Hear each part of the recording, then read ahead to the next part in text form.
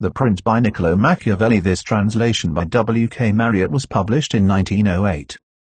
You can find this book on the site, globalgreyebooks.com/Prince ebook HTML Global Grey 2024 globalgreyebooks.com. Contents: Introduction. Youth, EAT 125, 1469 to 1494. Office, EAT 2543, 1494 to 1512. Literature and Death, EAT 4358, 1512, 27. The Man and His Works. Dedication. I. How many kinds of principalities there are, and by what means they are acquired. 2. Concerning hereditary principalities. 3. Concerning mixed principalities. IV. Why the kingdom of Darius, conquered by Alexander, did not rebel against the successors of Alexander at his death. V. Concerning the way to govern cities or principalities, which lived under their own laws, before they were annexed. 6. Concerning new principalities which are acquired by one's own arms and ability. 7. Concerning new principalities which are acquired either by the arms of others or by good fortune. 8. Concerning those who have obtained a principality by wickedness. 9. Concerning a civil principality. X. Concerning the way in which the strength of all principalities ought to be measured. G. Concerning ecclesiastical principalities. 12. How many kinds of soldiery there are, and concerning mercenaries. 13. Concerning auxiliaries, mixed soldiery, and one's own. 14. That which concerns a prince on the subject of the art of war. 15. Concerning things for which men, and especially princes, are praised or blamed. 16. Concerning liberality and meanness. 17. Concerning cruelty and clemency, and whether it is better to be loved than feared. 18. Concerning the way in which princes should keep faith. 19. That one should avoid being despised and hated. XX. Are fortresses, and many other things to which princes often resort, advantageous or hurtful. 21. How a prince should conduct himself so as to gain renown. 22. Concerning the secretaries of princes. 23. How flatterers should be avoided. 24. Why the princes of Italy have lost their states. 25. What fortune can effect in human affairs and how to withstand her. 26. An exhortation to liberate Italy, from the barbarians' description, of the methods adopted by the Duke Valentino, when murdering Vitellozzo Vitelli, Oliverotto da Fermo, the Signor Pagolo, and the Duke di Gravina Orsini. The life of Castruccio Castracani of Lucca. Introduction. Niccolò Machiavelli was born at Florence on the 3rd of May, 1469. He was the second son of Bernardo di Niccolò Machiavelli, a lawyer of some repute, and of Bartolomeo di Stefano Nelli, his wife. Both parents were members of the old Florentine nobility. His life falls naturally into 3 periods, each of which singularly enough constitutes a distinct and important era in the history of Florence. His youth was concurrent with the greatness of Florence, as an Italian power under the guidance of Lorenzo de' Medici, Il Magnifico. The downfall of the Medici in Florence occurred in 1494, in which year Machiavelli entered the public service. During his official career Florence was free under the government of a republic, which lasted until 1512, when the Medici returned to power, and Machiavelli lost his office. The Medici again ruled Florence from 1512 until 1527, when they were once more driven out. This was the period of Machiavelli's literary activity and increasing influence, but he died, within a few weeks of the expulsion of the Medici, on the 22nd of June, 1527, in his 58th year, without having regained office.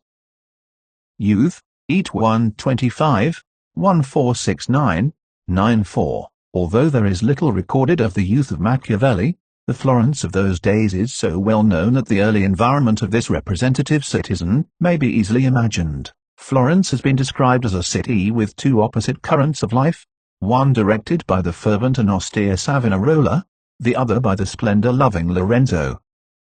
Savonarola's influence upon the young Machiavelli must have been slight, for although at one time he wielded immense power over the fortunes of Florence, he only furnished Machiavelli with the subject of a jibe in The Prince, where he is cited as an example of an unarmed prophet who came to a bad end, whereas the magnificence of the Medicean rule during the life of Lorenzo appeared to have impressed Machiavelli strongly, for he frequently recurs to it in his writings, and it is to Lorenzo's grandson that he dedicates the Prince. Machiavelli, in his History of Florence, gives us a picture of the young men among whom his youth was passed. He writes, "They were freer than their forefathers in dress and living, and spent more in other kinds of excesses, consuming their time and money in idleness, gaming, and women. Their chief aim was to appear well dressed and to speak with wit and acuteness, whilst he who could wound others the most cleverly was thought the wisest." In a letter to his son Guido, Machiavelli shows why youth should avail itself of its opportunities for study, and leads us to infer that his own youth had been so occupied. He writes, "I have received your letter, which has given me the greatest pleasure, especially because you tell me you are quite restored in health, than which I could have no better news, for if God grant life to you, and to me, I hope to make a good man of you if you are willing to do your share." Then, writing of a new patron, he continues, "This will turn out well for you, but it is necessary for you to study, since, then, you have no longer the excuse of illness. Take pains to study letters and music, for you see what honor is done to me for the little skill I have. Therefore, my son, if you wish to please me, and to bring success and honor to yourself, do write and study, because others will help you if you help yourself." Office, E 2543, 1494 to 1512. The second period of Machiavelli's life was spent in the service of the Free Republic of Florence, which flourished, as stated above, from the expulsion of the Medici in 1494 until their return in 1512. After serving 4 years in one of the public offices, he was appointed Chancellor and Secretary to the Second Chancery, the 10 of Liberty and Peace. Here we are on firm ground when dealing with the events of Machiavelli's life, for during this time he took a leading part in the affairs of the Republic, and we have its decrees, records, and dispatches to guide us, as well as his own writings. A mere recapitulation of a few of his transactions with the statesmen and soldiers of his time gives a fair indication of his activities, and supplies the sources from which he drew the experiences and characters which illustrate the prince. His first mission was in 1499 to Katharina Sforza, my Lady of Forlì of the prince, from whose conduct and fate he drew the moral that it is far better to earn the confidence of the people than to rely on fortresses. This is a very noticeable principle in Machiavelli, and is urged by him in many ways as a matter of vital importance to princes. In 1500 he was sent to France to obtain terms from Louis XII for continuing the war against Pisa. This king it was who, in his conduct of affairs in Italy, committed the 5 capital errors in statecraft summarized in The Prince, and was consequently driven out. He, also, it was who made the dissolution of his marriage a condition of support to Pope Alexander VI, which leads Machiavelli to refer those who urge that such promises should be kept to what he has written concerning the faith of princes. Machiavelli's public life was largely occupied with events arising out of the ambitions of Pope Alexander VI and his son, Cesare Borgia, the Duke Valentino, and these characters fill a large space of The Prince. Machiavelli never hesitates to cite the actions of the Duke for the benefit of usurpers who wish to keep the states they have seized. He can, indeed, find no precepts to offer so good as the pattern of Cesare Borgia's conduct, insomuch that Cesare is acclaimed by some critics as the hero of The Prince, yet in The Prince the Duke is in point of fact cited as a type of the man who rises on the fortune of others, and falls with them, who takes every course that might be expected from a prudent man, but the course which will save him, who is prepared for all eventualities but the one which happens, and who, when all his abilities fail to carry him through, exclaims that it was not his fault, but an extraordinary and unforeseen fatality. On the death of Pius III, in 1503, Machiavelli was sent to Rome to watch the election of his successor, and there he saw Cesare Borgia cheated into allowing the choice of the college to fall on Giuliano del Rovere, Julius II, who was one of the cardinals that had most reason to fear the Duke.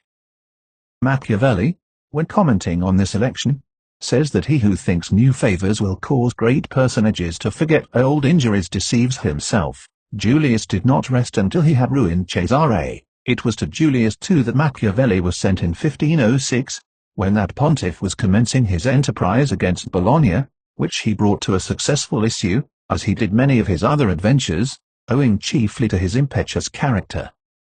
It is in reference to Pope Julius that Machiavelli moralizes on the resemblance between fortune and women, and concludes that it is the bold rather than the cautious man that will win and hold them both. It is impossible to follow here the varying fortunes of the Italian states, which in 1507 were controlled by France, Spain, and Germany, with results that have lasted to our day. We are concerned with those events, and with the three great actors in them, so far only as they impinge on the personality of Machiavelli. He had several meetings with Louis XII of France, and his estimate of that monarch's character has already been alluded to.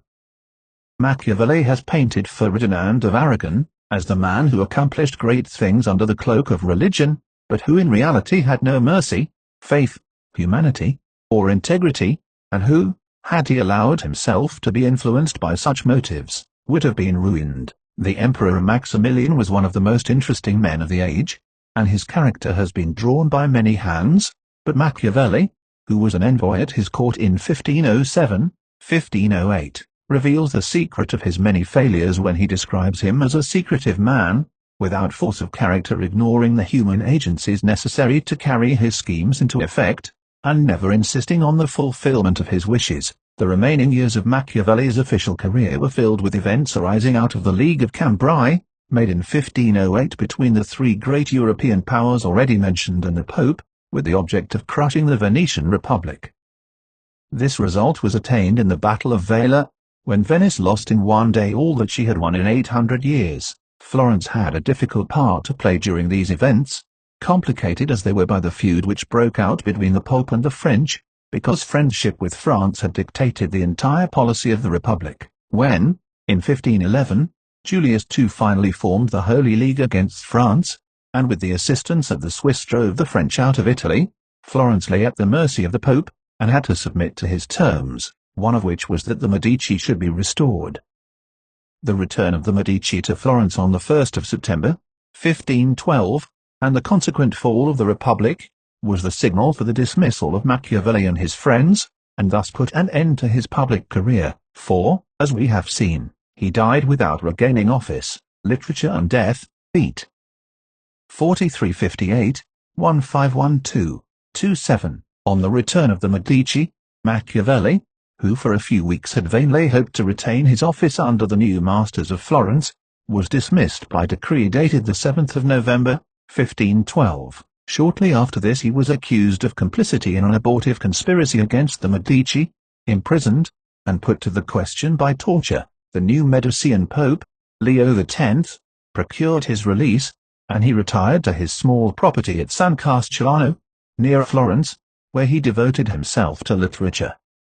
In a letter to Francesco Vettori, dated the 13th of December, 1513, he has left a very interesting description of his life at this period, which elucidates his methods and his motives in writing The Prince. After describing his daily occupations with his family and neighbors, he writes, "The evening being come, I return home and go to my study. At the entrance I pull off my peasant clothes, covered with dust and dirt, and put on my noble court dress, and thus becomingly reclothed I pass into the ancient courts of the men of old, where, being lovingly received by them, I am fed with that food which is mine alone, where I do not hesitate to speak with them, and to ask for the reason of their actions, and they in their benignity answer me, and for 4 hours I feel no weariness, I forget every trouble, poverty does not dismay, death does not terrify me, I am possessed entirely by those great men, and because Dante says, knowledge doth come of learning well retained, unfruitful else. I have noted down what I have gained from their conversation, and have composed a small work on principalities, where I pour myself out as fully as I can in meditation on the subject, discussing what a principality is, what kinds there are, how they can be acquired, how they can be kept, why they are lost, and if any of my fancies ever pleased you, this ought not to displease you, and to a prince, especially to a new one, it should be welcome. Therefore I dedicate it to His Magnificence Giuliano. Filippo Casavecchio has seen it, he will be able to tell you what is in it, and of the discourses I have had with him. Nevertheless, I am still enriching and polishing it. The little book suffered many vicissitudes before attaining the form in which it has reached us. Various mental influences were at work during its composition. Its title and patron were changed, and for some unknown reason it was finally dedicated to Lorenzo de' Medici. Although Machiavelli discussed with Casavecchio whether it should be sent or presented in person to the patron, There is no evidence that Lorenzo ever received or even read it. He certainly never gave Machiavelli any employment. Although it was plagiarized during Machiavelli's lifetime, The Prince was never published by him, and its text is still disputable. Machiavelli concludes his letter to Vettori thus, and as to this little thing, his book, when it has been read it will be seen that during the 15 years I have given to the study of statecraft, I have neither slept nor idled, and men ought ever to desire to be served by one who has reaped experience at the expense of others, and of my loyalty none could doubt, because having always kept faith I could not now learn how to break it, for he who has been faithful and honest, as I have, cannot change his nature, and my poverty is a witness to my honesty.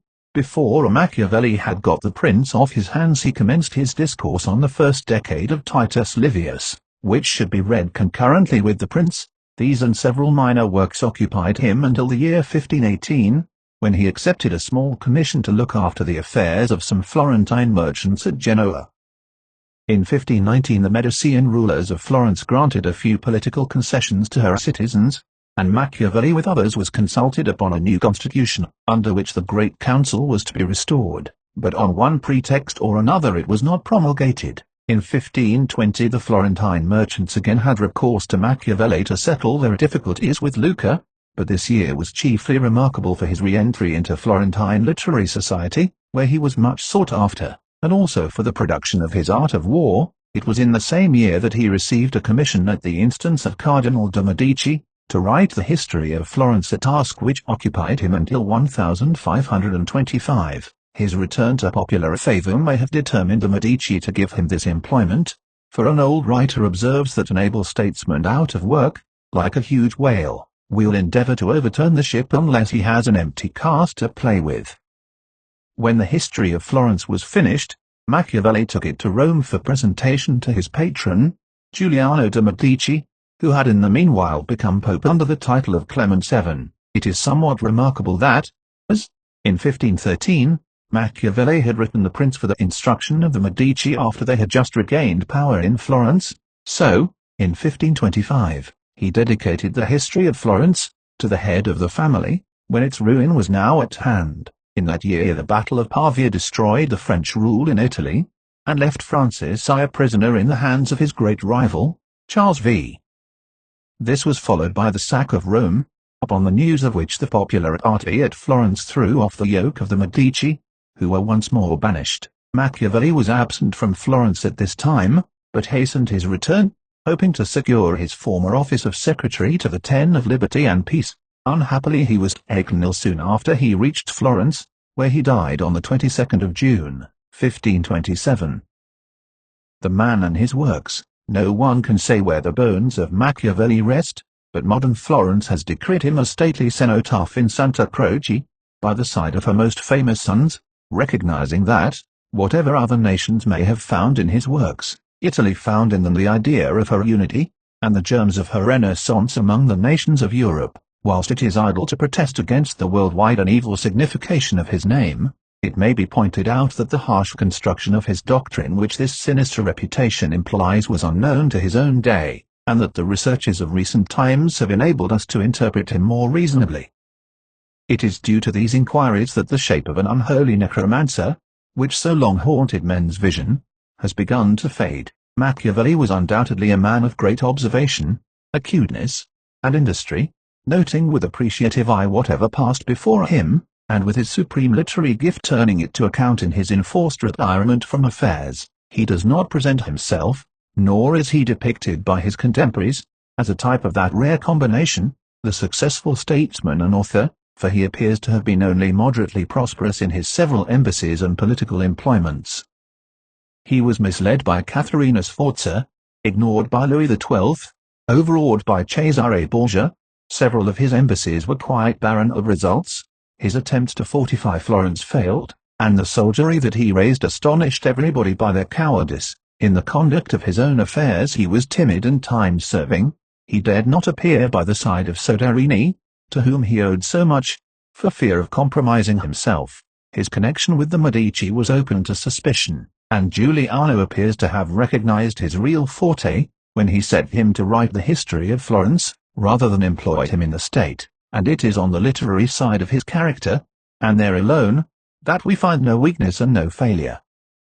Although the light of almost 4 centuries has been focused on the prince, its problems are still debatable and interesting, because they are the eternal problems between the ruled and their rulers, such as they are. Its ethics are those of Machiavelli's contemporaries, yet they cannot be said to be out of date so long as the governments of Europe rely on material rather than on moral forces. Its historical incidents and personages become interesting by reason of the uses which Machiavelli makes of them to illustrate his theories of government and conduct.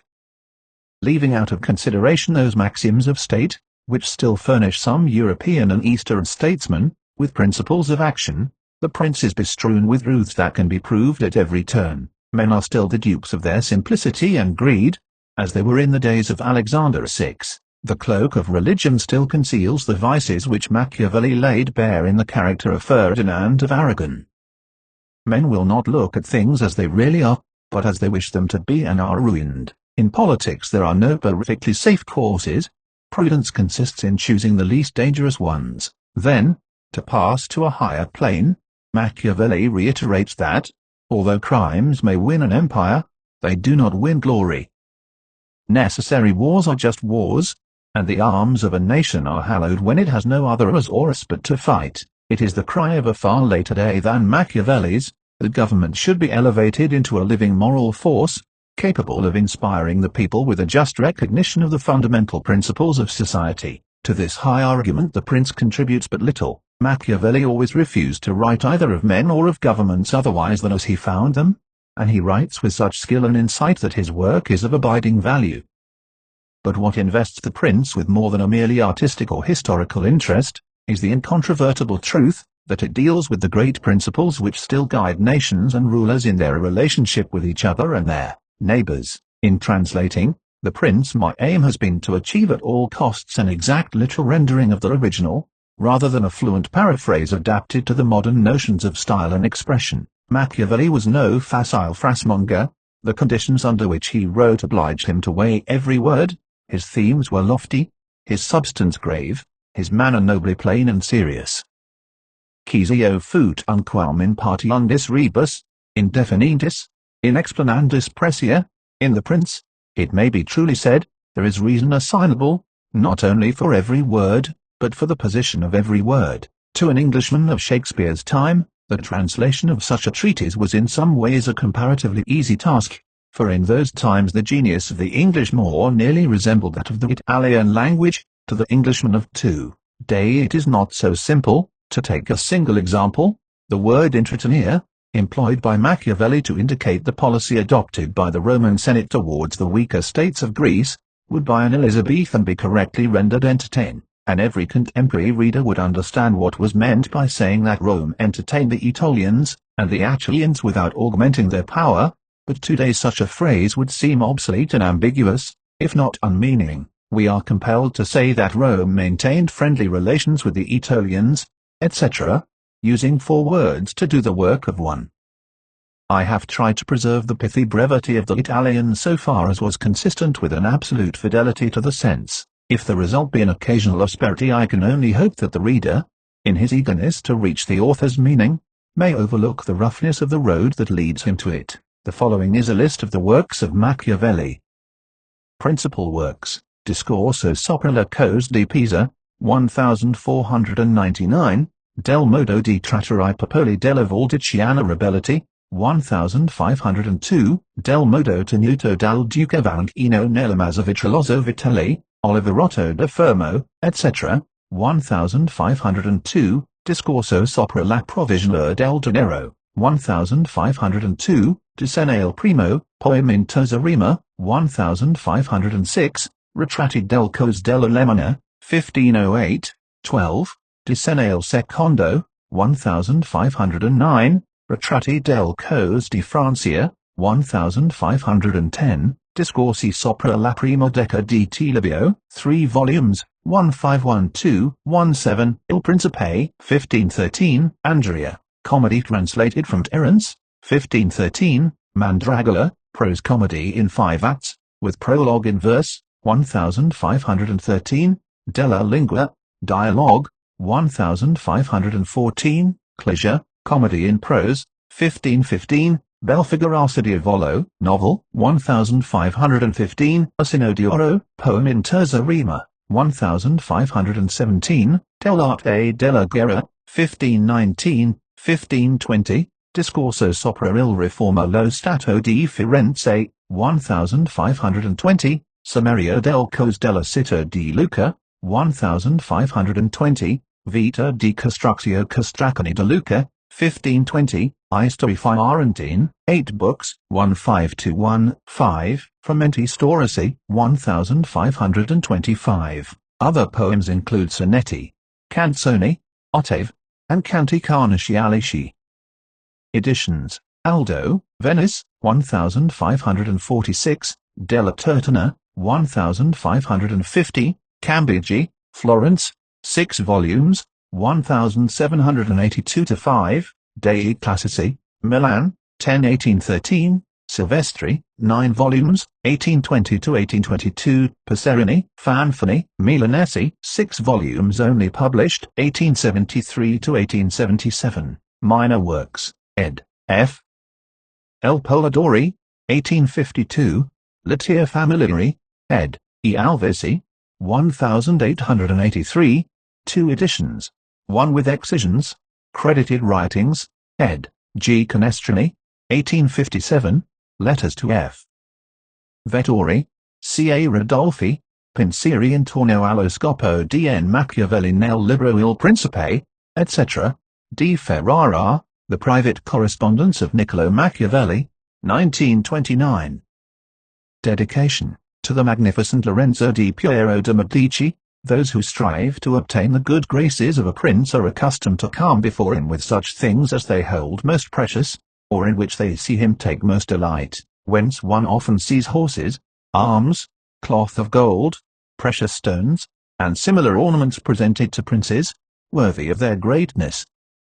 Desiring therefore to present myself to your magnificence with some testimony of my devotion towards you, I have not found among my possessions anything which I hold more dear than, or value so much as, the knowledge of the actions of great men, acquired by long experience in contemporary affairs, and a continual study of antiquity, which, having reflected upon it with great and prolonged diligence, I now send, digested into a little volume, to your magnificence. And although I may consider this work unworthy of your countenance, nevertheless I trust much to your benignity that it may be acceptable, seeing that it is not possible for me to make a better gift than to offer you the opportunity of understanding in the shortest time all that I have learnt in so many years, and with so many troubles and dangers, which work I have not embellished with swelling or magnificent words, nor stuffed with rounded periods, nor with any extrinsic elements or adornments whatever, with which so many are accustomed to embellish their works, for I have wished either that no honour should be given it,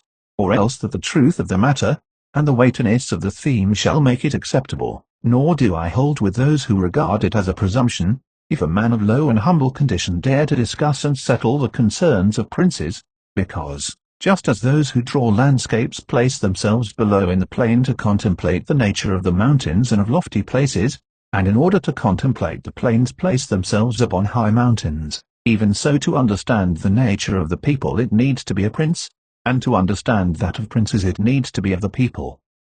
Take then, your magnificence, this little gift in the spirit in which I send it, wherein, if it be diligently read and considered by you, you will learn my extreme desire, that you should attain that greatness which fortune and your other attributes promise, and if your magnificence from the summit of your greatness, will sometimes turn your eyes to these lower regions, you will see how unmeritedly I suffer a great and continued malignity of fortune. How many kinds of principalities there are, and by what means they are acquired, all states, or powers, that have held and hold rule over men have been and are either republics or principalities. Principalities are either hereditary, in which the family has been long established, or they are new. The new are either entirely new, as was Milan to Francesco Sforza, or they are, as it were, members annexed to the hereditary state of the prince who has acquired them, as was the kingdom of Naples to that of the King of Spain. Such dominions thus acquired are either accustomed to live under a prince, or to live in freedom, and are acquired either by the arms of the prince himself, or of others, or else by fortune or by ability. 2. Concerning hereditary principalities, I will leave out all discussion on republics, inasmuch as in another place I have written of them at length, and will address myself only to principalities. In doing so I will keep to the order indicated above, and discuss how such principalities are to be ruled and preserved. I say at once there are fewer difficulties in holding hereditary states, and those long accustomed to the family of their prince, than new ones, for it is sufficient only not to transgress the customs of his ancestors, and to deal prudently with circumstances as they arise, for a prince of average powers to maintain himself in his state, unless he be deprived of it by some extraordinary and excessive force, and if he should be so deprived of it, whenever anything sinister happens to the usurper, he will regain it. We have in Italy, for example, the Duke of Ferrara, who could not have withstood the attacks of the Venetians in 1984, nor those of Pope Julius in 2010, unless he had been long established in his dominions, for the hereditary prince has less cause and less necessity to offend, hence it happens that he will be more loved, and unless extraordinary vices cause him to be hated, it is reasonable to expect that his subjects will be naturally well disposed towards him, and in the antiquity and duration of his rule, the memories and motives that make for change are lost, for one change always leaves the two thing for another. 3. Concerning mixed principalities, but the difficulties occur in a new principality. And firstly, if it be not entirely new, but is, as it were, a member of a state which, taken collectively, may be called composite, the changes arise chiefly from an inherent difficulty which there is in all new principalities, for men change their rulers willingly, hoping to better themselves, and this hope induces them to take up arms against him who rules, wherein they are deceived, because they afterwards find by experience they have gone from bad to worse. This follows also on another natural and common necessity, which always causes a new prince to burden those who have submitted to him with his soldiery, and with infinite other hardships, which he must put upon his new acquisition. In this way you have enemies in all those whom you have injured in seizing that principality, and you are not able to keep those friends who put you there because of your not being able to satisfy them in the way they expected, and you cannot take strong measures against them, feeling bound to them. 4. Although one may be very strong in armed forces, yet in entering a province one has always need of the goodwill of the natives. For these reasons Louis XII, King of France, quickly occupied Milan, and as quickly lost it, and to turn him out the first time it only needed Lodovico's own forces, because those who had opened the gates to him, finding themselves deceived in their hopes of future benefit, would not endure the ill treatment of the new prince. It is very true that, after acquiring rebellious provinces a second time, they are not so lightly lost afterwards, because the prince, with little reluctance, takes the opportunity of the rebellion to punish the delinquents, to clear out the suspects, and to strengthen himself in the weakest places. Thus to cause France to lose Milan the first time it was enough for the Duke Lodovico I to raise insurrections on the borders, but to cause him to lose it a second time it was necessary to bring the whole world against him, and that his armies should be defeated and driven out of Italy, which followed from the causes above mentioned. Nevertheless Milan was taken from France both the first and the second time. The general reasons for the first have been discussed. It remains to name those for the second, and to see what resources he had, and what anyone in his situation would have had for maintaining himself more securely in his acquisition, than did the King of France. Now I say that those dominions which, when acquired, are added to an ancient state by him who acquires them, are either of the same country in language, or they are not. When they are, it is easier to hold them, especially when they have not been accustomed to self-government, and to hold them securely it is enough to have destroyed the family of the prince who was ruling them, because the two peoples, preserving in other things the old conditions, and not being unlike in customs, will live quietly together, as one has seen in Brittany, Burgundy, Gascony, and Normandy, which have been bound to France for so long a time, and, although there may be some difference in language, nevertheless the customs are alike, and the people will easily be able to get on amongst themselves. He who has annexed them, if he wishes to hold them, has only to bear in mind two considerations: the one, that the family of their former lord is extinguished; the other, that neither their laws nor their taxes are altered, so that in a very short time they will become entirely one body with the old principality. But when states are acquired in the country differing in language, customs, or laws, there are difficulties, and good fortune and great energy are needed to hold them, and one of the greatest and most real helps would be that he who has acquired them should go and reside there. This would make his position more secure and durable, as it has made that of the Turk in Greece, who, notwithstanding all the other measures taken by him for holding that state, if he had not settled there, would not have been able to keep it, because, if one is on the spot, disorders are seen as they spring up, and one can quickly remedy them, but if one is not at hand, they are heard of only when they are great, and then one can no longer remedy them. Besides this, the country is not pillaged by your officials, the subjects are satisfied by prompt recourse to the prince. Thus, wishing to be good, they have more cause to love him, and wishing to be otherwise, to fear him. He who would attack that state from the outside must have the utmost caution. As long as the prince resides there, it can only be wrested from him with the greatest difficulty. The other and better course is to send colonies to one or two places, which may be as keys to that state, for it is necessary either to do this or else to keep there a great number of cavalry and infantry. A prince does not spend much on colonies, for with little or no expense he can send them out and keep them there, and he offends a minority only of the citizens from whom he takes lands and houses to give them to the new inhabitants, and those whom he offends, remaining poor and scattered, are never able to injure him, whilst the rest being uninjured are easily kept quiet, and at the same time are anxious not to err for fear it should happen to them, as it has to those who have been despoiled. In conclusion, I say that these colonies are not costly, they are more faithful, they injure less, and the injured, as has been said, being poor and scattered, cannot hurt. Upon this, one has to remark that men ought either to be well treated or crushed, because they can avenge themselves of lighter injuries, of more serious ones they cannot. Therefore the injury that is to be done to a man ought to be of such a kind that one does not stand in fear of revenge.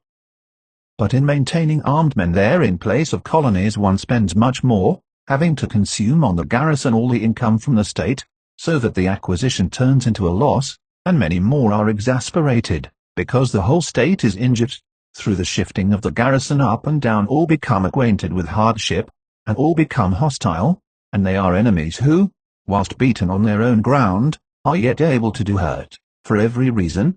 Therefore, such guards are as useless as a colony is useful. Again, the prince who holds a country differing in the above respects ought to make himself the head and defender of his less powerful neighbors, and to weaken the more powerful amongst them, taking care that no foreigner as powerful as himself shall, by any accident, get a footing there, for it will always happen that such a one will be introduced by those who are discontented, either through excess of ambition or through fear, as one has seen already. The Romans were brought into Greece by the Aetolians, and in every other country where they obtained a footing they were brought in by the inhabitants, and the usual course of affairs is that, as soon as a powerful foreigner enters a country, all the subject states are drawn to him, moved by the hatred which they feel against the ruling power, so that in respect to those subject states, he has not to take any trouble to gain them over to himself, for the whole of them quickly rally to the state which he has acquired there. He has only to take care that they do not get hold of too much power, and too much authority, and then with his own forces, and with their goodwill, he can easily keep down the more powerful of them, so as to remain entirely master in the country, and he who does not properly manage this business will soon lose what he has acquired, and whilst he does hold it he will have endless difficulties and troubles. The Romans, in the countries which they annexed, observed closely these measures. They sent colonies and maintained friendly relations with the minor powers. Without increasing their strength, they kept down the greater, and did not allow any strong foreign powers to gain authority. Greece appears to me sufficient for an example. The Achaians and Aetolians were kept friendly by them, the kingdom of Macedonia was humbled, Antiochus was driven out, yet the merits of the Achaians and Aetolians never secured for them permission to increase their power. Nor did the persuasions of Philip ever induce the Romans to be his friends without first humbling him, nor did the influence of Antiochus make them agree that he should retain any lordship over the country, because the Romans did in these instances what all prudent princes ought to do, who have to regard not only present troubles, but also future ones, for which they must prepare with every energy, because, when foreseen, it is easy to remedy them, but if you wait until they approach, the medicine is no longer in time because the malady has become incurable, for it happens in this, as the physicians say it happens in hectic fever, that in the beginning of the malady it is easy to cure but difficult to detect, but in the course of time, not having been either detected or treated in the beginning, it becomes easy to detect but difficult to cure. Thus it happens in affairs of state, for when the evils that arise have been foreseen, which it is only given to a wise man to see, they can be quickly redressed, but when, through not having been foreseen, they have been permitted to grow in a way that every one can see them, there is no longer a remedy. Therefore, the Romans, foreseeing troubles, dealt with them at once, and, even to avoid a war, would not let them come to a head, for they knew that war is not to be avoided, but is only to be put off to the advantage of others. Moreover, they wished to fight with Philip and Antiochus in Greece so as not to have to do it in Italy. They could have avoided both, but this they did not wish, nor did that ever please them, which is forever in the mouths of the wise ones of our time. Let us enjoy the benefits of the time, but rather the benefits of their own valor and prudence, for time drives everything before it, and is able to bring with it good as well as evil, and evil as well as good. But let us turn to France and inquire whether she has done any of the things mentioned. I will speak of Louis III, and not of Charles, for as the one whose conduct is the better to be observed, he having held possession of Italy for the longest period, and you will see that he has done the opposite to those things which ought to be done to retain a state composed of diverse elements. King Louis was brought into Italy by the ambition of the Venetians, who desired to obtain half the state of Lombardy by his intervention. I will not blame the course taken by the king, because, wishing to get a foothold in Italy, and having no friends there, seeing rather that every door was shut to him owing to the conduct of Charles, he was forced to accept those friendships which he could get, and he would have succeeded very quickly in his design, if in other matters, he had not made some mistakes. The king, however, having acquired Lombardy, regained at once the authority which Charles had lost. Genoa yielded, the Florentines became his friends, the Marquis of Mantua, the Duke of Ferrara, the Bentivogli, my Lady of Forli, the Lords of Faenza, of Pesaro, of Rimini, of Camerino, of Piombino, the Lucchese, the Pisans, the Sienese. Everybody made advances to him to become his friend. Then could the Venetians realize the rashness of the course taken by them, which, in order that they might secure 2 towns in Lombardy, had made the king master of 2/3 of Italy. Let any one now consider with what little difficulty the king could have maintained his position in Italy, had he observed the rules above laid down, and kept all his friends secure and protected, for although they were numerous they were both weak and timid, some afraid of the church, some of the Venetians, and thus they would always have been forced to stand in with him, and by their means he could easily have made himself secure against those who remained powerful.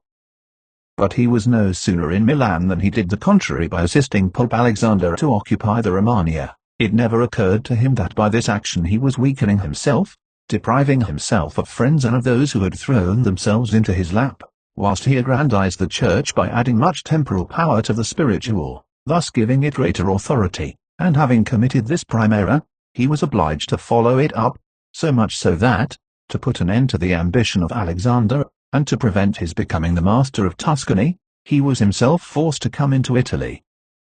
And as if it were not enough to have aggrandized the church, and deprived himself of friends, he, wishing to have the kingdom of Naples, divided it with the king of Spain, and where he was the prime arbiter in Italy he takes an associate, so that the ambitious of that country, and the malcontents of his own should have somewhere to shelter, and whereas he could have left in the kingdom his own pensioner as king, he drove him out, to put one there who was able to drive him, Louis, out in turn. The wish to acquire is in truth very natural and common, and men always do so when they can, and for this they will be praised not blamed, but when they cannot do so, yet wish to do so by any means, then there is folly and blame. Therefore, if France could have attacked Naples with her own forces she ought to have done so. If she could not, then she ought not to have divided it. And if the partition which she made with the Venetians in Lombardy was justified by the excuse that by it she got a foothold in Italy, this other partition merited blame, for it had not the excuse of that necessity. Therefore Louis made these 5 errors: he destroyed the minor powers, he increased the strength of one of the greater powers in Italy, he brought in a foreign power, he did not settle in the country, he did not send colonies, which errors, had he lived, were not enough to injure him had he not made a 6th by taking away their dominions from the Venetians, because, Had he not aggrandized the church, nor brought Spain into Italy, it would have been very reasonable and necessary to humble them, but having first taken these steps, he ought never to have consented to their ruin, for they, being powerful, would always have kept off others from designs on Lombardy, to which the Venetians would never have consented except to become masters themselves there, also because the others would not wish to take Lombardy from France, in order to give it to the Venetians, and to run counter to both they would not have had the courage.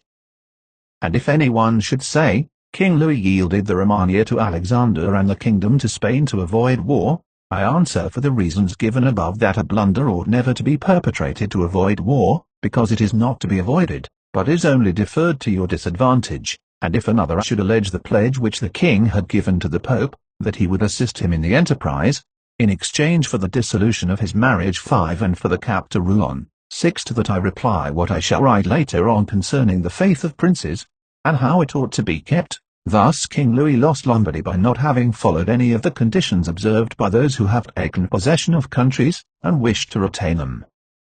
Nor is there any miracle in this, but much that is reasonable and quite natural. And on these matters I spoke at Nantes with Rouen, when Valentino, as Cesare Borgia, the son of Pope Alexander, was usually called, occupied the Romagna, and on Cardinal Rouen observing to me that the Italians did not understand war, I replied to him that the French did not understand statecraft, meaning that otherwise they would not have allowed the Church to reach such greatness, and in fact, it has been seen that the greatness of the Church and of Spain in Italy has been caused by France, and her ruin may be attributed to them.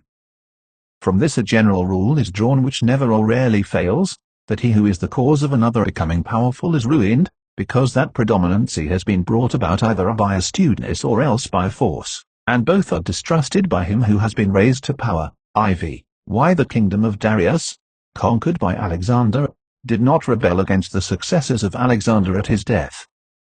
Considering the difficulties which men have had to hold to a newly acquired state, some might wonder how, seeing that Alexander the Great became the master of Asia in a few years, and died whilst it was scarcely settled, whence it might appear reasonable that the whole empire would have rebelled.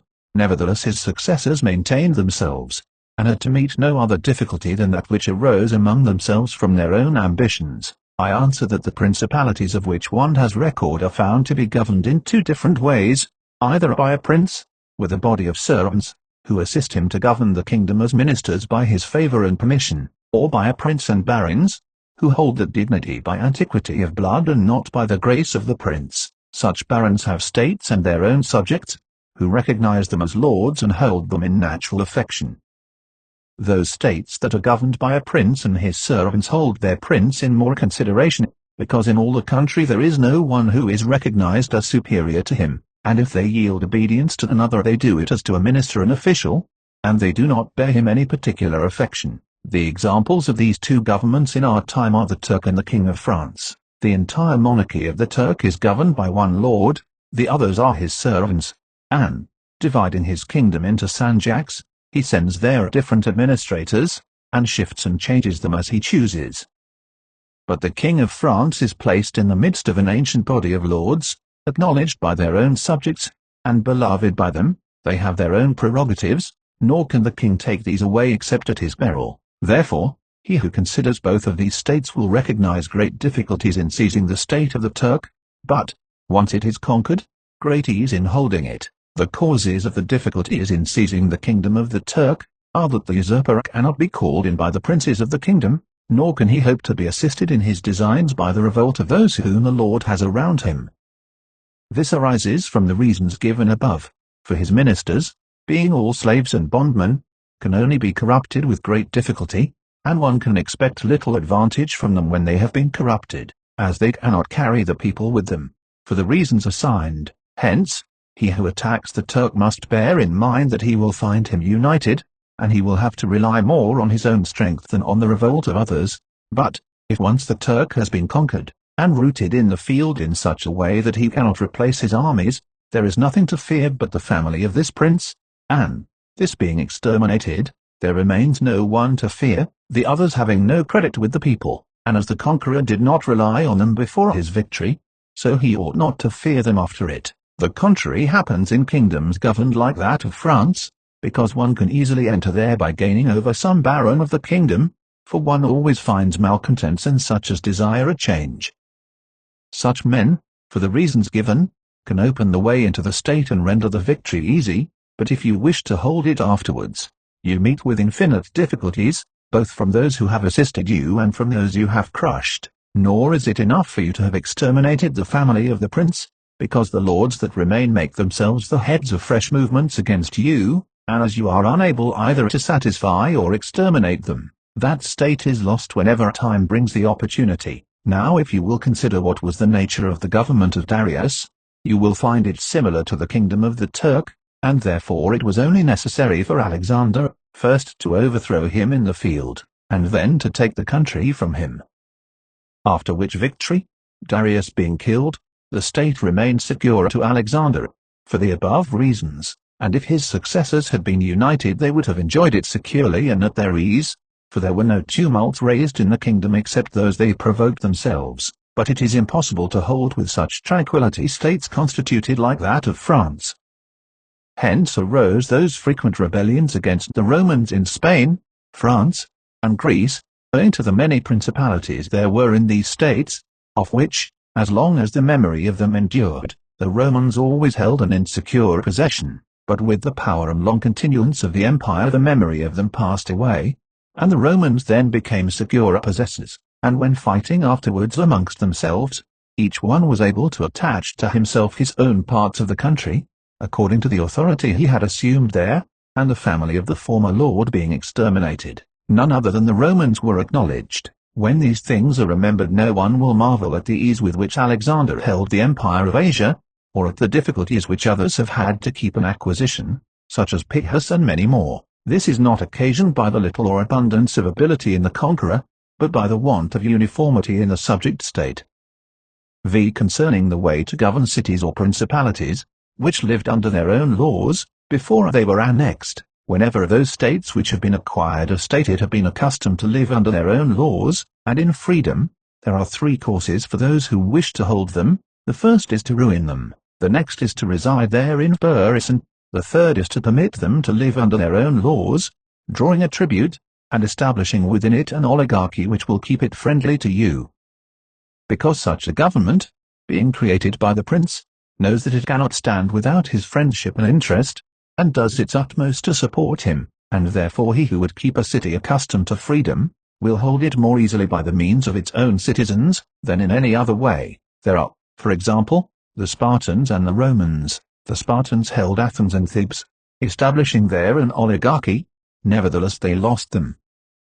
The Romans, in order to hold Capua, Carthage, and Numantia, dismantled them, and did not lose them. They wished to hold Greece as the Spartans held it, making it free and permitting its laws, and did not succeed. So to hold it they were compelled to dismantle many cities in the country, for in truth there is no safe way to retain them otherwise than by ruining them.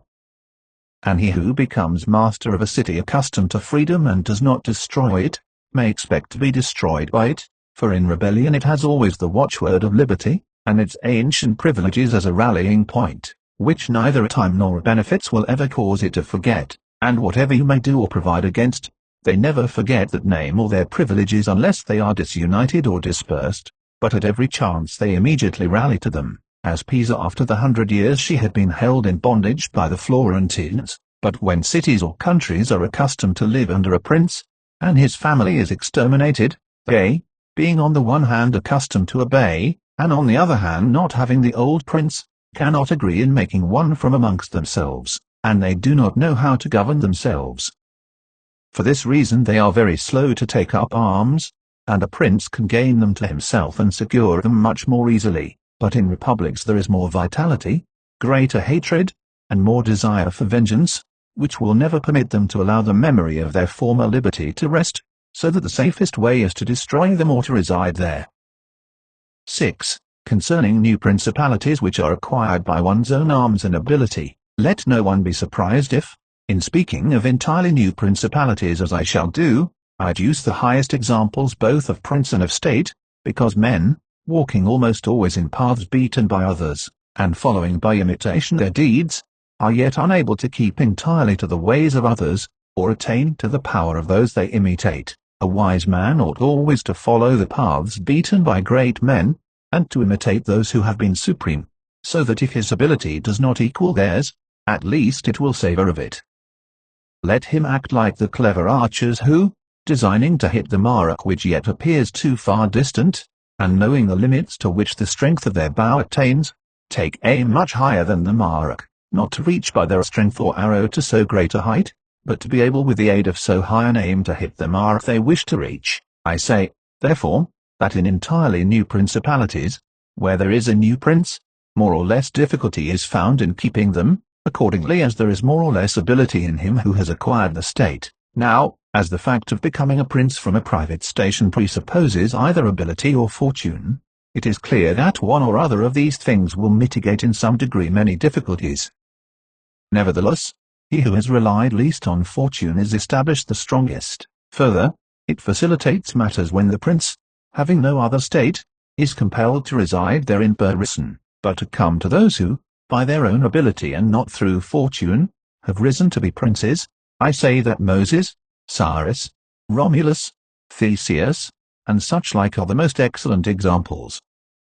And although one may not discuss Moses, he having been a mere executor of the will of God, yet he ought to be admired, if only for that favour which made him worthy to speak with God. But in considering Cyrus and others who have acquired or founded kingdoms, all will be found admirable, and if their particular deeds and conduct shall be considered, they will not be found inferior to those of Moses, although he had so great a preceptor. And in examining their actions and lives one cannot see that they owed anything to fortune beyond opportunity, which brought them the material to mould into the form which seemed best to them.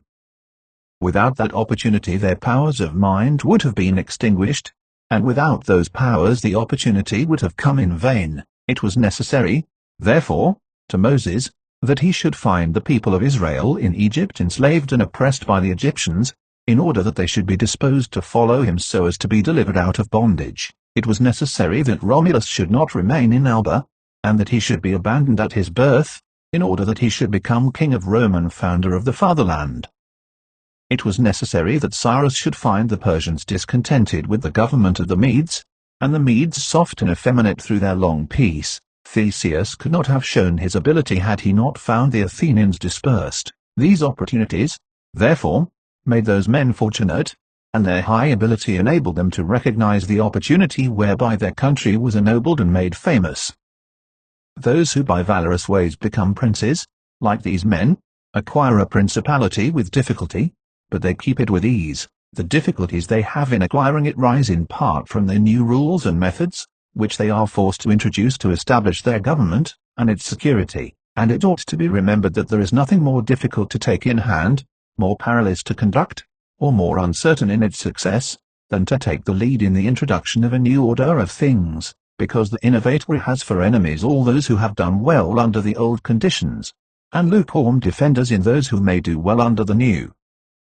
This coolness arises partly from fear of the opponents, who have the laws on their side, and partly from the incredulity of men, who do not readily believe in new things until they have had a long experience of them. Thus it happens that whenever those who are hostile have the opportunity to attack they do it like partisans, whilst the others defend lukewarmly, in such wise that the prince is endangered along with them. It is necessary, therefore, if we desire to discuss this matter thoroughly, to inquire whether these innovators can rely on themselves or have to depend on others, that is to say, whether, to consummate their enterprise, have they to use prayers or can they use force.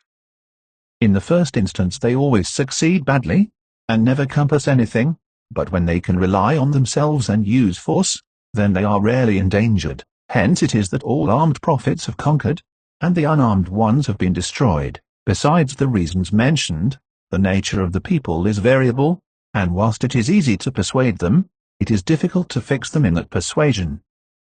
And thus it is necessary to take such measures that, when they believe no longer, it may be possible to make them believe by force. If Moses, Cyrus, Theseus, and Romulus had been unarmed they could not have enforced their constitutions for long, as happened in our time to Fra Girolamo Savonarola, who was ruined with his new order of things immediately the multitude believed in him no longer, and he had no means of keeping steadfast those who believed or of making the unbelievers to believe. Therefore such as these have great difficulties in consummating their enterprise, for all their dangers are in the ascent, yet with ability they will overcome them. But when these are overcome, and those who envied them their success are exterminated, they will begin to be respected, and they will continue afterwards powerful, secure, honored, and happy. To these great examples I wish to add a lesser one, still it bears some resemblance to them, and I wish it to suffice me for all of a like kind. It is Hero the Syracusan. 7. This man rose from a private station to be Prince of Syracuse, nor did he, either, owe anything to fortune but opportunity, for the Syracusans, being oppressed, chose him for their captain. Afterwards he was rewarded by being made their prince. He was of so great ability, even as a private citizen, that one who writes of him says he wanted nothing but a kingdom to be a king. This man abolished the old soldiery, organized the new, gave up old alliances, made new ones, and as he had his own soldiers and allies, on such foundations he was able to build any edifice. Thus, whilst he had endured much trouble in acquiring, he had but little in keeping. 7. Concerning new principalities which are acquired either by the arms of others or by good fortune, those who solely by good fortune become princes from being private citizens have little trouble in rising, but much in keeping atop. They have not any difficulties on the way up, because they fly, but they have many when they reach the summit. Such are those to whom some state is given either for money, or by the favor of him who bestows it, as happened to many in Greece, in the cities of Ionia and of the Hellespont, where princes were made by Darius, in order that they might hold the cities both for his security and his glory, as also were those emperors who, by the corruption of the soldiers, from being citizens came to empire. Such stand simply elevated upon the goodwill and the fortune of him who has elevated them, two most inconstant and unstable things, neither have they the knowledge requisite for the position, because, unless they are men of great worth and ability, it is not reasonable to expect that they should know how to command, having always lived in a private condition. Besides, they cannot hold it because they have not forces which they can keep friendly and faithful. States that rise unexpectedly, then, like all other things in nature which are born and grow rapidly, cannot leave their foundations and correspondencies fixed in such a way that the first storm will not overthrow them, unless, as is said, those who unexpectedly become princes are men of so much ability, that they know they have to be prepared at once to hold that which fortune has thrown into their laps, and that those foundations, which others have laid before they became princes, they must lay afterwards. Concerning these two methods of rising to be a prince by ability or fortune, I wish to adduce two examples within our own recollection, and these are Francesco Sforza and Cesare Borgia. Francesco, by proper means and with great ability, from being a private barrister rose to be Duke of Milan, and that which he had acquired with 1,000 anxieties he kept with little trouble. On the other hand, Cesare Borgia, called by the people Duke Valentino, acquired his state during the ascendancy of his father, and on its decline he lost it, notwithstanding that he had taken every measure, and done all that ought to be done by a wise and able man to fix firmly his roots in the states which the arms and fortunes of others had bestowed on him, because, as is stated above, he who has not first laid his foundations may be able with great ability to lay them afterwards, but they will be laid with trouble to the architect and danger to the building. If, therefore, all the steps taken by the dukes be considered, it will be seen that he laid solid foundations for his future power, and I do not consider it superfluous to discuss them, because I do not know what better precept to give a new prince than the example of his actions, and if his dispositions were of no avail, that was not his fault, but the extraordinary and extreme malignity of fortune. Alexander VI, in wishing to aggrandize the duke, his son, had many immediate and prospective difficulties. Firstly, he did not see his way to make him master of any state that was not a state of the church, and if he was willing to rob the church, he knew that the Duke of Milan and the Venetians would not consent, because Faenza and Rimini were already under the protection of the Venetians. Besides this, he saw the arms of Italy, especially those by which he might have been assisted, in hands that would fear the aggrandizement of the Pope, namely, the Orsini and the Colonnesi and their following. It behoved him, therefore, to upset this state of affairs and embroil the powers, so as to make himself securely master of part of their states. This was easy for him to do, because he found the Venetians, moved by other reasons, inclined to bring back the French into Italy. He would not only not oppose this, but he would render it more easy by dissolving the former marriage of King Louis. Therefore the king came into Italy with the assistance of the Venetians and the consent of Alexander.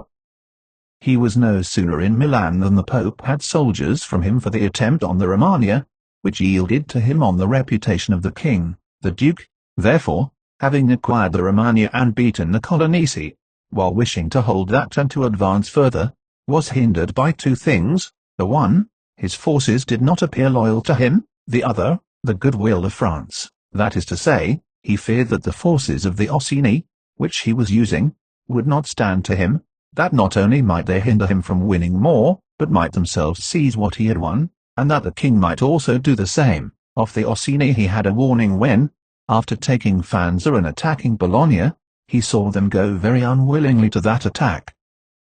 And as to the king, he learned his mind when he himself, after taking the Duchy of Urbino, attacked Tuscany, and the king made him desist from that undertaking. Hence the Duke decided to depend no more upon the arms and the luck of others. For the first thing he weakened the Orsini and Colonnesi parties in Rome, by gaining to himself all their adherents who were gentlemen, making them his gentlemen, giving them good pay, and, according to their rank, honoring them with office and command in such a way that in a few months all attachment to the factions was destroyed, and turned entirely to the Duke. After this he awaited an opportunity to crush the Orsini, having scattered the adherents of the Colonna house. This came to him soon and he used it well, for the Orsini, perceiving at length that the aggrandizement of the Duke and the Church was ruin to them, called a meeting of the Magna in Perugia. From this sprung the rebellion at Urbino and the tumults in the Romagna, with endless dangers to the Duke, all of which he overcame with the help of the French, having restored his authority, not to leave it at risk by trusting either to the French or other outside forces.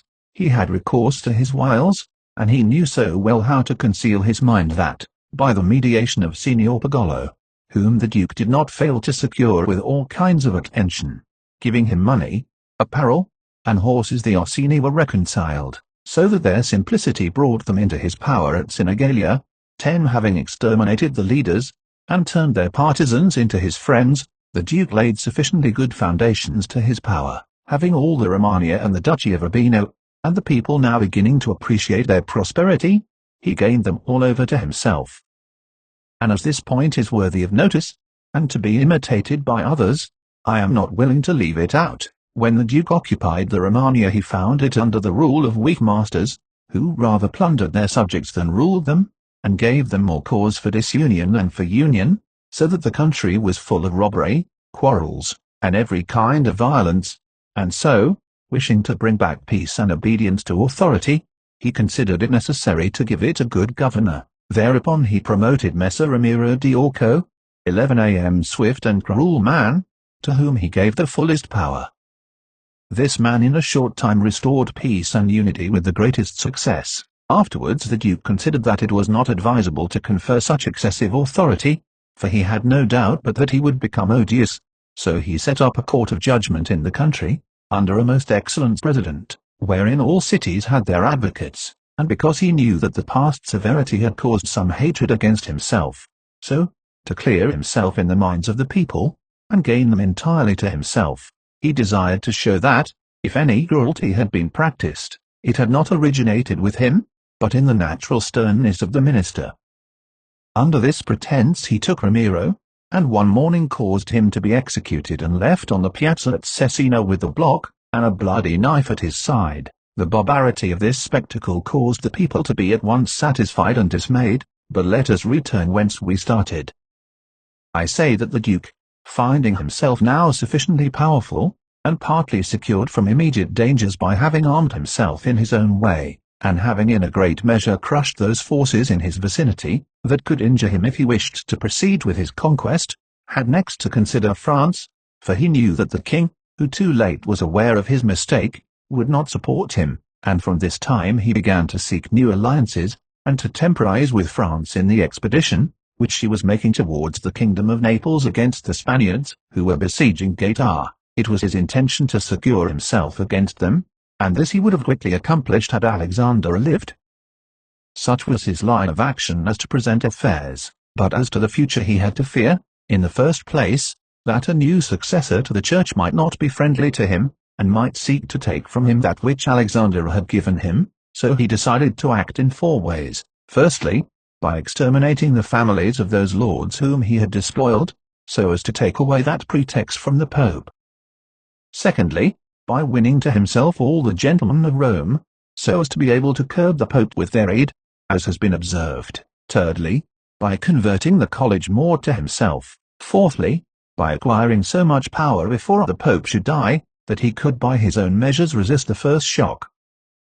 Of these 4 things, at the death of Alexander, he had accomplished 3, for he had killed as many of the dispossessed lords as he could lay hands on, and few had escaped. He had won over the Roman gentlemen, and he had the most numerous party in the college, and as to any fresh acquisition, he intended to become master of Tuscany, for he already possessed Perugia and Piombino, and Pisa was under his protection. And as he had no longer to study France, for the French were already driven out of the kingdom of Naples by the Spaniards, and in this way both were compelled to buy his goodwill, he pounced down upon Pisa. After this, Lucca and Siena yielded at once, partly through hatred and partly through fear of the Florentines, and the Florentines would have had no remedy had he continued to prosper, as he was prospering the year that Alexander died, for he had acquired so much power and reputation that he would have stood by himself, and no longer have depended on the luck and the forces of others, but solely on his own power and ability. But Alexander died 5 years after he had first drawn the sword. He left the Duke with the state of Romagna alone consolidated, with the rest in the air, between 2 most powerful hostile armies, and sick unto death. Yet there were in the Duke such boldness and ability, and he knew so well how men are to be won or lost, and so firm were the foundations which in so short a time he had laid, that if he had not had those armies on his back, or if he had been in good health, he would have overcome all difficulties, and it is seen that his foundations were good, for the Romagna awaited him for more than a month. In Rome, although but half alive, he remained secure, and whilst the Baglioni, the Vitelli, and the Orsini might come to Rome, they could not effect anything against him. If he could not have made Pope him whom he wished, at least the one whom he did not wish would not have been elected. But if he had been in sound health at the death of Alexander, 12 everything would have been different to him. On the day that Julius II 13 was elected, he told me that he had thought of everything that might occur at the death of his father, and had provided a remedy for all, except that he had never anticipated that, when the death did happen, he himself would be on the point to die. When all the actions of the Duke are recalled, I do not know how to blame him, but rather it appears to be, as I have said, that I ought to offer him for imitation to all those who, by the fortune or the arms of others, are raised to government, because he, having a lofty spirit and far-reaching aims, could not have regulated his conduct otherwise, and only the shortness of the life of Alexander and his own sickness frustrated his designs. Therefore, he who considers it necessary to secure himself in his new principality, to win friends, to overcome either by force or fraud, to make himself beloved and feared by the people, to be followed and revered by the soldiers, to exterminate those who have power or reason to hurt him, to change the old order of things for new, to be severe and gracious, magnanimous and liberal, to destroy a disloyal soldiery and to create new, to maintain friendship with kings and princes in such a way that they must help him with zeal and offend with caution, cannot find a more lively example than the actions of this man. Only can he be blamed for the election of Julius II, in whom he made a bad choice, because, as is said, not being able to elect a pope to his own mind, he could have hindered any other from being elected pope, and he ought never to have consented to the election of any cardinal whom he had injured or who had cause to fear him, if they became pontiffs, for men injure either from fear or hatred. Those whom he had injured, amongst others, were San Pietro ad Vincula, Colonna, San Giorgio, and Ascanio. 14 The rest, in becoming pope, had to fear him, Rouen and the Spaniards excepted, the latter from their relationship and obligations, the former from his influence, the kingdom of France having relations with him. Therefore, above everything, the Duke ought to have created a Spaniard pope, and, failing him, he ought to have consented to Rouen and not San Pietro ad Vincula. He who believes that new benefits will cause great personages to forget old injuries is deceived. Therefore, the Duke erred in his choice, and it was the cause of his ultimate ruin. 8. Concerning those who have obtained a principality by wickedness. Although a prince may rise from a private station in two ways, neither of which can be entirely attributed to fortune or genius, yet it is manifest to me that I must not be silent on them, although one could be more copiously treated when I discuss republics. These methods are when, either by some wicked or nefarious ways, one ascends to the principality, or when by the favor of his fellow citizens a private person becomes the prince of his country. And speaking of the first method, it will be illustrated by two examples, one ancient, the other modern, and without entering further into the subject, I consider these two examples will suffice those who may be compelled to follow them. Agathocles, the Sicilian, 15 became king of Syracuse not only from a private but from a low and abject position. This man, the son of a potter, through all the changes in his fortunes always led an infamous life. Nevertheless, he accompanied his infamies with so much ability of mind and body that, having devoted himself to the military profession, he rose through its ranks to be praetor of Syracuse. Being established in that position, and having deliberately resolved to make himself prince and to seize by violence, without obligation to others, that which had been conceded to him by assent, he came to an understanding for this purpose with Hamilcar, the Carthaginian, who, with his army, was fighting in Sicily. One morning he assembled the people and the Senate of Syracuse, as if he had to discuss with them things relating to the Republic, and at a given signal the soldiers killed all the senators and the richest of the people. These dead, he seized and held the princedom of that city without any civil commotion, and although he was twice routed by the Carthaginians, and ultimately besieged, yet not only was he able to defend his city, but leaving part of his men for its defense, with the others he attacked Africa, and in a short time raised the siege of Syracuse. The Carthaginians, reduced to extreme necessity, were compelled to come to terms with Agathocles, and, leaving Sicily to him, had to be content with the possession of Africa. Therefore, he who considers the actions and the genius of this man will see nothing, or little, which can be attributed to fortune, inasmuch as he attained preeminence, as is shown above, not by the favor of any one, but step by step in the military profession, which steps were gained with 1,000 troubles and perils, and were afterwards boldly held by him with many hazardous dangers. Yet it cannot be called talent to slay fellow citizens, to deceive friends, to be without faith, without mercy, without religion. Such methods may gain empire, but not glory.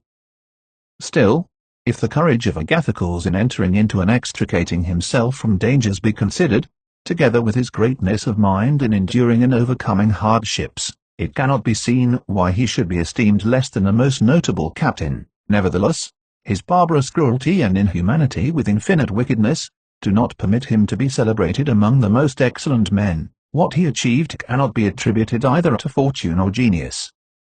In our times, during the rule of Alexander VI, Oliver Otto de Fermo, having been left an orphan many years before, was brought up by his maternal uncle, Giovanni Fogliani, and in the early days of his youth sent to fight under Pagolo Vitelli, that, being trained under his discipline, he might attain some high position in the military profession. After Pagolo died, he fought under his brother Vitellozzo, and in a very short time, being endowed with wit and a vigorous body and mind, he became the first man in his profession. But it appearing a paltry thing to serve under others, he resolved, with the aid of some citizens of Fermo, to whom the slavery of their country was dearer than its liberty, and with the help of the Vitelleschi, to seize Fermo. So he wrote to Giovanni Fogliani that, having been away from home for many years, he wished to visit him and his city, and in some measure to look upon his patrimony, and although he had not labored to acquire anything except honor, yet, in order that the citizens should see he had not spent his time in vain, he desired to come honorably, so would be accompanied by 100 horsemen, his friends and retainers, and he entreated Giovanni to arrange that he should be received honorably by the Fermians, all of which would be not only to his honor, but also to that of Giovanni himself, who had brought him up. Giovanni, therefore, did not fail in any attentions due to his nephew, and he caused him to be honorably received by the Fermians, and he lodged him in his own house, where, having passed some days, and having arranged what was necessary for his wicked designs, Oliverotto gave a solemn banquet to which he invited Giovanni Fogliani and the chiefs of Fermo. When the viands and all the other entertainments that are usual in such banquets were finished, Oliverotto artfully began certain grave discourses, speaking of the greatness of Pope Alexander and his son Cesare, and of their enterprises, to which discourse Giovanni and others answered, but he rose at once, saying that such matters ought to be discussed in a more private place, and he betook himself to a chamber, whither Giovanni and the rest of the citizens went in after him. No sooner were they seated than soldiers issued from secret places and slaughtered Giovanni and the rest. After these murders Oliverotto, mounted on horseback, rode up and down the town and besieged the chief magistrate in the palace, so that in fear the people were forced to obey him, and to form a government, of which he made himself the prince. He killed all the malcontents who were able to injure him, and strengthened himself with new civil and military ordinances, in such a way that, in the year during which he held the principality, not only was he secure in the city of Fermo, but he had become formidable to all his neighbors. And his destruction would have been as difficult as that of Agathocles, if he had not allowed himself to be overreached by Cesare Borgia, who took him with the Orsini and Vitelli at Sinigalia, as was stated above. Thus 1 year after he had committed this parricide, he was strangled, together with Vitellozzo, whom he had made his leader in valor and wickedness. Some may wonder how it can happen that Agathocles, and his like, after infinite treacheries and cruelties, should live for long secure in his country, and defend himself from external enemies, and never be conspired against by his own citizens, seeing that many others, by means of cruelty, have never been able even in peaceful times to hold the state, still less in the doubtful times of war. I believe that this follows from severities 16 being badly or properly used. Those may be called properly used, if of evil it is possible to speak well, that are applied at one blow and are necessary to one's security, and that are not persisted in afterwards, unless they can be turned to the advantage of the subjects. The badly employed are those which, notwithstanding they may be few in the commencement, multiply with time rather than decrease. Those who practice the first system are able, by aid of God or man, to mitigate in some degree their rule, as Agathocles did. It is impossible for those who follow the other to maintain themselves. Hence it is to be remarked that, in seizing a state, the usurper ought to examine closely into all those injuries which it is necessary for him to inflict, and to do them all at one stroke so as not to have to repeat them daily, and thus by not unsettling men he will be able to reassure them, and win them to himself by benefits. He who does otherwise, either from timidity or evil advice, is always compelled to keep the knife in his hand. Neither can he rely on his subjects, nor can they attach themselves to him, owing to their continued and repeated wrongs, for injuries ought to be done all at one time, so that, being tasted less, they offend less. Benefits ought to be given little by little, so that the flavor of them may last longer, and above all things, a prince ought to live amongst his people in such a way that no unexpected circumstances, whether of good or evil, shall make him change, because if the necessity for this comes in troubled times, you are too late for harsh measures, and mild ones will not help you, for they will be considered as forced from you, and no one will be under any obligation to you for them. 9. Concerning a civil principality. But coming to the other point, where a leading citizen becomes the prince of his country, not by wickedness or any intolerable violence, but by the favor of his fellow citizens, this may be called a civil principality, nor is genius or fortune altogether necessary to attain to it, but rather a happy shrewdness. I say then that such a principality is obtained either by the favor of the people, or by the favor of the nobles, because in all cities these two distinct parties are found, and from this it arises that the people do not wish to be ruled nor oppressed by the nobles, and the nobles wish to rule and oppress the people. And from these two opposite desires there arises in cities one of three results, either a principality, self-government, or anarchy. A principality is created either by the people or by the nobles, accordingly as one or other of them has the opportunity.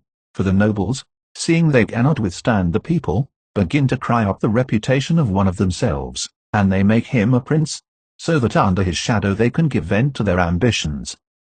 The people, finding they cannot resist the nobles, also cry up the reputation of one of themselves, and make him a prince so as to be defended by his authority. He who obtains sovereignty by the assistance of the nobles maintains himself with more difficulty than he who comes to it by the aid of the people, because the former finds himself with many around him who consider themselves his equals, and because of this he can neither rule nor manage them to his liking. But he who reaches sovereignty by popular favor finds himself alone, and has none around him, or few, who are not prepared to obey him.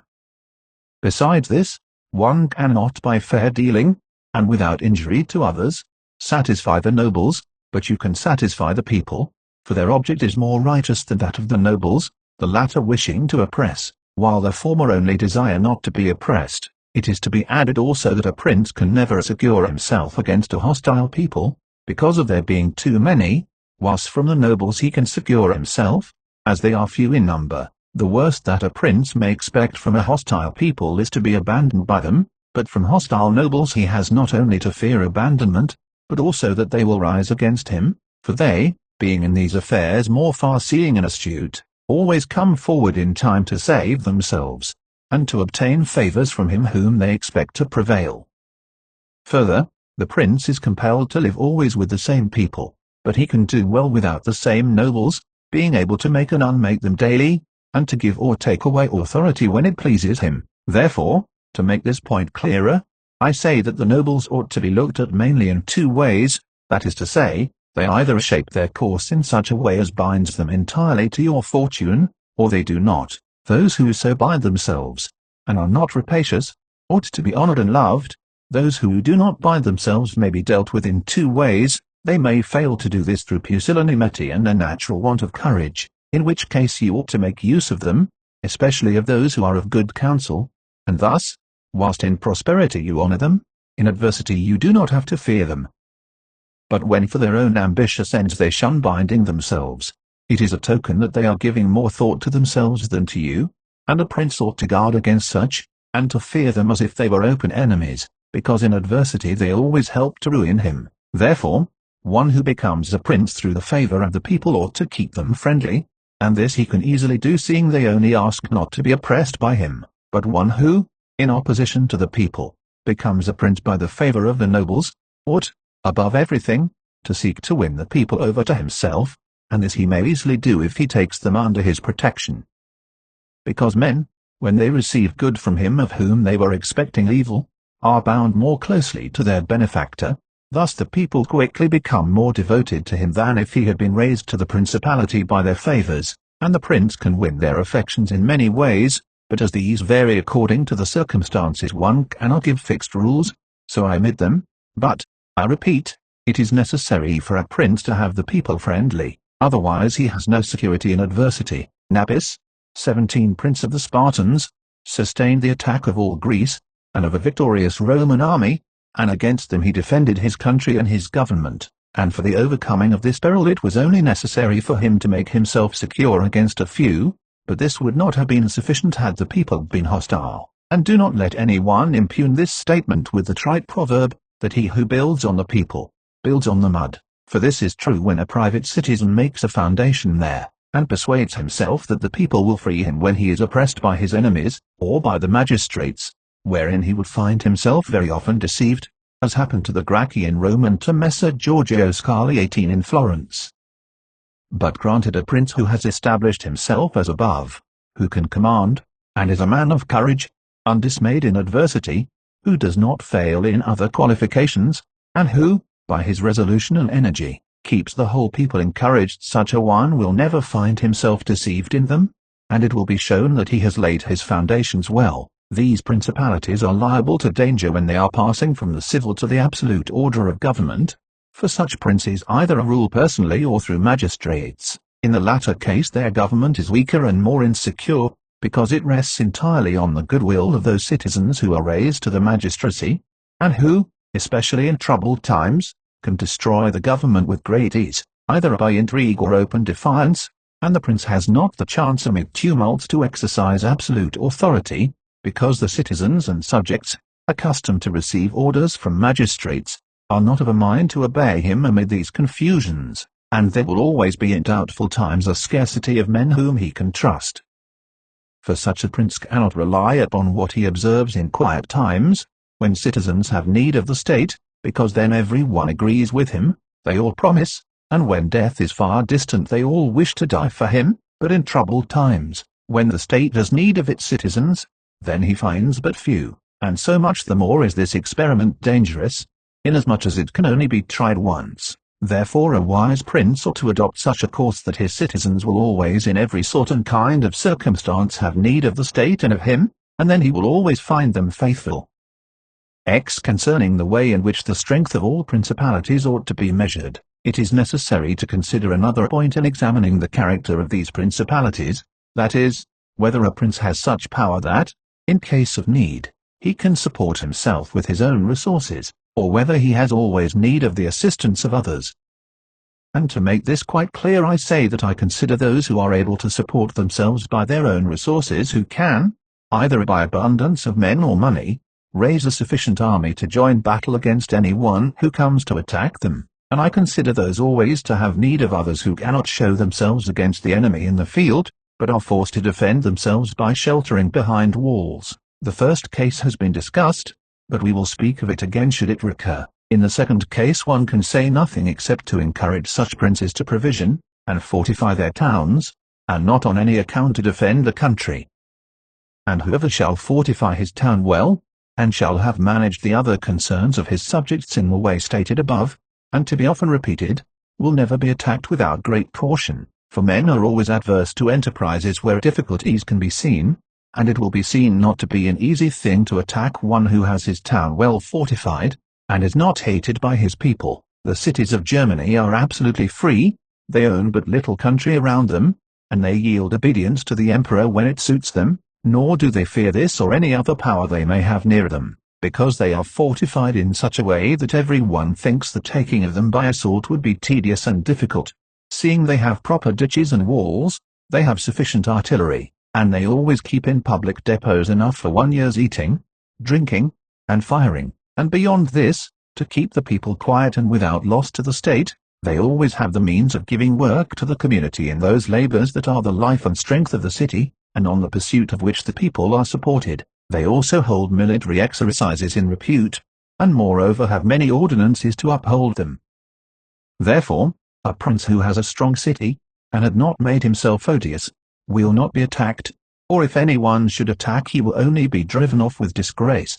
Again, because that the affairs of this world are so changeable, it is almost impossible to keep an army, a whole year in the field, without being interfered with, and whoever should reply, if the people have property outside the city, and see it burnt, they will not remain patient, and the long siege and self-interest will make them forget their prince. To this I answer that a powerful and courageous prince will overcome all such difficulties by giving at one time hope to his subjects, that the evil will not be for long, at another time fear of the cruelty of the enemy, then preserving himself adroitly from those subjects who seem to him to be too bold. Further, the enemy would naturally on his arrival at once burn and ruin the country at the time when the spirits of the people are still hot and ready for the defense, and, therefore, so much the less ought the prince to hesitate, because after a time, when spirits have cooled, the damage is already done, the ills are incurred, and there is no longer any remedy, and therefore they are so much the more ready to unite with their prince, he appearing to be under obligations to them now that their houses have been burnt, and their possessions ruined in his defense. For it is the nature of men to be bound by the benefits they confer as much as by those they receive. Therefore, if everything is well considered, it will not be difficult for a wise prince to keep the minds of his citizens steadfast from first to last, when he does not fail to support and defend them. G. Concerning ecclesiastical principalities, it only remains now to speak of ecclesiastical principalities, touching which all difficulties are prior to getting possession, because they are acquired either by capacity or good fortune, and they can be held without either, for they are sustained by the ancient ordinances of religion, which are so all-powerful, and of such a character that the principalities may be held no matter how their princes behave and live. These princes alone have states and do not defend them, and they have subjects and do not rule them, and the states, although unguarded, are not taken from them, and the subjects, although not ruled, do not care, and they have neither the desire nor the ability to alienate themselves. Such principalities only are secure and happy, but being upheld by powers, to which the human mind cannot reach. I shall speak no more of them, because, being exalted and maintained by God, it would be the act of a presumptuous and rash man to discuss them. Nevertheless, if any one should ask of me how comes it that the Church has attained such greatness in temporal power, seeing that from Alexander backwards the Italian potentates, not only those who have been called potentates, but every baron and lord, though the smallest, have valued the temporal power very slightly, yet now a king of France trembles before it, and it has been able to drive him from Italy, and to ruin the Venetians. Although this may be very manifest, it does not appear to me superfluous to recall it in some measure to memory. Before Charles, King of France, passed into Italy, 19 this country was under the dominion of the Pope, the Venetians, the King of Naples, the Duke of Milan, and the Florentines. These potentates had two principal anxieties: the one, that no foreigner should enter Italy under arms; the other, that none of themselves should seize more territory. Those about whom there was the most anxiety were the Pope and the Venetians. To restrain the Venetians the union of all the others was necessary, as it was for the defence of Ferrara, and to keep down the Pope they made use of the barons of Rome, who, being divided into two factions, Orsini and Colonnesi, had always a pretext for disorder, and, standing with arms in their hands under the eyes of the pontiff, kept the pontificate weak and powerless. And although there might arise sometimes a courageous pope, such as Sixtus, yet neither fortune nor wisdom could rid him of these annoyances, and the short life of a pope is also a cause of weakness, for in the 10 years, which is the average life of a pope, he can with difficulty lower one of the factions, and if, so to speak, one people should almost destroy the Colonnesi, another would arise hostile to the Orsini, who would support their opponents, and yet would not have time to ruin the Orsini. This was the reason why the temporal powers of the Pope were little esteemed in Italy. Alexander VI arose afterwards, who of all the pontiffs that have ever been showed how a pope with both money and arms was able to prevail, and through the instrumentality of the Duke Valentino, and by reason of the entry of the French, he brought about all those things which I have discussed above in the actions of the Duke, and although his intention was not to aggrandize the Church, but the Duke, nevertheless, what he did contributed to the greatness of the Church, which, after his death and the ruin of the Duke, became the heir to all his labours. Pope Julius came afterwards and found the Church strong, possessing all the Romagna, the barons of Rome reduced to impotence, and, through the chastisements of Alexander, the factions wiped out. He also found the way open to accumulate money in a manner such as had never been practised before Alexander's time. Such things Julius not only followed, but improved upon, and he intended to gain Bologna, to ruin the Venetians, and to drive the French out of Italy. All of these enterprises prospered with him, and so much the more to his credit, inasmuch as he did everything to strengthen the Church and not any private spurrison. He kept also the Orsini and Colonnesi factions within the bounds in which he found them, and although there was among them some mind to make disturbance, nevertheless he held two things firm: the one, the greatness of the Church, with which he terrified them, and the other, not allowing them to have their own cardinals, who caused the disorders among them. For whenever these factions have their cardinals they do not remain quiet for long, because cardinals foster the factions in Rome and out of it, and the barons are compelled to support them, and thus from the ambitions of prelates arise disorders and tumults among the barons. For these reasons His Holiness Pope Leo XX found the pontificate most powerful, and it is to be hoped that, if others made it great in arms, he will make it still greater and more venerated by his goodness and infinite other virtues. 12. How many kinds of soldiery there are, and concerning mercenaries, having discoursed particularly on the characteristics of such principalities as in the beginning I propose to discuss, and having considered in some degree the causes of their being good or bad, and having shown the methods by which many have sought to acquire them and to hold them, it now remains for me to discuss generally the means of offence and defence, which belong to each of them.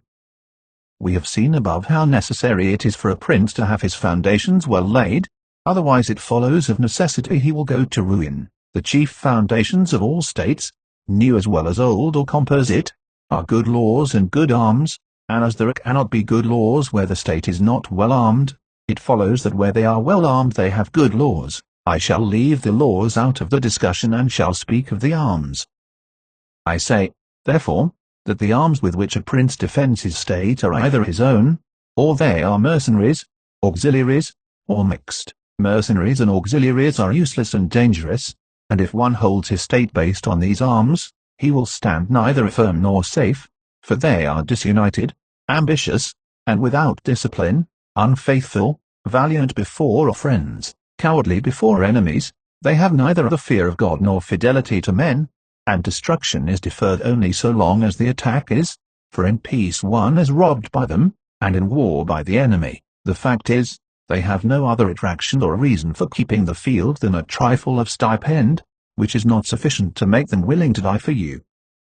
They are ready enough to be your soldiers whilst you do not make war, but if war comes they take themselves off or run from the foe, which I should have little trouble to prove, for the ruin of Italy has been caused by nothing else than by resting all her hopes for many years on mercenaries, and although they formerly made some display and appeared valiant amongst themselves, yet when the foreigners came they showed what they were. Thus it was that Charles, King of France, was allowed to seize Italy with chalk in hand.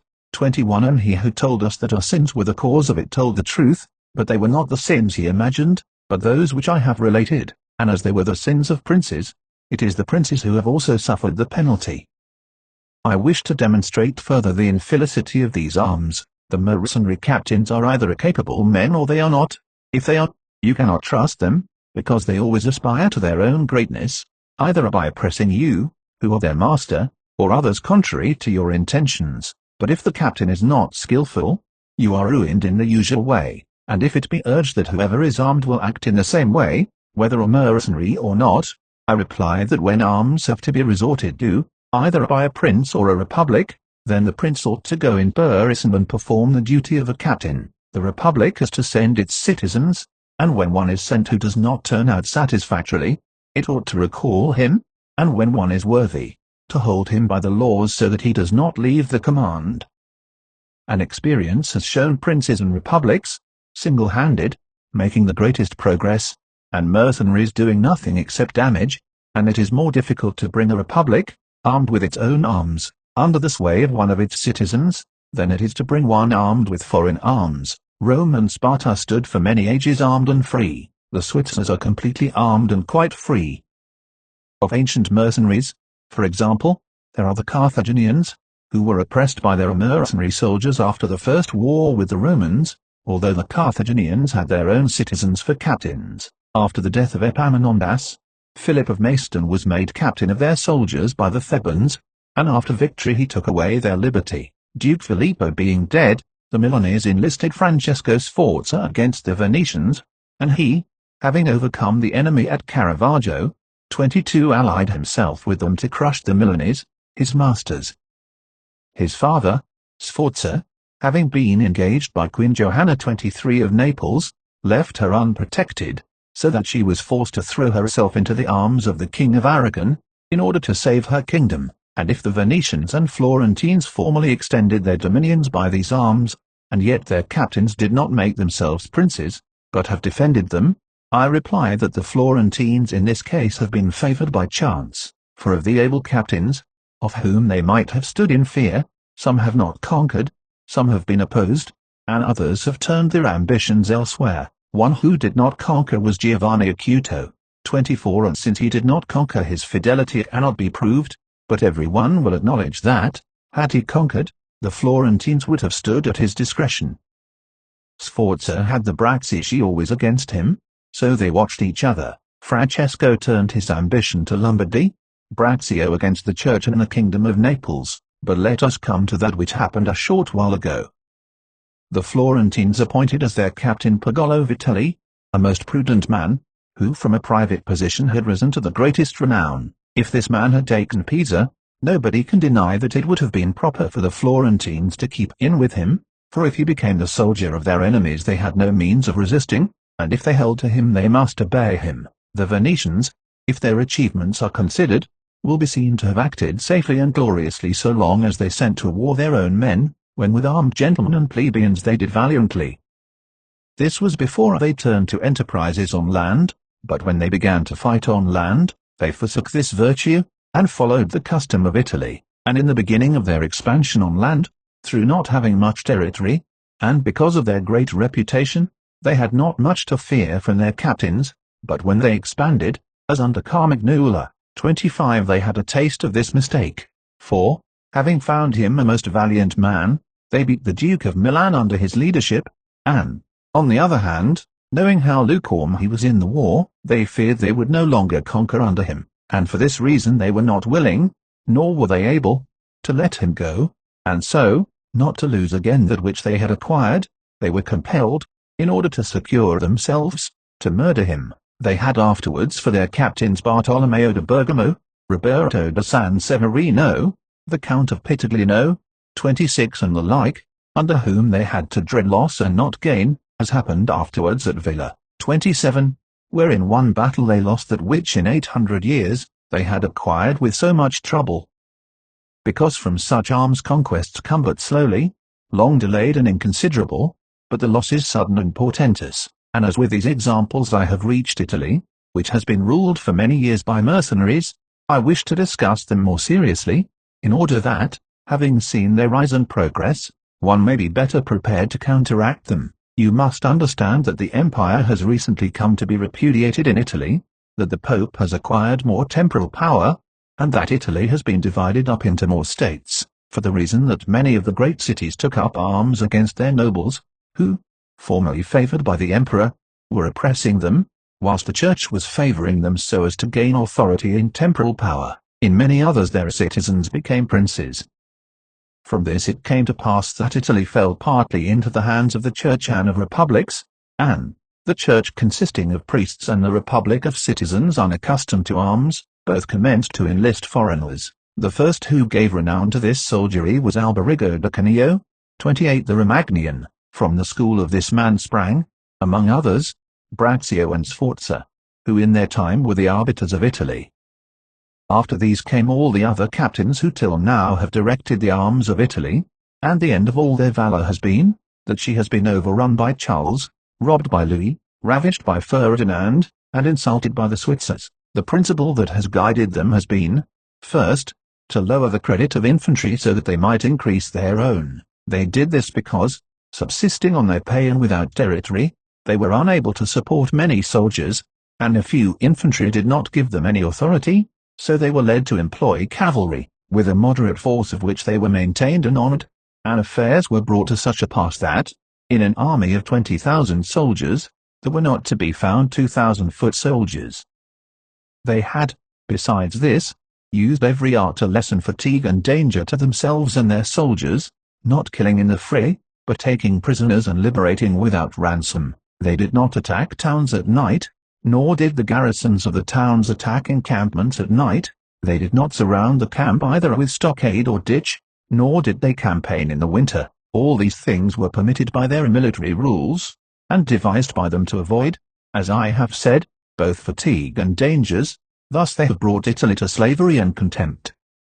13. Concerning auxiliaries, mixed soldiery, and one's own. Auxiliaries, which are the other useless arm, are employed when a prince is called in with his forces to aid and defend, as was done by Pope Julius in the most recent times, for he, having, in the enterprise against Ferrara, had poor proof of his mercenaries, turned to auxiliaries, and stipulated with Ferdinand, King of Spain, 29 for his assistance with men and arms. These arms may be useful and good in themselves, but for him who calls them in they are always disadvantageous, for losing, one is undone, and winning, one is their captive, and although ancient histories may be full of examples, I do not wish to leave this recent one of Pope Julius II, the peril of which cannot fail to be perceived, for he, wishing to get Ferrara, threw himself entirely into the hands of the foreigner, but his good fortune brought about a third event, so that he did not reap the fruit of his rash choice, because, having his auxiliaries routed at Ravenna, and the Switzers having risen and driven out the conquerors against all expectation, both his and others, it so came to pass that he did not become prisoner to his enemies, they having fled, nor to his auxiliaries, he having conquered by other arms than theirs. The Florentines, being entirely without arms, sent 10,000 Frenchmen to take Pisa, whereby they ran more danger than at any other time of their troubles. The Emperor of Constantinople, 30 to oppose his neighbours, sent 10,000 Turks into Greece, who, on the war being finished, were not willing to quit. This was the beginning of the servitude of Greece to the infidels. Therefore, let him who has no desire to conquer make use of these arms, for they are much more hazardous than mercenaries, because with them the ruin is ready-made, they are all united, all yield obedience to others, but with mercenaries, when they have conquered, more time and better opportunities are needed to injure you. They are not all of one community, they are found and paid by you, and a third party, which you have made the head, is not able all at once to assume enough authority to injure you. In conclusion, in mercenaries dastardly is most dangerous, in auxiliaries, valor. The wise prince, therefore, has always avoided these arms and turned to his own, and has been willing rather to lose with them than to conquer with the others, not deeming that a real victory which is gained with the arms of others. I shall never hesitate to cite Cesare Borgia and his actions. This duke entered the Romagna with auxiliaries, taking there only French soldiers, and with them he captured Imola and Forli, but afterwards, such forces not appearing to him reliable, he turned to mercenaries, discerning less danger in them, and enlisted the Orsini and Vitelli, whom presently, on handling and finding them doubtful, unfaithful, and dangerous, he destroyed and turned to his own men, and the difference between one and the other of these forces can easily be seen when one considers the difference there was in the reputation of the Duke, when he had the French, when he had the Orsini and Vitelli, and when he relied on his own soldiers, on whose fidelity he could always count and found it ever increasing. He was never esteemed more highly than when every one saw that he was complete master of his own forces. I was not intending to go beyond Italian and recent examples, but I am unwilling to leave out Hero, the Syracusan, he being one of those I have named above. This man, as I have said, made head of the army by the Syracusans, soon found out that a mercenary soldiery, constituted like our Italian condottieri, was of no use, and it appearing to him that he could neither keep them nor let them go, he had them all cut to pieces, and afterwards made war with his own forces and not with aliens. I wish also to recall to memory an instance from the Old Testament applicable to this subject. David offered himself to Saul to fight with Goliath, the Philistine champion, and, to give him courage, Saul armed him with his own weapons, which David rejected as soon as he had them on his back, saying he could make no use of them, and that he wished to meet the enemy with his sling and his knife. In conclusion, the arms of others either fall from your back, or they weigh you down, or they bind you fast. Charles VII, 31 the father of King Louis XI, 32 having by good fortune and valor liberated France from the English, recognized the necessity of being armed with forces of his own, and he established in his kingdom ordinances concerning men-at-arms and infantry. Afterwards his son, King Louis, abolished the infantry and began to enlist the Switzers, which mistake, followed by others, is, as is now seen, a source of peril to that kingdom, because, having raised the reputation of the Switzers, he has entirely diminished the value of his own arms, for he has destroyed the infantry altogether, and his men-at-arms he has subordinated to others, for, being as they are so accustomed to fight along with Switzers, it does not appear that they can now conquer without them. Hence it arises that the French cannot stand against the Switzers, and without the Switzers they do not come off well against others. The armies of the French have thus become mixed, partly mercenary and partly national, both of which arms together are much better than mercenaries alone or auxiliaries alone, but much inferior to one's own forces, and this example proves it, for the kingdom of France would be unconquerable, if the ordinance of Charles had been enlarged or maintained. But the scanty wisdom of man, on entering into an affair which looks well at first, cannot discern the poison that is hidden in it, as I have said above of hectic fevers. Therefore, if he who rules a principality cannot recognize evils until they are upon him, he is not truly wise, and this insight is given to few. And if the first disaster to the Roman Empire 33 should be examined, it will be found to have commenced only with the enlisting of the Goths, because from that time the vigor of the Roman Empire began to decline, and all that valor which had raised it passed away to others. I conclude, therefore, that no principality is secure without having its own forces. On the contrary, it is entirely dependent on good fortune, not having the valor which in adversity would defend it, and it has always been the opinion and judgment of wise men that nothing can be so uncertain or unstable as fame or power not founded on its own strength, and one's own forces are those which are composed either of subjects, citizens, or dependents, or others are mercenaries or auxiliaries. And the way to make ready one's own forces will be easily found if the rules suggested by me shall be reflected upon, and if one will consider how Philip, the father of Alexander the Great, and many republics and princes have armed and organized themselves, to which rules I entirely commit myself. 14. That which concerns a prince on the subject of the art of war. A prince ought to have no other aim or thought, nor select anything else for his study, than war and its rules and discipline, for this is the sole art that belongs to him who rules, and it is of such force that it not only upholds those who are born princes, but it often enables men to rise from a private station to that rank, and, on the contrary, it is seen that when princes have thought more of ease than of arms, they have lost their states, and the first cause of your losing it is to neglect this art, and what enables you to acquire a state is to be master of the art. Francesco Sforza, through being marshal, from the private barison became Duke of Milan, and the sons, through avoiding the hardships and troubles of arms, from dukes became private persons, for among other evils which being unarmed brings you, it causes you to be despised, and this is one of those ignominies against which a prince ought to guard himself, as is shown later on, because there is nothing proportionate between the armed and the unarmed, and it is not reasonable that he who is armed should yield obedience willingly to him who is unarmed, or that the unarmed man should be secure among armed servants. Because, there being in the one disdain and in the other suspicion, it is not possible for them to work well together, and therefore a prince who does not understand the art of war, over and above the other misfortunes already mentioned, cannot be respected by his soldiers, nor can he rely on them. He ought never, therefore, to have out of his thoughts this subject of war, and in peace he should addict himself more to its exercise than in war. This he can do in two ways, the one by action, the other by study. As regards action, he ought above all things to keep his men well organized and drilled, to follow incessantly the chase, by which he accustoms his body to hardships, and learns something of the nature of localities, and gets to find out how the mountains rise, how the valleys open out, how the plains lie, and to understand the nature of rivers and marshes, and in all this to take the greatest care, which knowledge is useful in two ways. Firstly, he learns to know his country, and is better able to undertake its defense. Afterwards, by means of the knowledge and observation of that locality, he understands with ease any other which it may be necessary for him to study hereafter, because the hills, valleys, and plains, and rivers and marshes that are, for instance, in Tuscany, have a certain resemblance to those of other countries, so that with a knowledge of the aspect of one country one can easily arrive at a knowledge of others.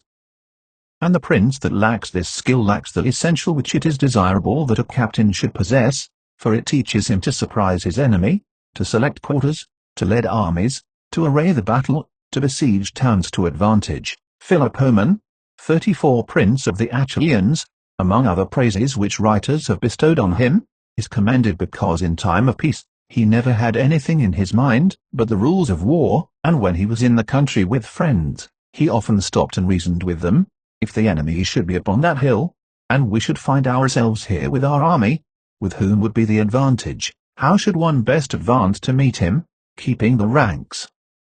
If we should wish to retreat, how ought we to pursue? And he would set forth to them, as he went, all the chances that could befall an army. He would listen to their opinion and state his, confirming it with reasons, so that by these continual discussions there could never arise, in time of war, any unexpected circumstances that he could not deal with. But to exercise the intellect the prince should read histories, and study there the actions of illustrious men, to see how they have borne themselves in war, to examine the causes of their victories and defeat, so as to avoid the latter and imitate the former, and above all do as an illustrious man did, who took as an exemplar one who had been praised and famous before him, and whose achievements and deeds he always kept in his mind. As it is said, Alexander the Great imitated Achilles, Caesar Alexander, Scipio Cyrus, and whoever reads the life of Cyrus, written by Xenophon, will recognize afterwards in the life of Scipio how that imitation was his glory, and how in chastity, affability, humanity, and liberality Scipio conformed to those things which have been written of Cyrus by Xenophon. A wise prince ought to observe some such rules, and never in peaceful times stand idle, but increase his resources with industry in such a way that they may be available to him in adversity, so that if fortune chances it may find him prepared to resist her blows. 15. Concerning things for which men, and especially princes, are praised or blamed. It remains now to see what ought to be the rules of conduct for a prince, towards subjects and friends, and as I know that many have written on this point, I expect I shall be considered presumptuous in mentioning it again, especially as in discussing it I shall depart from the methods of other people, but, it being my intention to write a thing which shall be useful to him who apprehends it, it appears to me more appropriate to follow up the real truth of the matter, than the imagination of it, for many have pictured republics and principalities which in fact have never been known or seen, because how one lives is so far distant from how one ought to live, that he who neglects what is done for what ought to be done, sooner effects his ruin than his preservation, for a man who wishes to act entirely up to his professions of virtue, soon meets with what destroys him among so much that is evil. Hence it is necessary for a prince wishing to hold his own to know how to do wrong, and to make use of it or not according to necessity. Therefore, putting on one side imaginary things concerning a prince, and discussing those which are real, I say that all men when they are spoken of, and chiefly princes for being more highly placed, are remarkable for some of those qualities which bring them either blame or praise, and thus it is that one is reputed liberal, another miserly, using a Tuscan term, because an avaricious person in our language is still he who desires to possess by robbery, whilst we call one miserly who deprives himself too much of the use of his own. One is reputed generous, one rapacious, one cruel, one compassionate, one faithless, another faithful, one effeminate and cowardly, another bold and brave, one affable, another haughty, one lascivious, another chaste, one sincere, another cunning, one hard, another easy, one grave, another frivolous, one religious, another unbelieving, and the like. And I know that every one will confess that it would be most praiseworthy in a prince to exhibit all the above qualities that are considered good, but because they can neither be entirely possessed nor observed, for human conditions do not permit it, it is necessary for him to be sufficiently prudent that he may know how to avoid the reproach of those vices which would lose him his state, and also to keep himself, if it be possible, from those which would not lose him it, but this not being possible, he may with less hesitation abandon himself to them. And again, he need not make himself uneasy at incurring a reproach for those vices without which the state can only be saved with difficulty, for if everything is considered carefully, it will be found that something which looks like virtue, if followed, would be his ruin, whilst something else, which looks like vice, yet followed brings him security and prosperity. 16. Concerning liberality and meanness. Commencing then with the first of the above-named characteristics, I say that it would be well to be reputed liberal. Nevertheless, liberality exercised in a way that does not bring you the reputation for it, injures you, for if one exercises it honestly and as it should be exercised, it may not become known, and you will not avoid the reproach of its opposite. Therefore, anyone wishing to maintain among men the name of liberal is obliged to avoid no attribute of magnificence, so that a prince thus inclined will consume in such acts all his property, and will be compelled in the end, if he wish to maintain the name of liberal, to unduly weigh down his people, and tax them, and do everything he can to get money. This will soon make him odious to his subjects, and becoming poor he will be little valued by any one. Thus, with his liberality, having offended many and rewarded few, he is affected by the very first trouble and imperiled by whatever may be the first danger.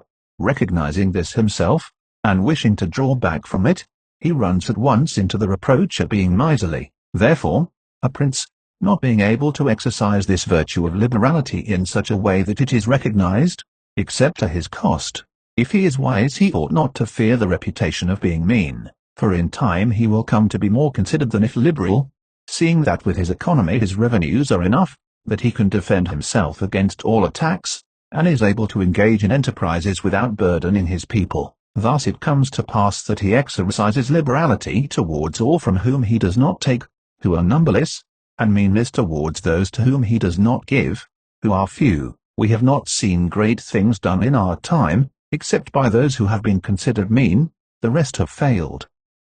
Pope Julius II was assisted in reaching the papacy by a reputation for liberality, yet he did not strive afterwards to keep it up, when he made war on the King of France, and he made many wars without imposing any extraordinary tax on his subjects, for he supplied his additional expenses out of his long thriftiness. The present King of Spain would not have undertaken or conquered in so many enterprises, if he had been reputed liberal. A prince, therefore, provided that he has not to rob his subjects, that he can defend himself, that he does not become poor and abject, that he is not forced to become rapacious, or to hold of little account a reputation for being mean, for it is one of those vices which will enable him to govern.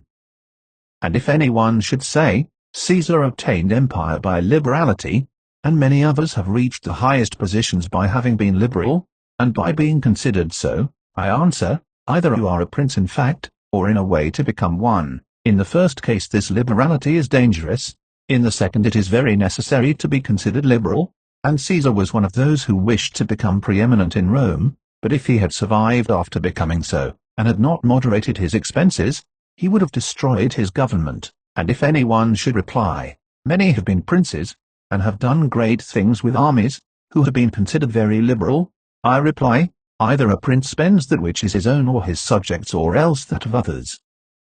In the first case he ought to be sparing, in the second he ought not to neglect any opportunity for liberality, and to the prince who goes forth with his army, supporting it by pillage, sack, and extortion, handling that which belongs to others, this liberality is necessary, otherwise he would not be followed by soldiers, and of that which is neither yours nor your subjects you can be a ready giver, as were Cyrus, Caesar, and Alexander, because it does not take away your reputation if you squander that of others, but adds to it. It is only squandering your own that injures you. And there is nothing wastes so rapidly as liberality, for even whilst you exercise it you lose the power to do so, and so become either poor or despised, or else, in avoiding poverty, rapacious and hated. And a prince should guard himself, above all things, against being despised and hated, and liberality leads you to both. Therefore it is wiser to have a reputation for meanness which brings reproach without hatred, than to be compelled through seeking a reputation for liberality to incur a name for rapacity, which begets reproach with hatred.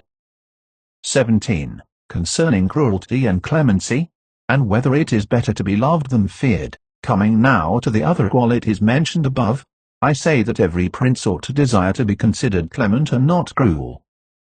Nevertheless he ought to take care not to misuse this clemency. Cesare Borgia was considered cruel, notwithstanding, his cruelty reconciled the Romagna, unified it, and restored it to peace and loyalty, and if this be rightly considered, he will be seen to have been much more merciful than the Florentine people, who, to avoid a reputation for cruelty, permitted Pistoia to be destroyed. 35 Therefore a prince, so long as he keeps his subjects united and loyal, ought not to mind the reproach of cruelty, because with a few examples he will be more merciful than those who, through too much mercy, allow disorders to arise, from which follow murders or robberies, for these are wont to injure the whole people, whilst those executions which originate with a prince offend the individual only.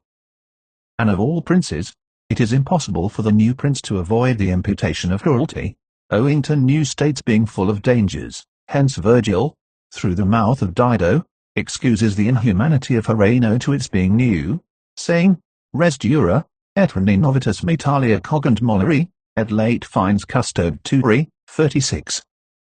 Nevertheless he ought to be slow to believe and to act, nor should he himself show fear, but proceed in a temperate manner with prudence and humanity, so that too much confidence may not make him incautious and too much distrust render him intolerable. Upon this a question arises, whether it be better to be loved than feared or feared than loved. It may be answered that one should wish to be both, but, because it is difficult to unite them in one person, it is much safer to be feared than loved, when, of the two, either must be dispensed with.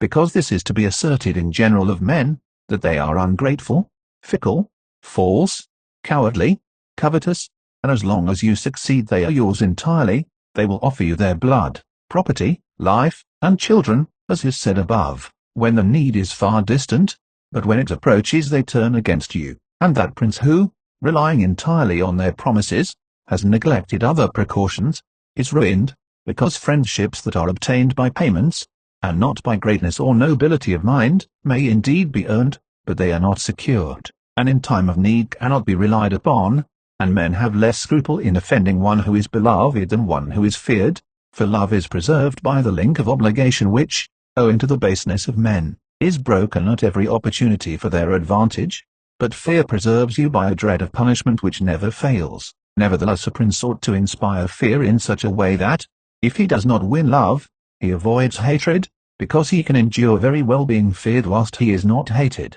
which will always be as long as he abstains from the property of his citizens and subjects, and from their women. But when it is necessary for him to proceed against the life of someone, he must do it on proper justification and for manifest cause, but above all things he must keep his hands off the property of others, because men more quickly forget the death of their father than the loss of their patrimony. Besides, pretexts for taking away the property are never wanting, for he who has once begun to live by robbery will always find pretexts for seizing what belongs to others, but reasons for taking life, on the contrary, are more difficult to find and sooner lapse. But when a prince is with his army, and has under control a multitude of soldiers, then it is quite necessary for him to disregard the reputation of cruelty, for without it he would never hold his army united or disposed to its duties. Among the wonderful deeds of Hannibal this one is enumerated, that having led an enormous army, composed of many various races of men, to fight in foreign lands, no dissensions arose either among them or against the prince, whether in his bad or in his good fortune. This arose from nothing else than his inhuman cruelty, which, with his boundless valor, made him revered and terrible in the sight of his soldiers, but without that cruelty, his other virtues were not sufficient to produce this effect, and short-sighted writers admire his deeds from one point of view, and from another condemn the principal cause of them. That it is true his other virtues would not have been sufficient for him may be proved by the case of Scipio, that most excellent man, not only of his own times but within the memory of man, against whom, nevertheless, his army rebelled in Spain. This arose from nothing but his too great forbearance, which gave his soldiers more license than is consistent with military discipline. For this he was upbraided in the Senate by Fabius Maximus, and called the corrupter of the Roman soldiery. The Locrians were laid waste by a legate of Scipio, yet they were not avenged by him, nor was the insolence of the legate punished, owing entirely to his easy nature. Insomuch that someone in the Senate, wishing to excuse him, said there were many men who knew much better how not to err than to correct the errors of others. This disposition, if he had been continued in the command, would have destroyed in time the fame and glory of Scipio, but, he being under the control of the Senate, this injurious characteristic not only concealed itself, but contributed to his glory. Returning to the question of being feared or loved, I come to the conclusion that, men loving according to their own will and fearing according to that of the prince, a wise prince should establish himself on that which is in his own control, and not in that of others. He must endeavor only to avoid hatred, as is noted. 18. Concerning the way in which princes should keep faith, the present chapter has given greater offense than any other portion of Machiavelli's writings. Bird, Al Principe, p. 297. Every one admits how praiseworthy it is in a prince to keep faith, and to live with integrity and not with craft. Nevertheless, our experience has been that those princes who have done great things have held good faith of little account, and have known how to circumvent the intellect of men by craft, and in the end have overcome those who have relied on their word. You must know there are two ways of contesting. 37. The one by the law, the other by force. The first method is proper to men, the second to beasts, but because the first is frequently not sufficient, it is necessary to have recourse to the second. Therefore it is necessary for a prince to understand how to avail himself of the beast and the man. This has been figuratively taught to princes by ancient writers, who describe how Achilles and many other princes of old were given to the centaur Chiron to nurse, who brought them up in his discipline, which means solely that, as they had for a teacher one who was half beast and half man, so it is necessary for a prince to know how to make use of both natures, and that one without the other is not durable. A prince, therefore, being compelled knowingly to adopt the beast, or to choose the fox and the lion, because the lion cannot defend himself against snares and the fox cannot defend himself against wolves, Therefore, it is necessary to be a fox to discover the snares, and a lion to terrify the wolves. Those who rely simply on the lion do not understand what they are about. Therefore a wise lord cannot, nor ought he to, keep faith when such observance may be turned against him, and when the reasons that caused him to pledge it exist no longer. If men were entirely good, this precept would not hold, but because they are bad, and will not keep faith with you, you too are not bound to observe it with them, nor will there ever be wanting to a prince legitimate reasons to excuse this non-observance. Of this endless modern examples could be given, showing how many treaties and engagements have been made void, and of no effect through the faithlessness of princes, and he who has known best how to employ the fox has succeeded best. But it is necessary to know well how to disguise this characteristic, and to be a great pretender and dissembler, and men are so simple, and so subject to present necessities, that he who seeks to deceive will always find someone who will allow himself to be deceived. One recent example I cannot pass over in silence. Alexander VI did nothing else but deceive men, nor ever thought of doing otherwise, and he always found victims, for there never was a man who had greater power in asserting, or who with greater oaths would affirm a thing, yet would observe it less. Nevertheless his deceits always succeeded according to his wishes. 38 Because he well understood this side of mankind. Therefore it is unnecessary for a prince to have all the good qualities I have enumerated, but it is very necessary to appear to have them, and I shall dare to say this also, that to have them and always to observe them is injurious, and that to appear to have them is useful, to appear merciful, faithful, humane, religious, upright, and to be so, but with a mind so framed that should you require not to be so, you may be able and know how to change to the opposite, and you have to understand this, that a prince, especially a new one, cannot observe all those things for which men are esteemed, being often forced, in order to maintain the state, to act contrary to fidelity. 39 Friendship, humanity, and religion. Therefore it is necessary for him to have a mind ready to turn itself accordingly as the winds and variations of fortune force it, yet, as I have said above, not to diverge from the good if he can avoid doing so, but, if compelled, then to know how to set about it. For this reason a prince ought to take care that he never lets anything slip from his lips that is not replete with the above-named 5 qualities, that he may appear to him who sees and hears him altogether merciful, faithful, humane, upright, and religious. There is nothing more necessary to appear to have than this last quality, inasmuch as men judge generally more by the eye than by the hand, because it belongs to everybody to see you, to few to come in touch with you. Every one sees what you appear to be, few really know what you are, and those few dare not oppose themselves to the opinion of the many, who have the majesty of the state to defend them, and in the actions of all men, and especially of princes, which it is not prudent to challenge, one judges by the result. For that reason, let a prince have the credit of conquering and holding his state, the means will always be considered honest, and he will be praised by everybody, because the vulgar are always taken by what a thing seems to be and by what comes of it, and in the world there are only the vulgar, for the few find a place there only when the many have no ground to rest on. One Prince 40 of the present time, whom it is not well to name, never preaches anything else but peace and good faith, and to both he is most hostile, and either, if he had kept it, would have deprived him of reputation and kingdom many a time. 19. That one should avoid being despised and hated. Now, concerning the characteristics of which mention is made above, I have spoken of the more important ones, the others I wish to discuss briefly under this generality, that the prince must consider, as has been in part said before, how to avoid those things which will make him hated or contemptible, and as often as he shall have succeeded he will have fulfilled his part, and he need not fear any danger in other approaches. It makes him hated above all things, as I have said, to be rapacious, and to be a violator of the property and women of his subjects, from both of which he must abstain, and when neither their property nor their honor is touched, the majority of men live content, and he has only to contend with the ambition of a few, whom he can curb with ease in many ways. It makes him contemptible to be considered fickle, frivolous, effeminate, mean-spirited, irresolute, from all of which a prince should guard himself as from a rock, and he should endeavor to show in his actions greatness, courage, gravity, and fortitude, and in his private dealings with his subjects let him show that his judgments are irrevocable, and maintain himself in such reputation, that no one can hope either to deceive him, or to get round him.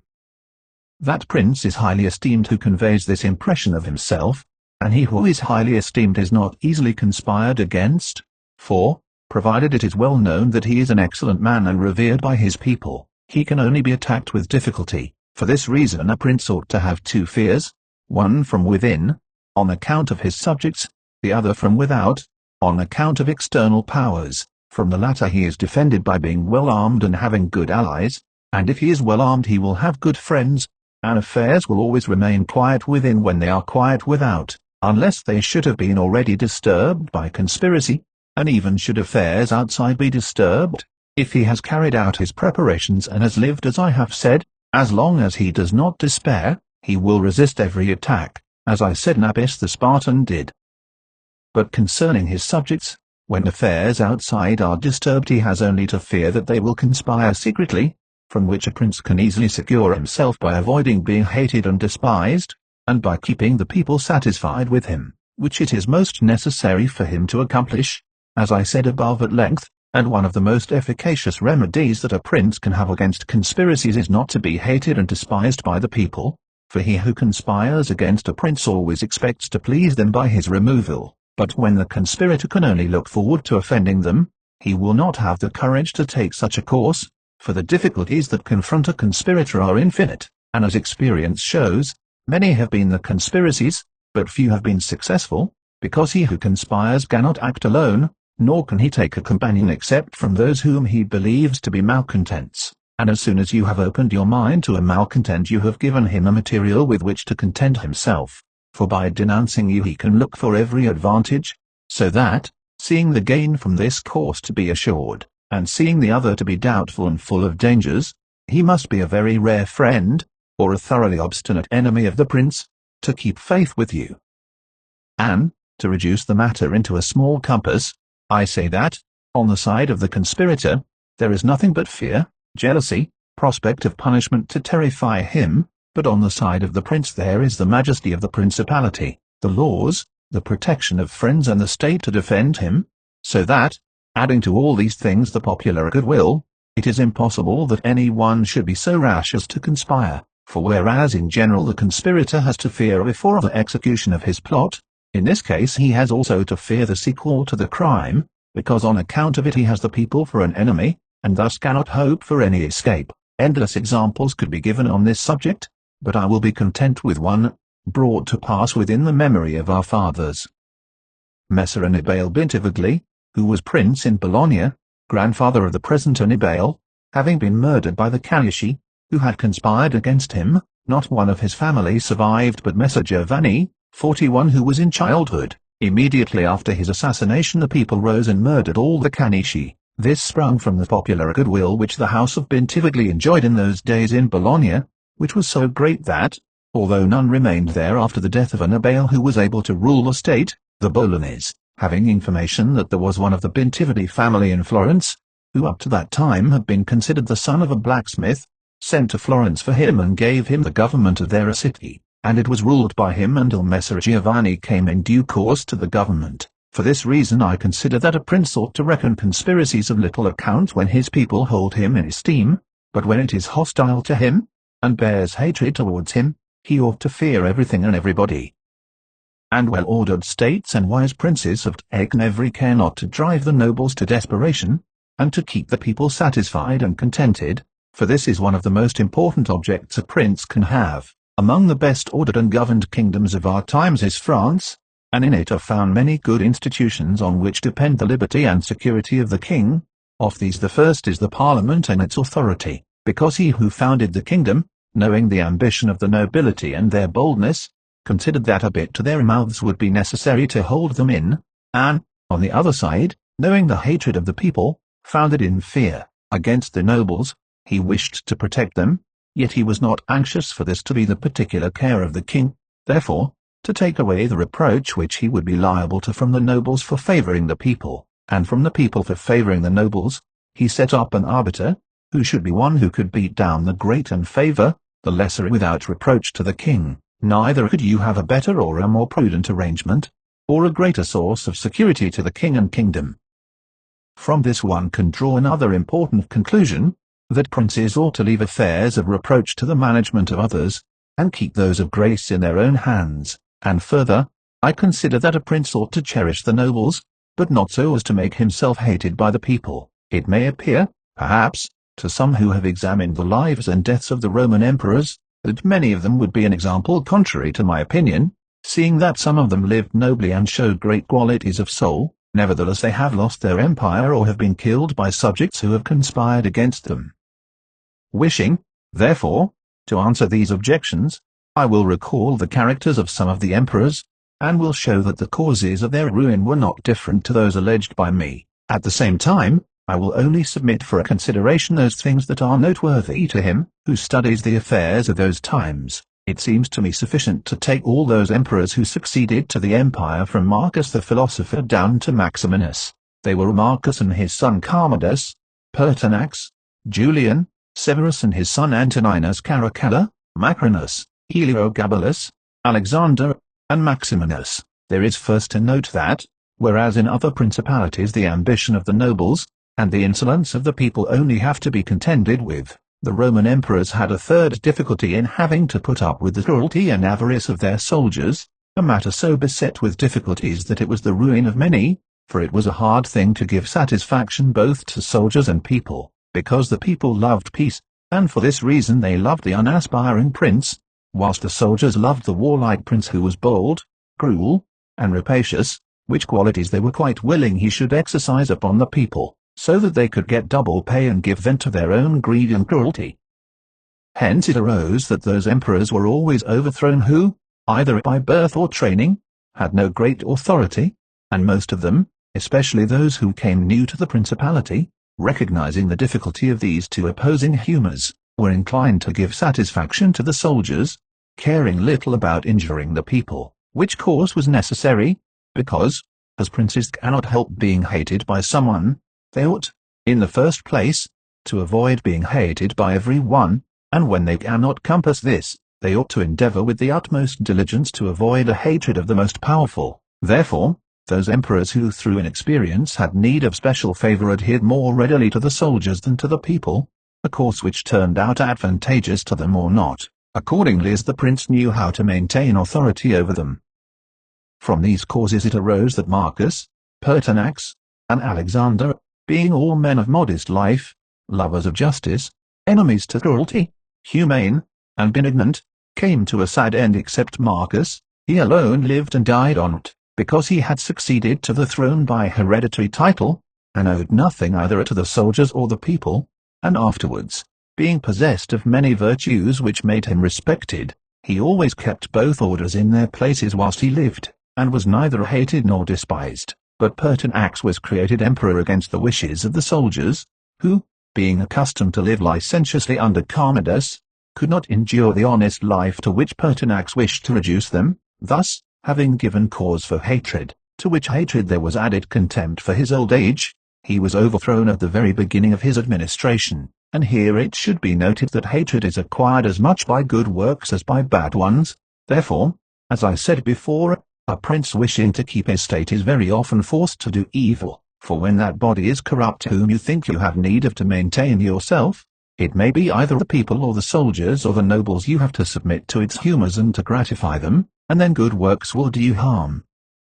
But let us come to Alexander, who was a man of such great goodness, that among the other praises which are accorded him is this, that in the 14 years he held the empire no one was ever put to death by him unjudged. Nevertheless, being considered effeminate and a man who allowed himself to be governed by his mother, he became despised, the army conspired against him, and murdered him. Turning now to the opposite characters of Commodus, Severus, Antoninus Caracalla, and Maximinus, you will find them all cruel and rapacious men who, to satisfy their soldiers, did not hesitate to commit every kind of iniquity against the people, and all, except Severus, came to a bad end.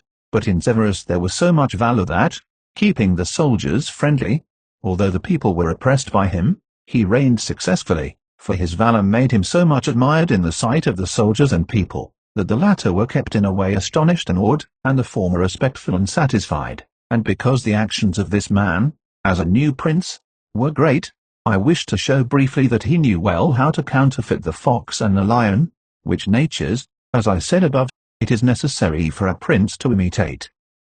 Knowing the sloth of the Emperor Julian, he persuaded the army in Sclavonia, of which he was captain, that it would be right to go to Rome and avenge the death of Pertinax, who had been killed by the Praetorian soldiers, and under this pretext, without appearing to aspire to the throne, he moved the army on Rome, and reached Italy before it was known that he had started. On his arrival at Rome, the Senate, through fear, elected him emperor and killed Julian. After this there remained for Severus, who wished to make himself master of the whole empire, two difficulties, one in Asia, where Niger, head of the Asiatic army, had caused himself to be proclaimed emperor, the other in the west where Albinus was, who also aspired to the throne.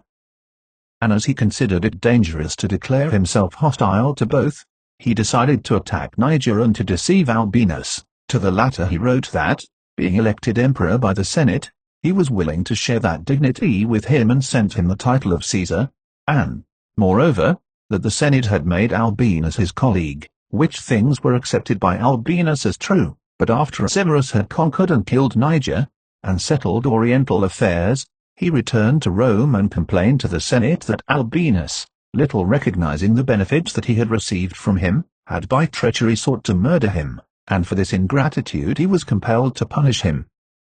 Afterwards he sought him out in France, and took from him his government and life. He who will, therefore, carefully examine the actions of this man will find him a most valiant lion, and a most cunning fox. He will find him feared and respected by every one, and not hated by the army, and it need not be wondered at that he, a new man, was able to hold the empire so well, because his supreme renown always protected him from that hatred which the people might have conceived against him for his violence. But his son Antoninus was a most eminent man, and had very excellent qualities, which made him admirable in the sight of the people and acceptable to the soldiers, for he was a warlike man, most enduring of fatigue, a despiser of all delicate food and other luxuries, which caused him to be beloved by the armies.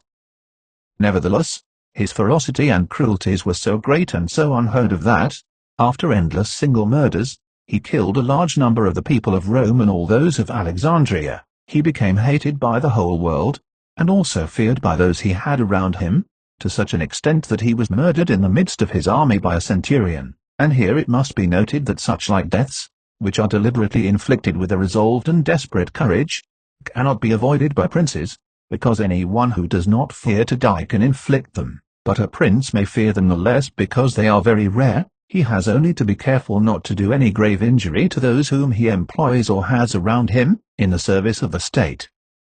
Antoninus had not taken this care, but had contumeliously killed a brother of that centurion, whom also he daily threatened, yet retained in his bodyguard, which, as it turned out, was a rash thing to do, and proved the emperor's ruin. But let us come to Commodus, to whom it should have been very easy to hold the empire, for, being the son of Marcus, he had inherited it, and he had only to follow in the footsteps of his father to please his people and soldiers, but, being by nature cruel and brutal, he gave himself up to amusing the soldiers and corrupting them, so that he might indulge his rapacity upon the people. On the other hand, not maintaining his dignity, often descending to the theatre to compete with gladiators, and doing other vile things, little worthy of the imperial majesty, he fell into contempt with the soldiers, and being hated by one party and despised by the other, he was conspired against and was killed. It remains to discuss the character of Maximinus. He was a very warlike man, and the armies, being disgusted with the effeminacy of Alexander, of whom I have already spoken, killed him and elected Maximinus to the throne. This he did not possess for long, for two things made him hated and despised: the one, his having kept sheep in Thrace, which brought him into contempt, it being well known to all, and considered a great indignity by every one, and the other, his having at the accession to his dominions deferred going to Rome and taking possession of the imperial seat. He had also gained a reputation for the utmost ferocity by having, through his prefects in Rome and elsewhere in the empire, practiced many cruelties, so that the whole world was moved to anger at the meanness of his birth. and to fear at his barbarity. First Africa rebelled, then the Senate with all the people of Rome, and all Italy conspired against him, to which may be added his own army. This latter, besieging Aquileia and meeting with difficulties in taking it, were disgusted with his cruelties, and fearing him less when they found so many against him, murdered him. I do not wish to discuss Heliogabalus, Macrinus, or Julian, who, being thoroughly contemptible, were quickly wiped out, but I will bring this discourse to a conclusion by saying that princes in our times have this difficulty of giving inordinate satisfaction to their soldiers in a far less degree, because, notwithstanding one has to give them some indulgence, that is soon done. None of these princes have armies that are veterans in the governance and administration of provinces, as were the armies of the Roman Empire, and whereas it was then more necessary to give satisfaction to the soldiers than to the people, it is now more necessary to all princes, except the Turk and the Sultan, to satisfy the people rather than the soldiers, because the people are the more powerful. From the above I have accepted the Turk, who always keeps round him 12,000 infantry and 15,000 cavalry on which depend the security and strength of the kingdom, and it is necessary that, putting aside every consideration for the people, he should keep them his friends. The kingdom of the Sultan is similar, being entirely in the hands of soldiers. It follows again that, without regard to the people, he must keep them his friends. But you must note that the state of the Sultan is unlike all other principalities, for the reason that it is like the Christian pontificate, which cannot be called either an hereditary or a newly formed principality, because the sons of the old prince are not the heirs, but he who is elected to that position by those who have authority, and the sons remain only noblemen, and this being an ancient custom, it cannot be called a new principality, because there are none of those difficulties in it that are met with in new ones, for although the prince is new, the constitution of the state is old, and it is framed so as to receive him as if he were its hereditary lord. But returning to the subject of our discourse, I say that whoever will consider it will acknowledge that either hatred or contempt has been fatal to the above-named emperors, and it will be recognized also how it happened that, a number of them acting in one way and a number in another, only one in each way came to a happy end and the rest to unhappy ones. Because it would have been useless and dangerous for Pertinax and Alexander, being new princes, to imitate Marcus, who was heir to the principality, and likewise it would have been utterly destructive to Caracalla, Commodus, and Maximinus to have imitated Severus, they not having sufficient valor to enable them to tread in his footsteps. Therefore a prince, new to the principality, cannot imitate the actions of Marcus, nor, again, is it necessary to follow those of Severus, but he ought to take from Severus those parts which are necessary to found his state, and from Marcus those which are proper and glorious to keep a state, that may already be stable and firm. XX are fortresses, and many other things to which princes often resort, advantageous or hurtful. 1. Some princes, so as to hold securely the state, have disarmed their subjects, others have kept their subject towns distracted by factions, others have fostered enmities against themselves, others have laid themselves out to gain over those whom they distrusted in the beginning of their governments, some have built fortresses, some have overthrown and destroyed them, and although one cannot give a final judgment on all of these things, unless one possesses the particulars of those states in which a decision has to be made, nevertheless I will speak as comprehensively as the matter of itself will admit. 2. There never was a new prince who has disarmed his subjects, rather when he has found them disarmed he has always armed them, because, by arming them, those arms become yours, those men who were distrusted become faithful, and those who were faithful are kept so, and your subjects become your adherents. And whereas all subjects cannot be armed, yet when those whom you do arm are benefited, the others can be handled more freely, and this difference in their treatment, which they quite understand, makes the former your dependents, and the latter, considering it to be necessary that those who have the most danger and service, should have the most reward, excuse you. But when you disarm them, you at once offend them by showing that you distrust them, either for cowardice or for want of loyalty, and either of these opinions breeds hatred against you.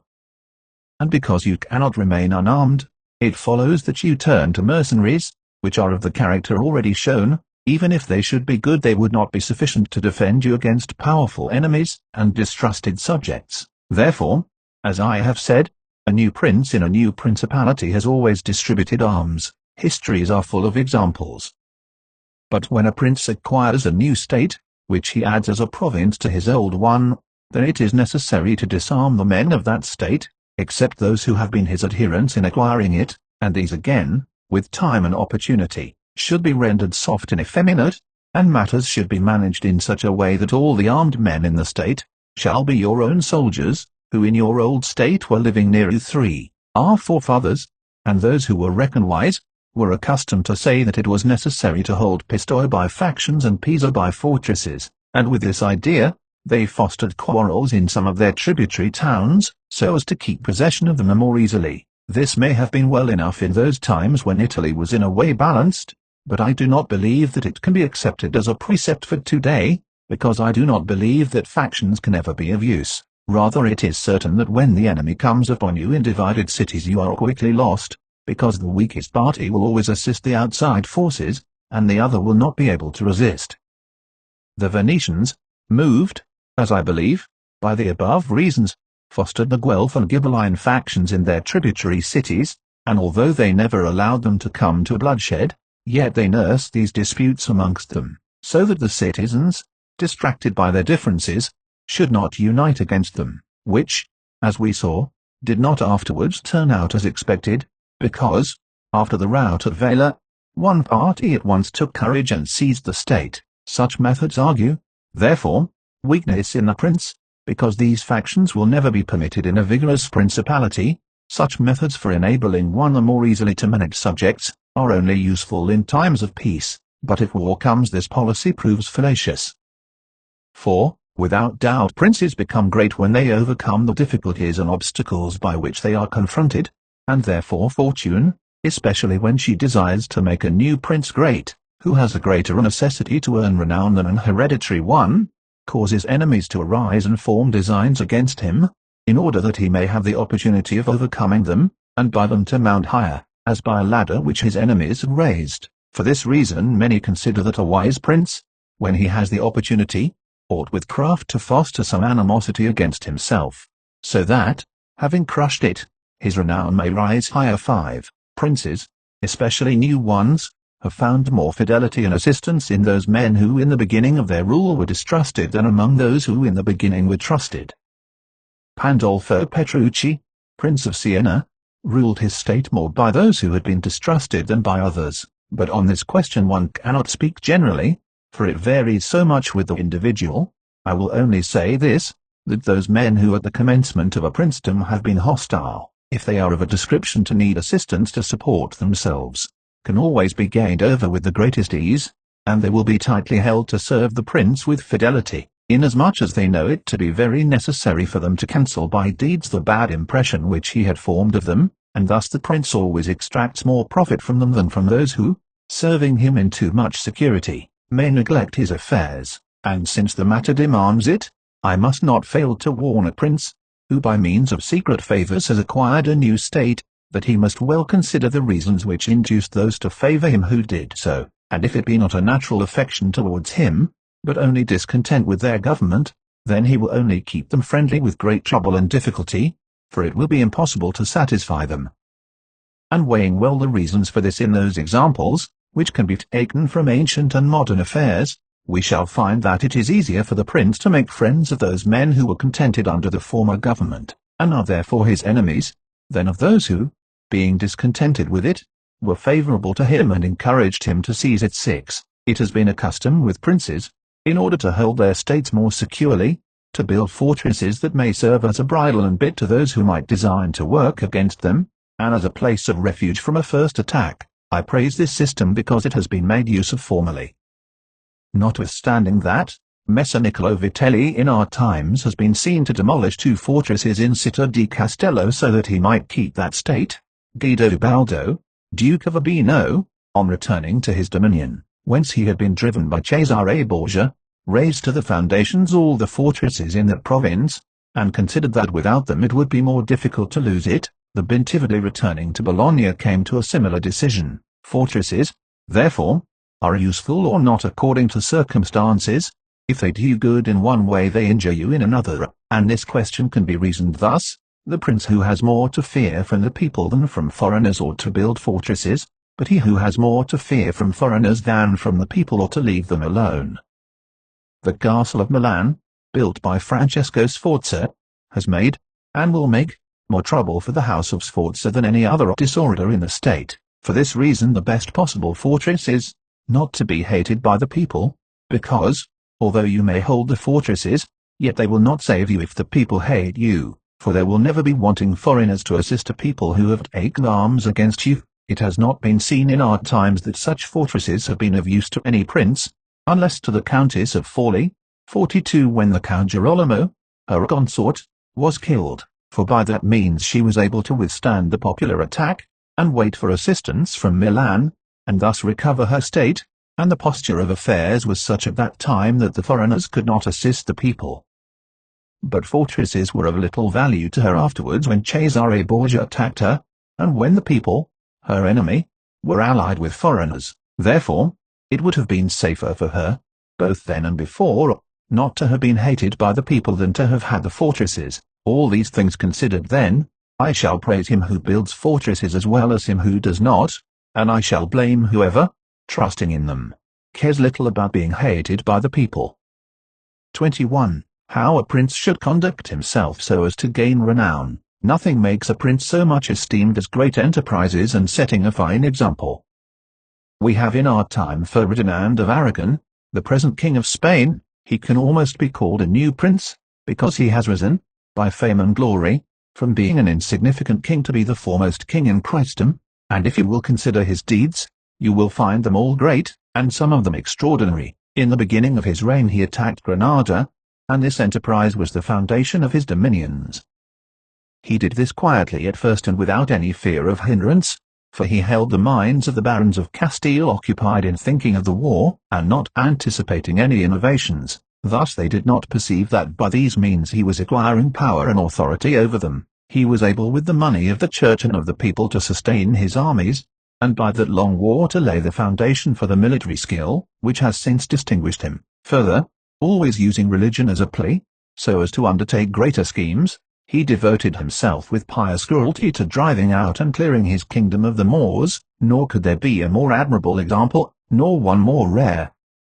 Under this same cloak he assailed Africa, he came down on Italy, he has finally attacked France, and thus his achievements and designs have always been great, and have kept the minds of his people in suspense and admiration, and occupied with the issue of them, and his actions have arisen in such a way, one out of the other, that men have never been given time to work steadily against him. Again, it much assists a prince to set unusual examples in internal affairs, similar to those which are related of Messer Bernabo de Milano, who, when he had the opportunity, by any one in civil life doing some extraordinary thing, either good or bad, would take some method of rewarding or punishing him, which would be much spoken about.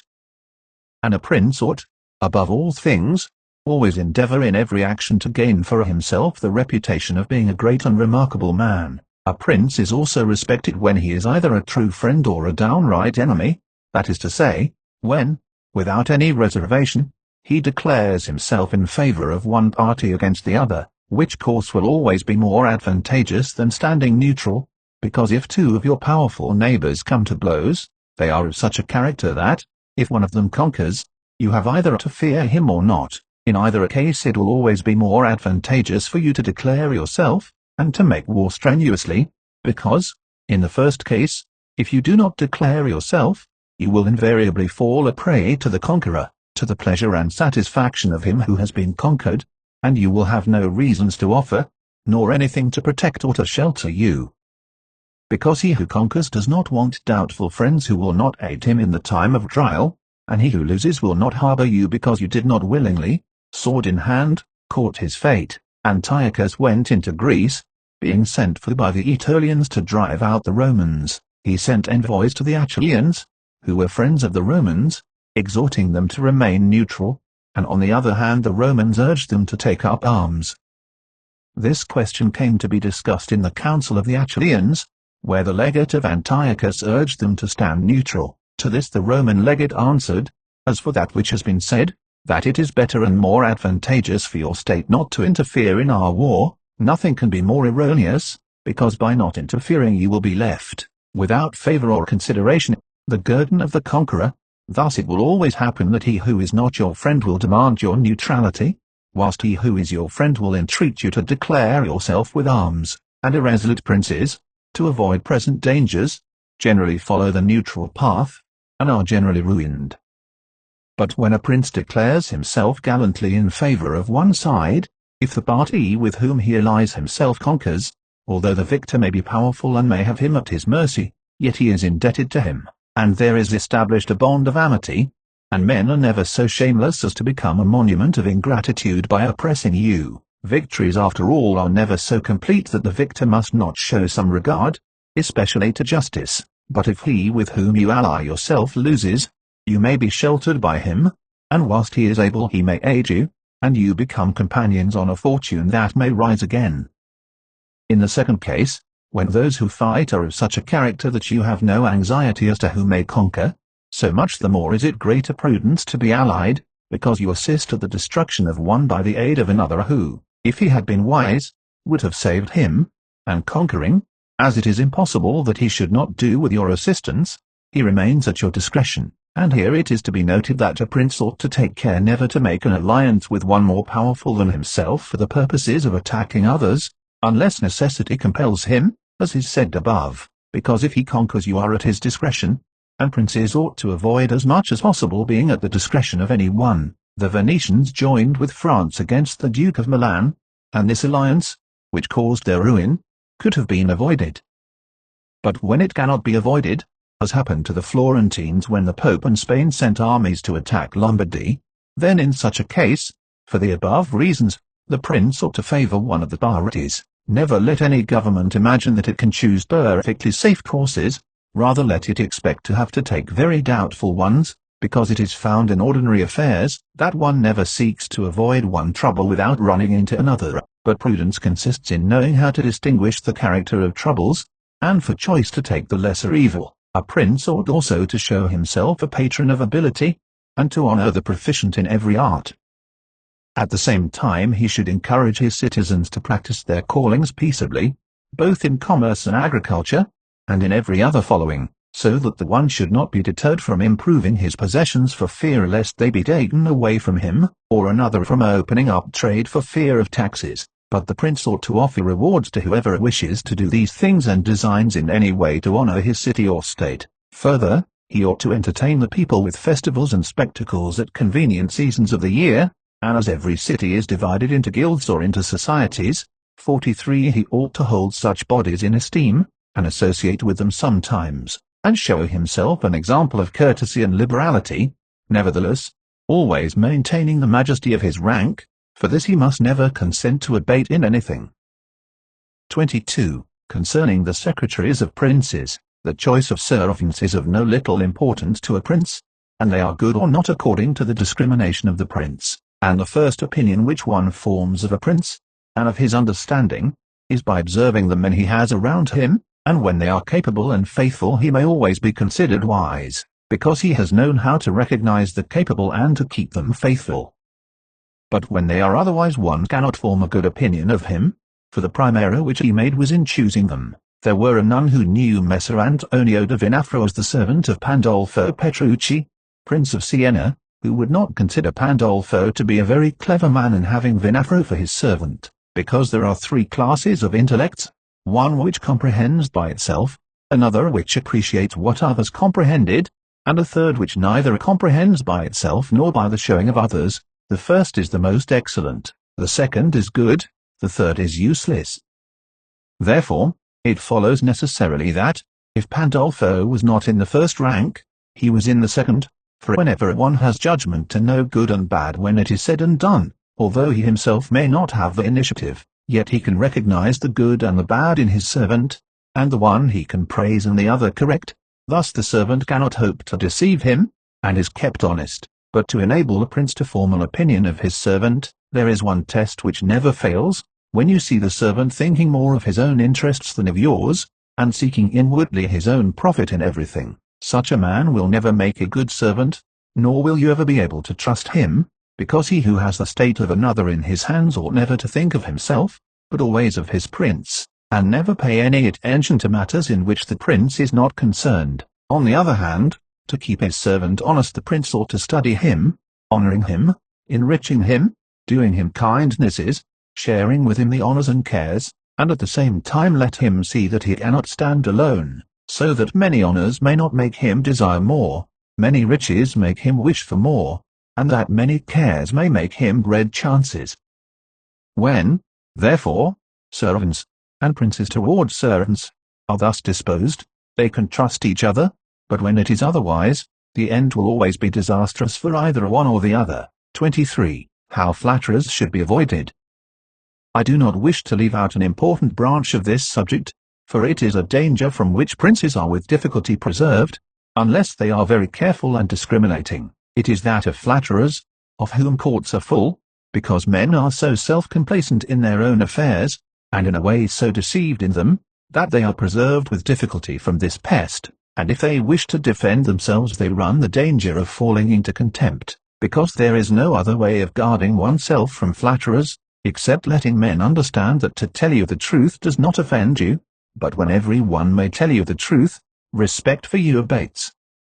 Therefore a wise prince ought to hold a third course by choosing the wise men in his state, and giving to them only the liberty of speaking the truth to him, and then only of those things of which he inquires, and of none others, but he ought to question them upon everything, and listen to their opinions, and afterwards form his own conclusions. With these counselors, separately and collectively, he ought to carry himself in such a way that each of them should know that, the more freely he shall speak, the more he shall be preferred. Outside of these, he should listen to no one, pursue the thing resolved on, and be steadfast in his resolutions. He who does otherwise is either overthrown by flatterers, or is so often changed by varying opinions that he falls into contempt.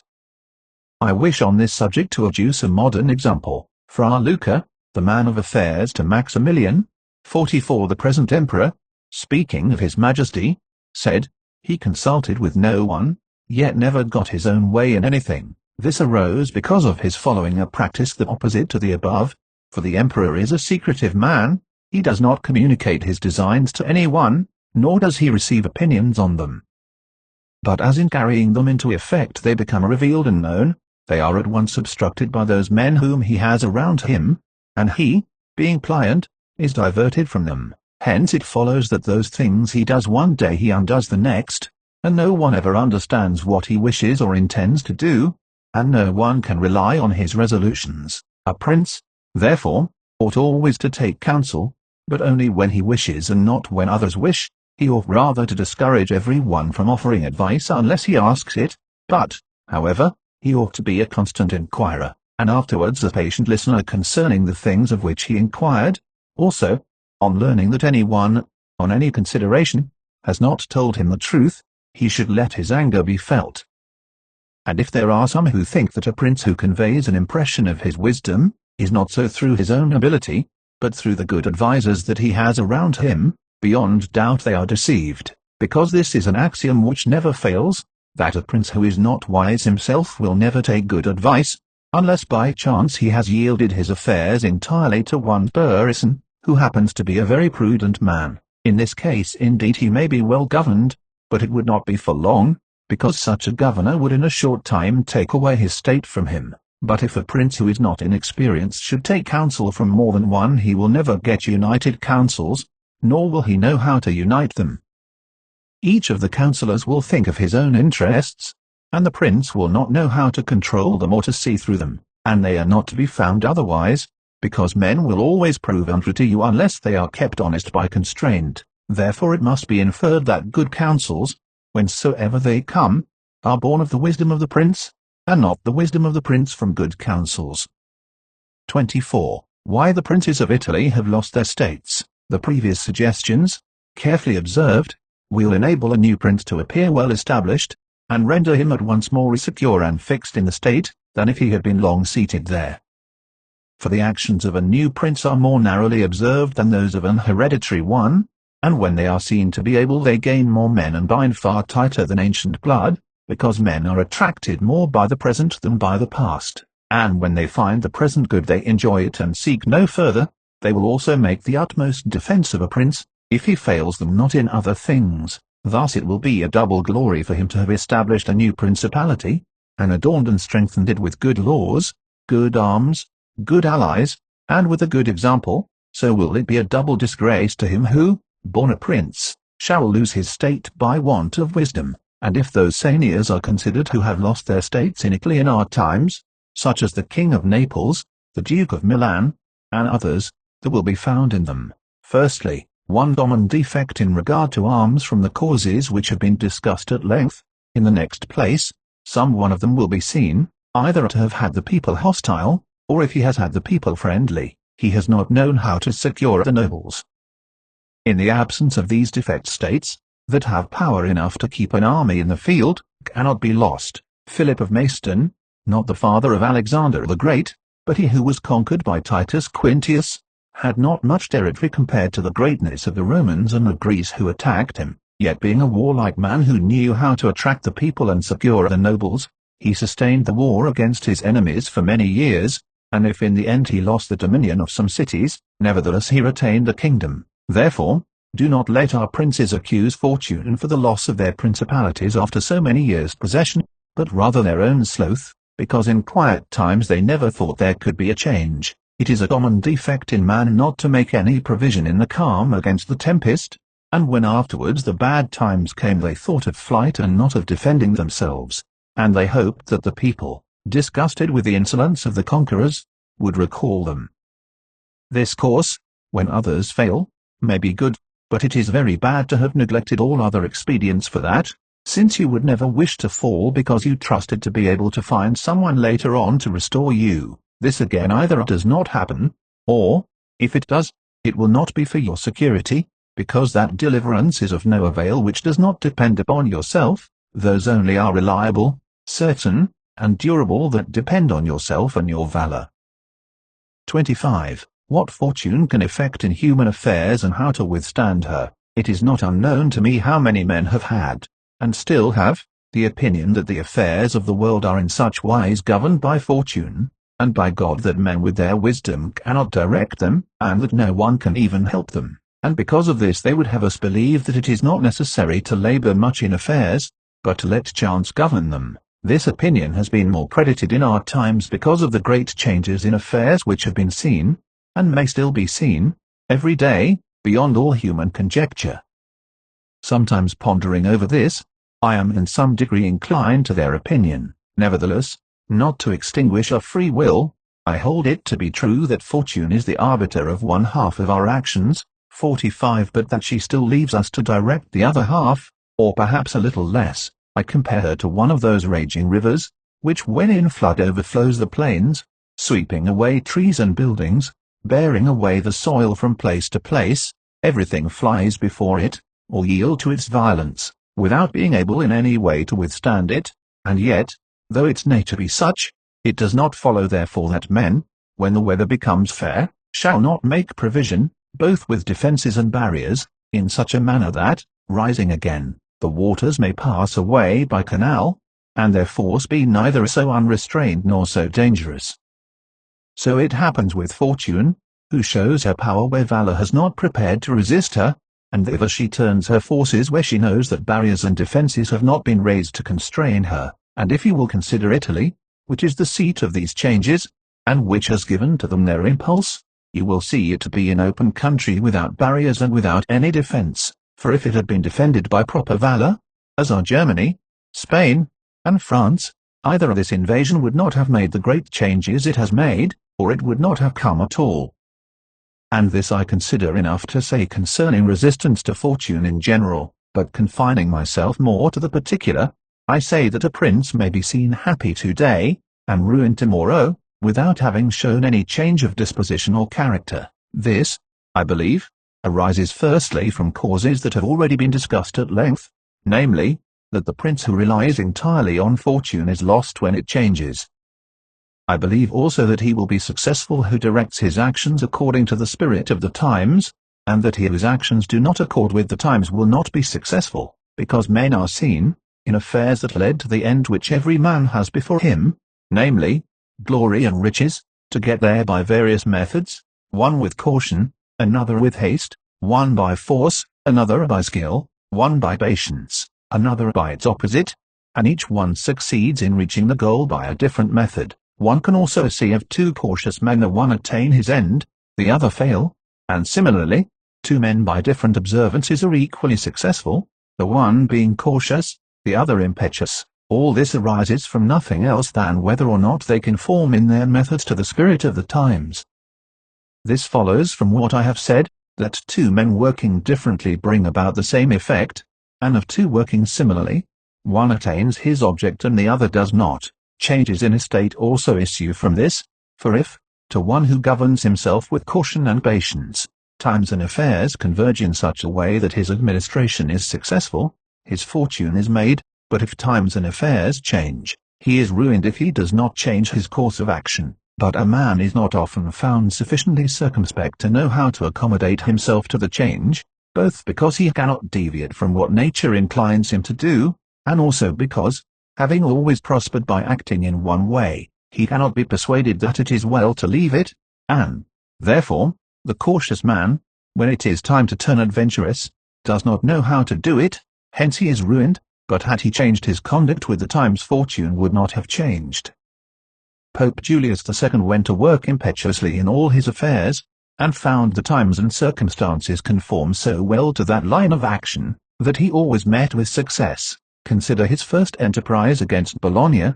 Messer Giovanni Bentivogli being still alive, the Venetians were not agreeable to it, nor was the King of Spain, and he had the enterprise still under discussion with the King of France. Nevertheless he personally entered upon the expedition with his accustomed boldness and energy, a move which made Spain and the Venetians stand irresolute and passive, the latter from fear, the former from desire to recover the kingdom of Naples.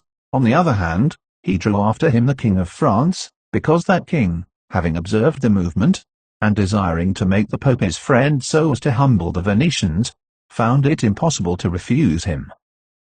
Therefore Julius with his impetuous action accomplished what no other pontiff with simple human wisdom could have done, for if he had waited in Rome until he could get away, with his plans arranged and everything fixed, as any other pontiff would have done, he would never have succeeded, because the King of France would have made 1,000 excuses, and the others would have raised 1,000 fears. I will leave his other actions alone, as they were all alike, and they all succeeded, for the shortness of his life did not let him experience the contrary, but if circumstances had arisen which required him to go cautiously, his ruin would have followed, because he would never have deviated from those ways to which nature inclined him.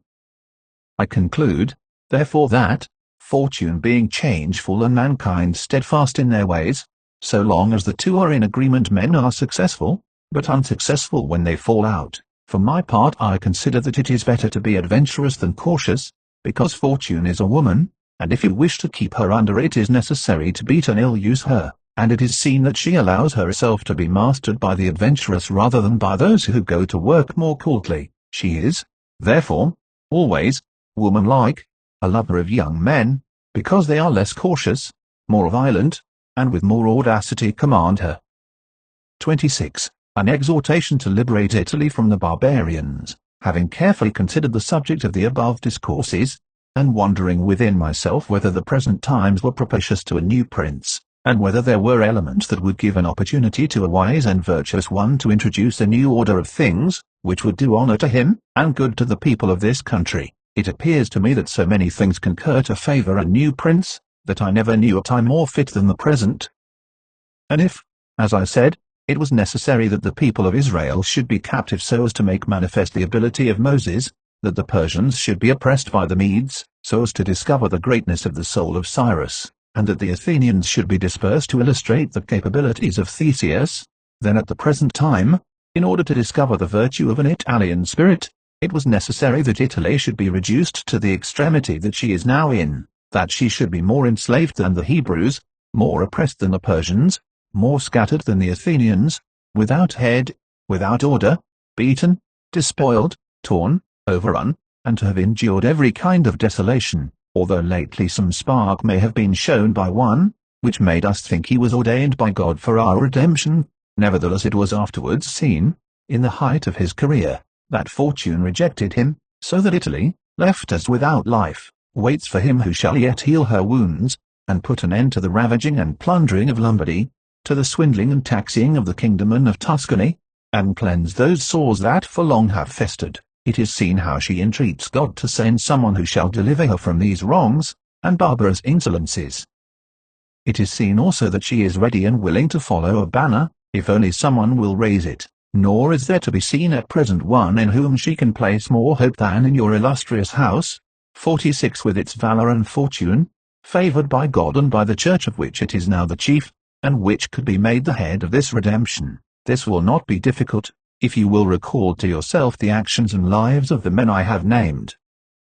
And although they were great and wonderful men, yet they were men, and each one of them had no more opportunity than the present offers, for their enterprises were neither more just nor easier than this, nor was God more their friend than he is yours. With us there is great justice, because that war is just which is necessary, and arms are hallowed when there is no other hope but in them. Here there is the greatest willingness, and where the willingness is great the difficulties cannot be great, if you will only follow those men to whom I have directed your attention.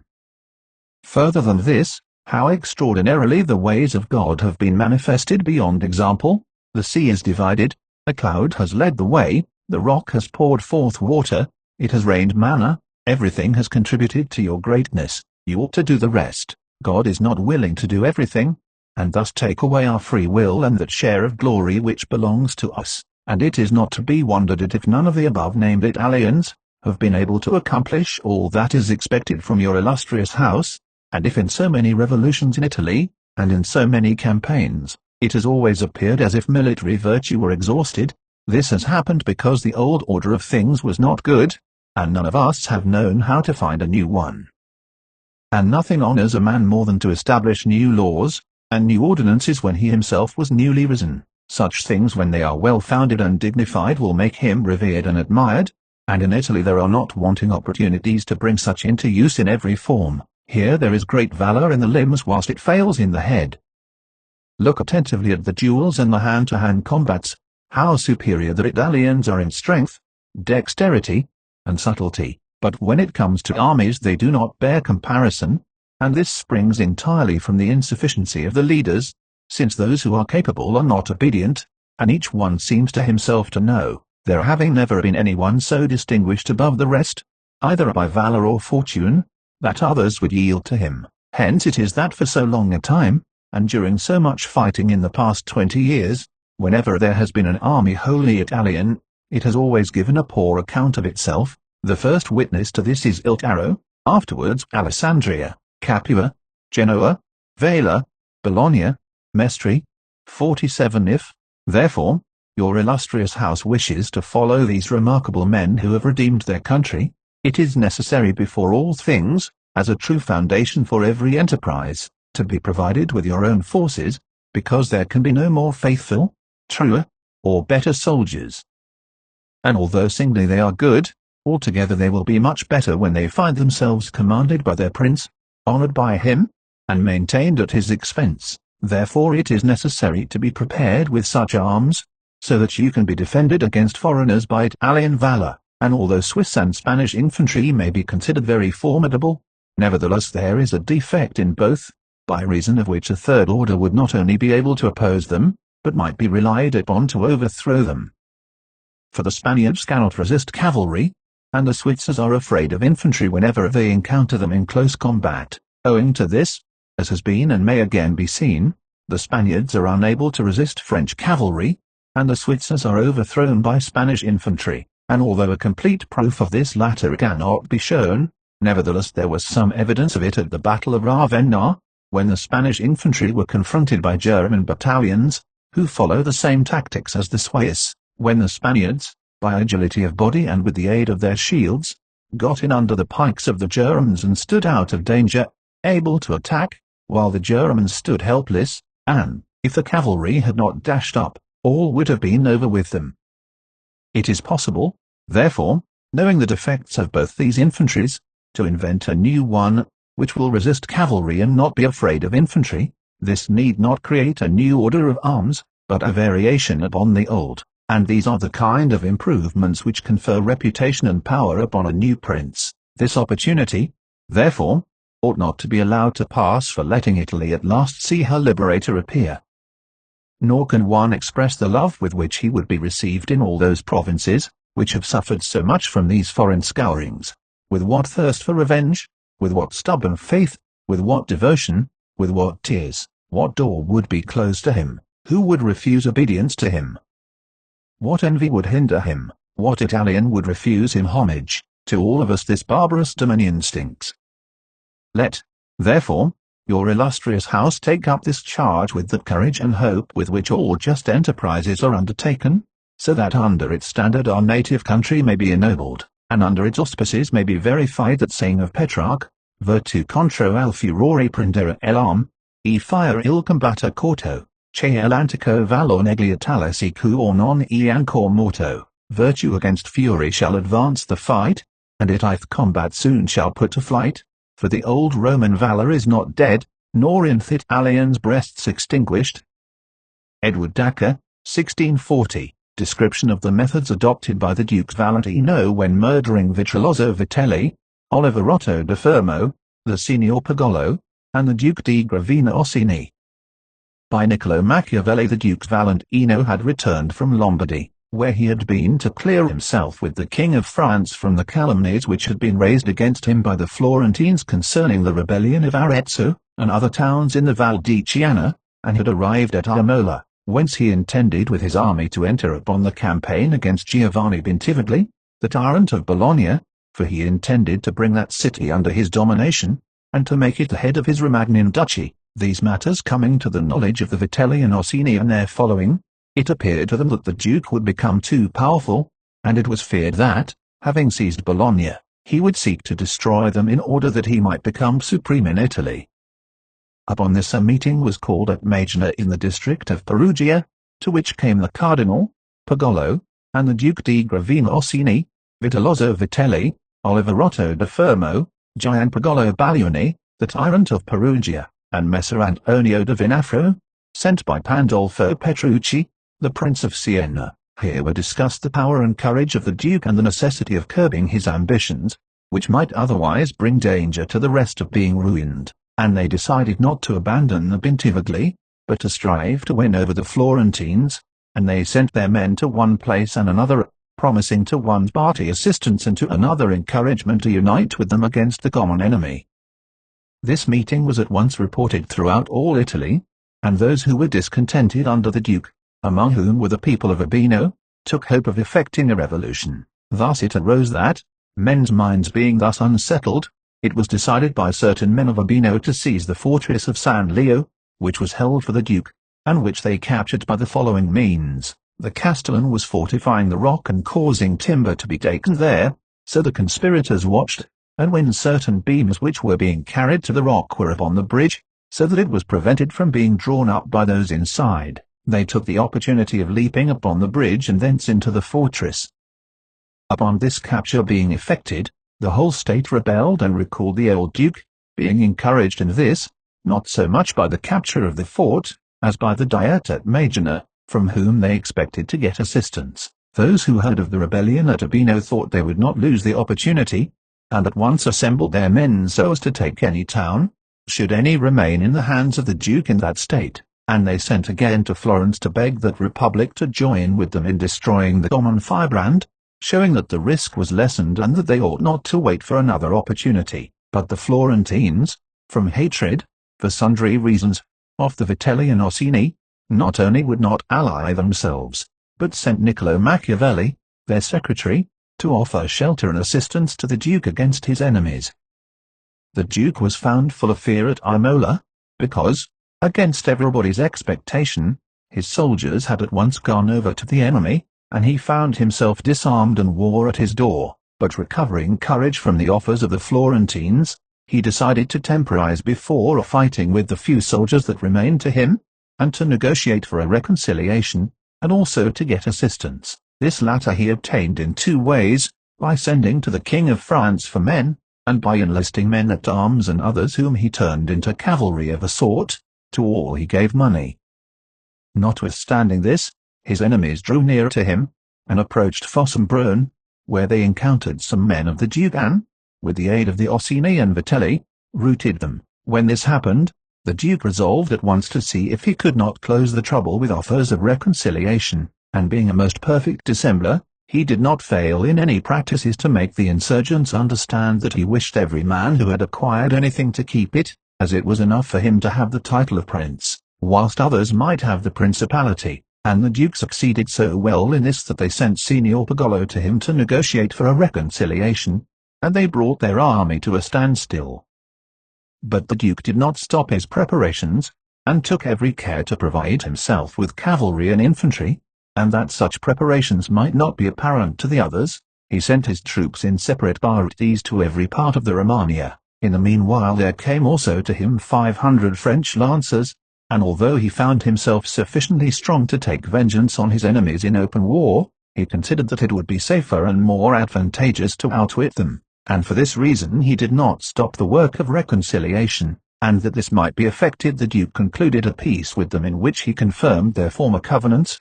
He gave them 4,000 ducats at once, he promised not to injure them intimately, and he formed an alliance with Giovanni, and moreover he would not force them to come personally into his presence, unless it pleased them to do so.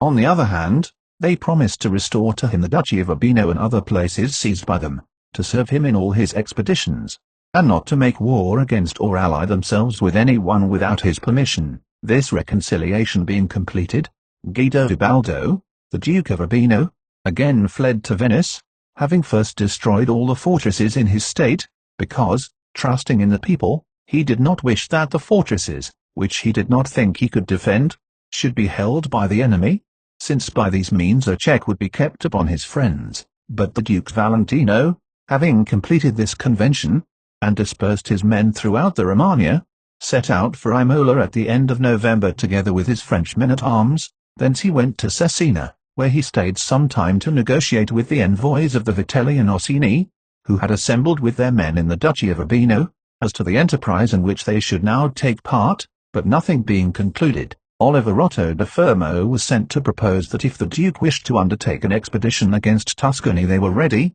if he did not wish it, then they would besiege Sinigalia.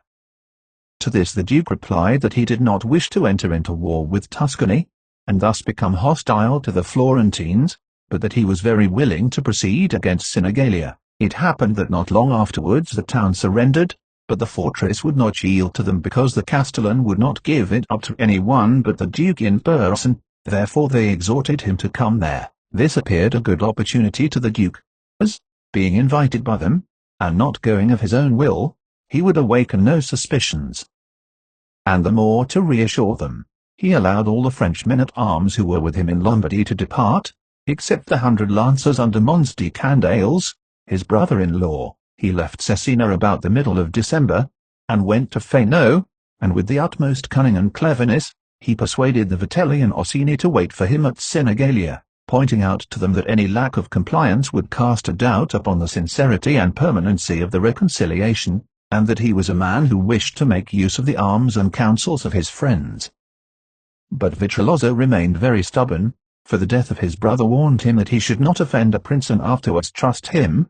Nevertheless, persuaded by Pagolo Orsini, whom the Duke had corrupted with gifts and promises, he agreed to wait. Upon this the Duke, before his departure from Fano, which was to be on the 30th of December 1502, communicated his designs to 8 of his most trusted followers, among whom were Don Michele and the Monsignor di Una, who was afterwards cardinal, and he ordered that, as soon as Vitrolazzo, Pagolo Orsini, the Duke di Gravina, and Oliverotto should arrive, his followers in pairs should take them one by one, entrusting certain men to certain pairs, who should entertain them until they reached Sinigalia, nor should they be permitted to leave until they came to the Duke's quarters, where they should be seized. The Duke afterwards ordered all his horsemen and infantry, of which there were more than 2,000 cavalry and 10,000 footmen, to assemble by daybreak at the Metauro, a river 5 miles distant from Fano, and await him there.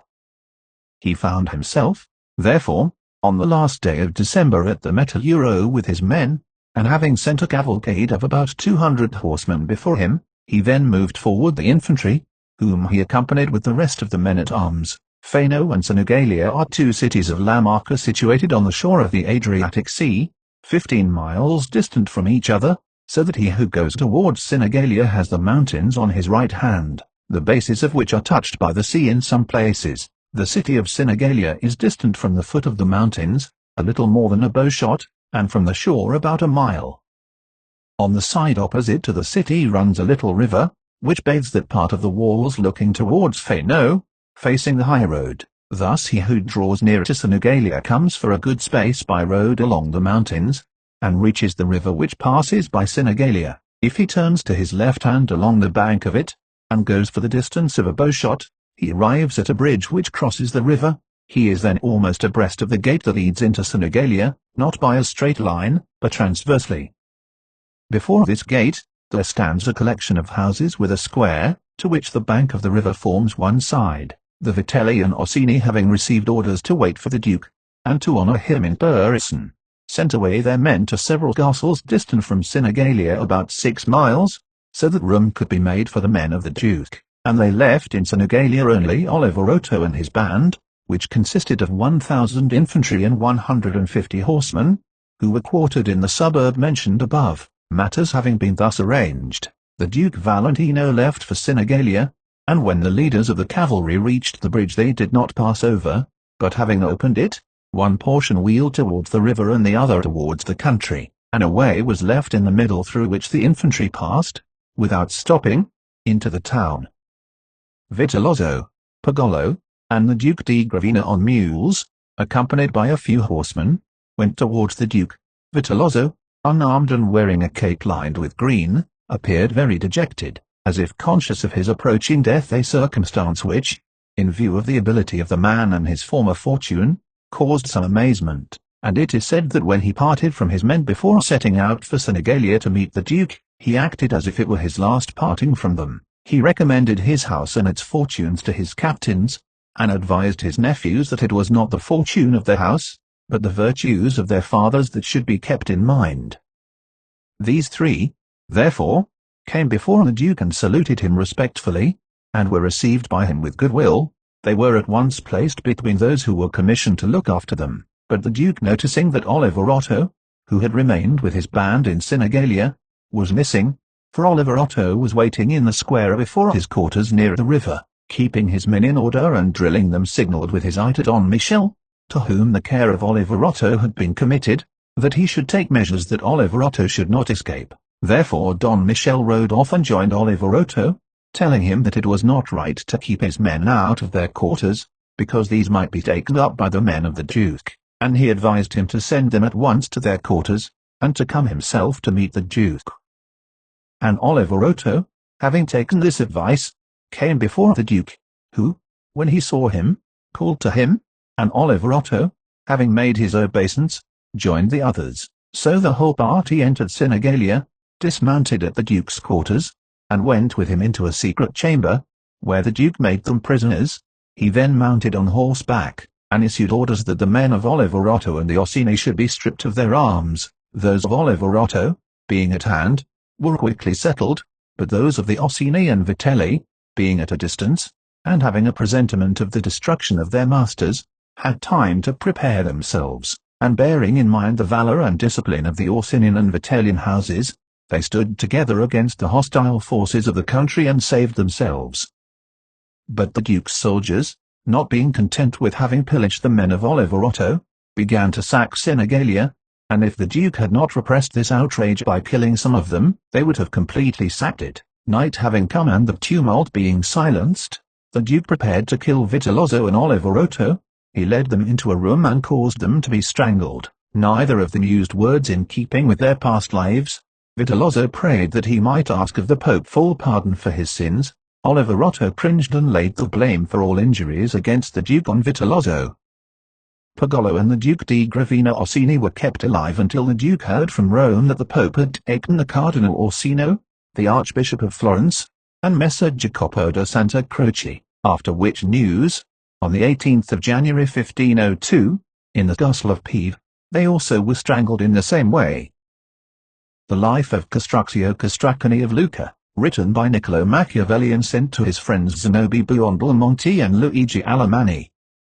Castruccio Castracani 1284 to 1328. It appears, dearest Zanobi and Luigi, A wonderful thing to those who have considered the matter, that all men, or the larger number of them, who have performed great deeds in the world, and excelled all others in their day, have had their birth and beginning in baseness and obscurity, or have been aggrieved by fortune in some outrageous way. They have either been exposed to the mercy of wild beasts, or they have had so mean a parentage that in shame they have given themselves out to be sons of Jove, or of some other deity. It would be wearisome to relate who these persons may have been because they are well known to everybody, and, as such tales would not be particularly edifying to those who read them, they are omitted. I believe that these lowly beginnings of great men occur because fortune is desirous of showing to the world that such men owe much to her and little to wisdom, because she begins to show her hand when wisdom can really take no part in their career. Thus all success must be attributed to her. Castruccio Castracani of Lucca was one of those men who did great deeds, if he is measured by the times in which he lived and the city in which he was born, but, like many others, he was neither fortunate nor distinguished in his birth, as the course of this history will show. It appeared to be desirable to recall his memory, because I have discerned in him such indications of valor and fortune, as should make him a great exemplar to men. I think also that I ought to call your attention to his actions, because you of all men I know delight most in noble deeds. The family of Castracani was formerly numbered among the noble families of Lucca, but in the days of which I speak it had somewhat fallen in estate, as so often happens in this world. To this family was born a son Antonio, who became a priest of the order of San Michele of Lucca, and for this reason was honored with the title of Messer Antonio. He had an only sister, who had been married to Buonaccorso Senami, but Buonaccorso dying she became a widow, and not wishing to marry again went to live with her brother. Messer Antonio had a vineyard behind the house where he resided, and as it was bounded on all sides by gardens, any person could have access to it without difficulty.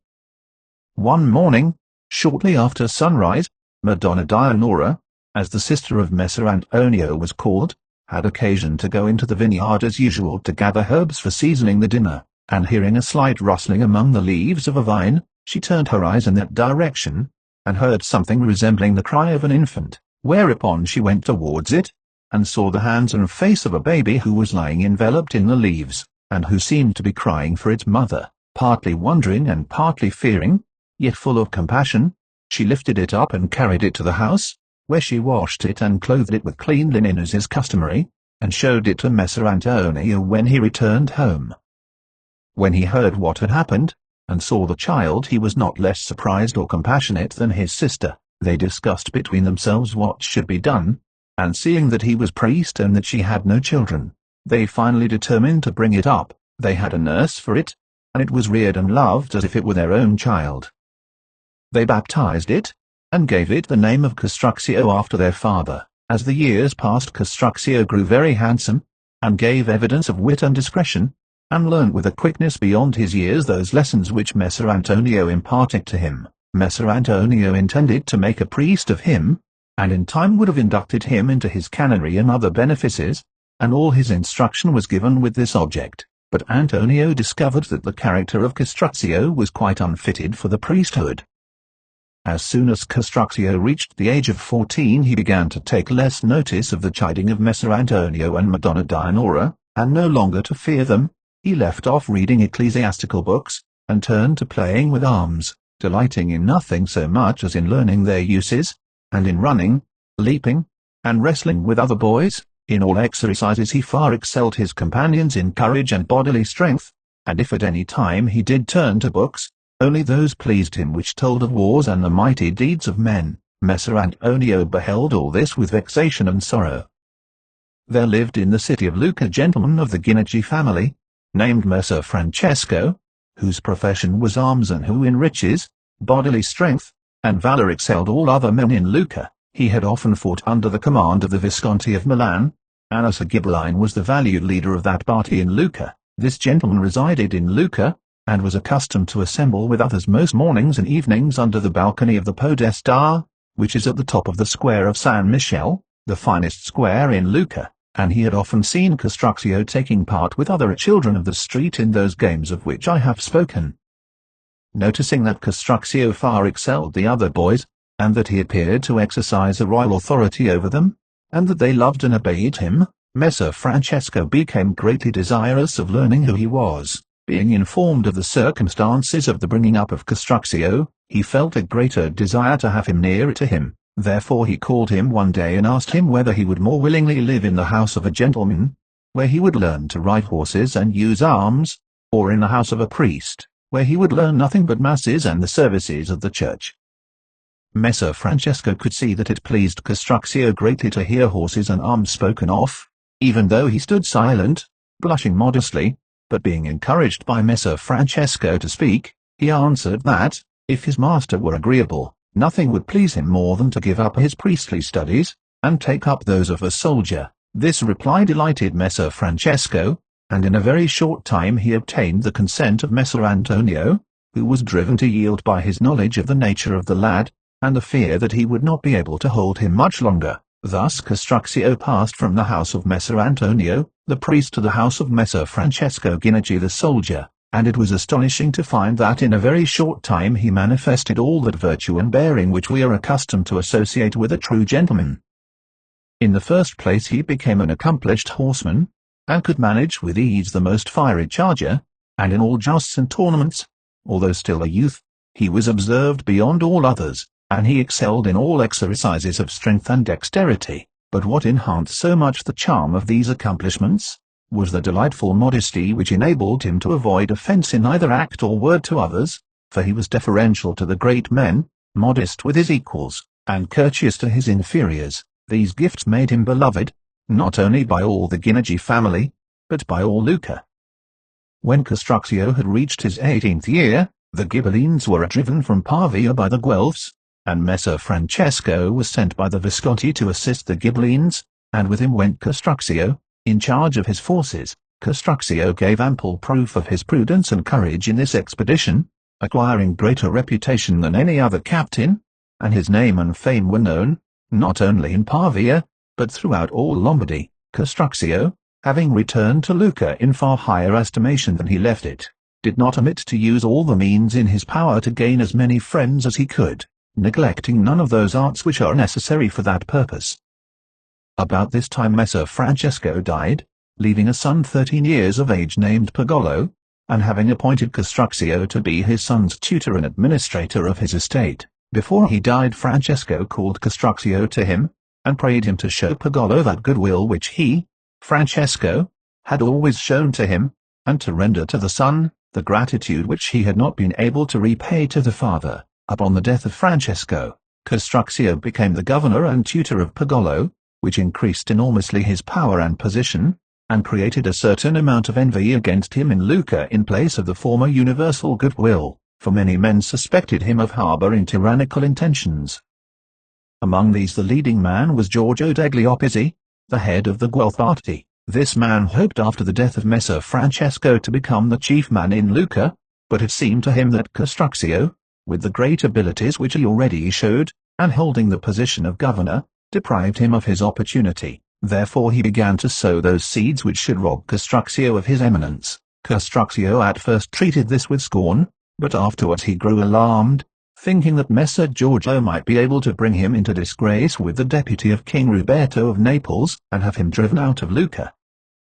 The lord of Pisa at that time was Uguccione of the Fagiuola of Arezzo, who being in the first place elected their captain afterwards became their lord. There resided in Paris some exiled Ghibellines from Lucca, with whom Castruccio held communications with the object of effecting their restoration by the help of Uguccione. Castruccio also brought into his plans friends from Lucca, who would not endure the authority of the Opizi.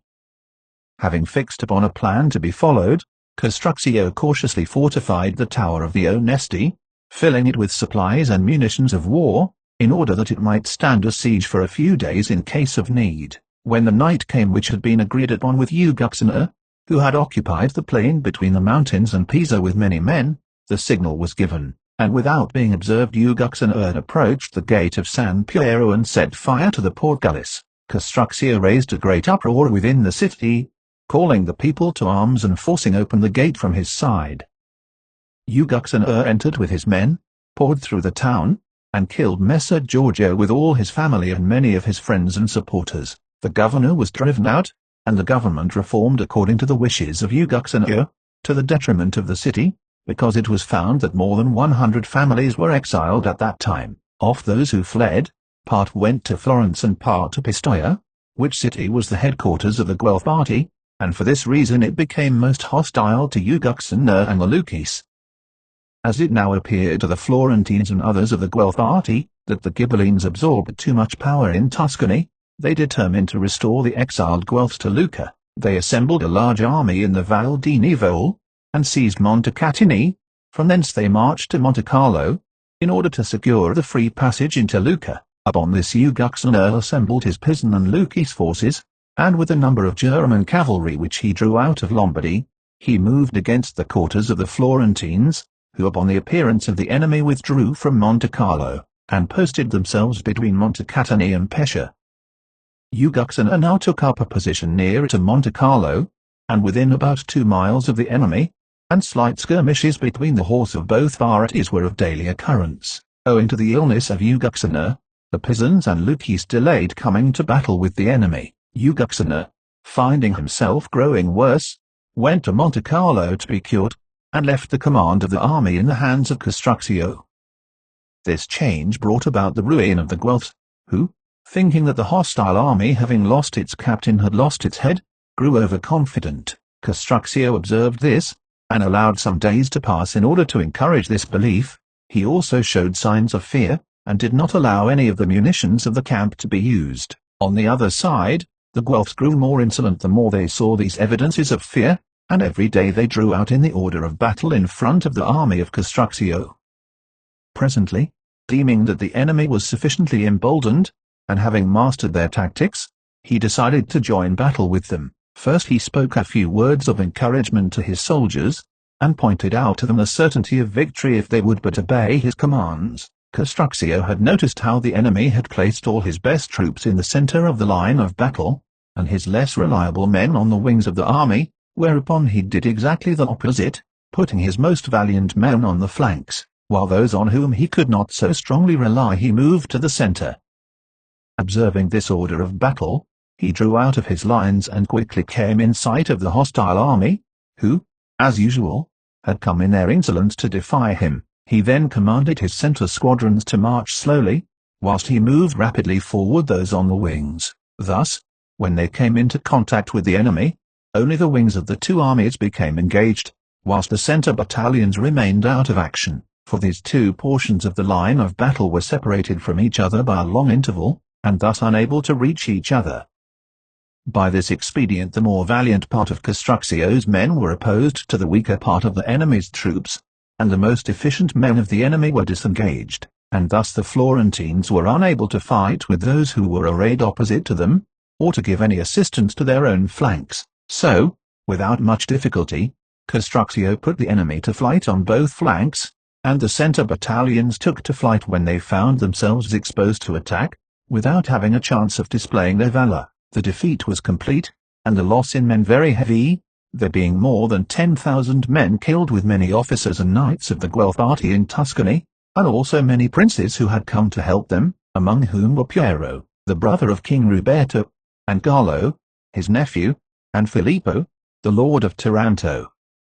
On the part of Castruccio the loss did not amount to more than 300 men, among whom was Francesco, the son of Uguxaner, who, being young and rash, was killed in the first onset. This victory so greatly increased the reputation of Castruccio, that Uguxaner conceived some jealousy and suspicion of him, because it appeared to Uguxaner that this victory had given him no increase of power, but rather than diminished it. Being of this mind, he only waited for an opportunity to give effect to it.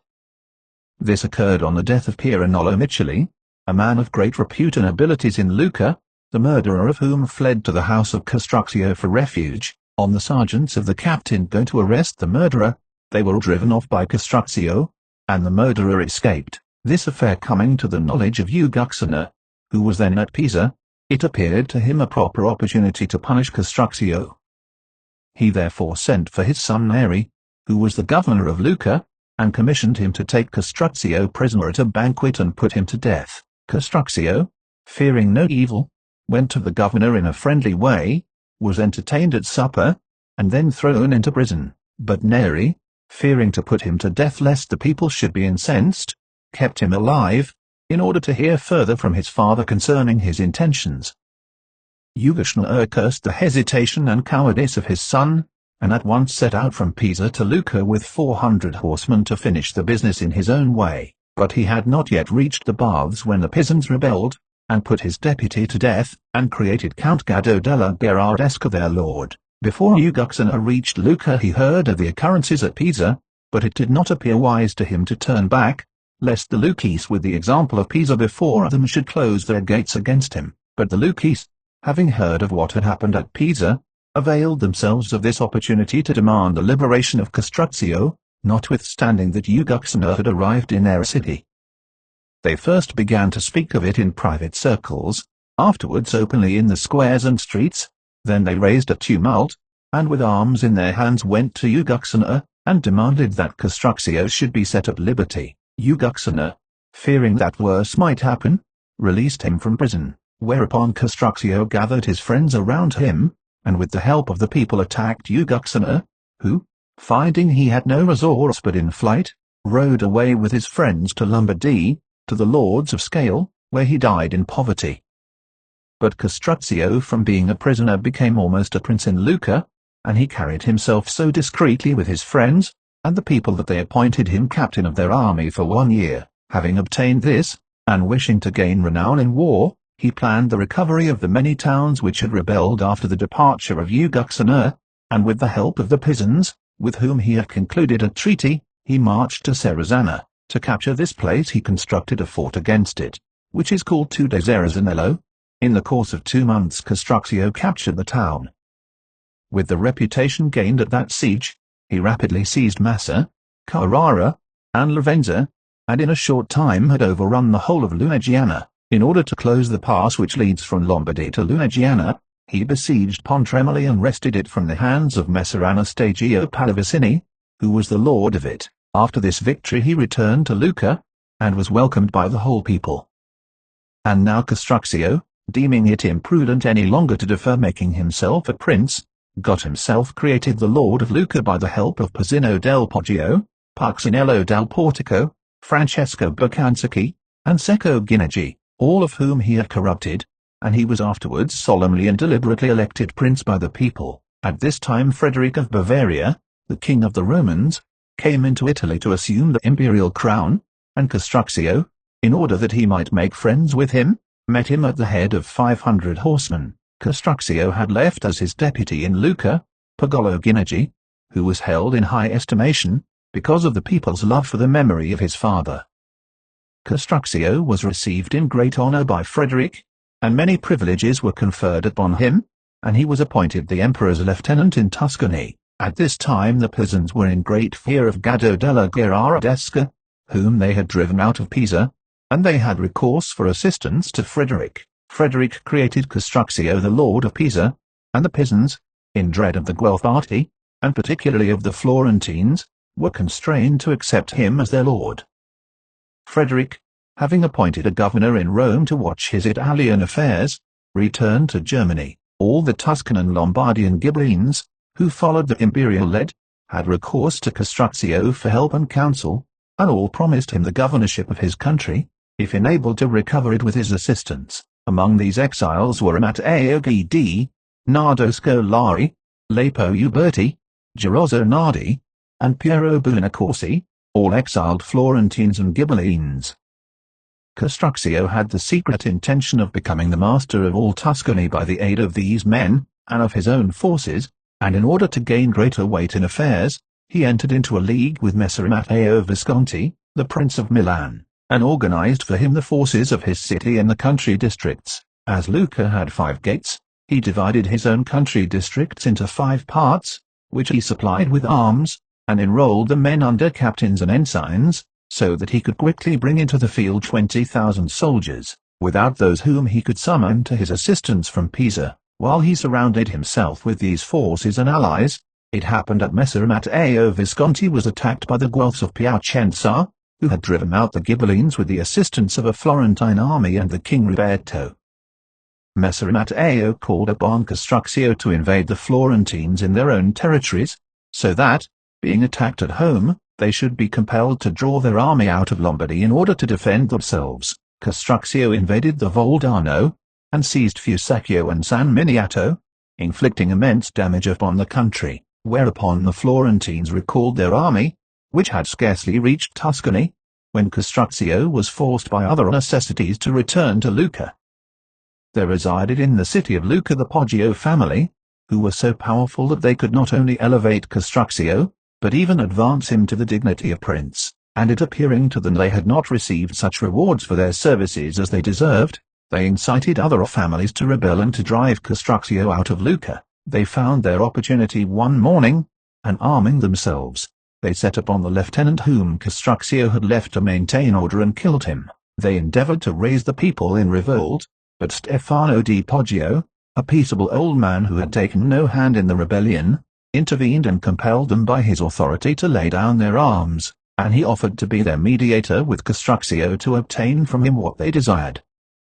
Therefore they laid down their arms with no greater intelligence than they had taken them up. Castruccio, having heard the news of what had happened at Lucca, at once put Pagolo Ginigi in command of the army, and with a troop of cavalry set out for home. Contrary to his expectations, he found the rebellion at an end, yet he posted his men in the most advantageous places throughout the city. As it appeared to Stefano that Castruccio ought to be very much obliged to him, he sought him out, and without saying anything on his own behalf, for he did not recognize any need for doing so, he begged Castruccio to pardon the other members of his family by reason of their youth, their former friendships, and the obligations which Castruccio was under to their house. To this Castruccio graciously responded, and begged Stefano to reassure himself, declaring that it gave him more pleasure to find the tumult at an end, than it had ever caused him anxiety to hear of its inception. He encouraged Stefano to bring his family to him, saying that he thanked God for having given him the opportunity of showing his clemency and liberality. Upon the word of Stefano and Castruccio they surrendered, and with Stefano were immediately thrown into prison and put to death. Meanwhile the Florentines had recovered San Miniato, whereupon it seemed advisable to Castruccio to make peace, as it did not appear to him that he was sufficiently secure at Lucca to leave him. He approached the Florentines with the proposal of a truce, which they readily entertained, for they were weary of the war, and desirous of getting rid of the expenses of it. A treaty was concluded with them for 2 years, by which both parties agreed to keep the conquests they had made. Castruccio, thus released from this trouble, turned his attention to affairs in Lucca, and in order that he should not again be subject to the perils from which he had just escaped, he, under various pretenses and reasons, first wiped out all those who by their ambition might aspire to the principality, not sparing one of them, but depriving them of country and property, and those whom he had in his hands of life also, stating that he had found by experience that none of them were to be trusted. Then for his further security, he raised a fortress in Lucca with the stones of the towers of those whom he had killed or hunted out of the state. Whilst Castruccio made peace with the Florentines, and strengthened his position in Lucca, he neglected no opportunity, short of open war, of increasing his importance elsewhere. It appeared to him that if he could get possession of Pistoia, he would have one foot in Florence, which was his great desire. He, therefore, in various ways made friends with the mountaineers, and worked matters so in Pistoia that both parties confided their secrets to him. Pistoia was divided, as it always had been, into the Bianchi and Neri parties.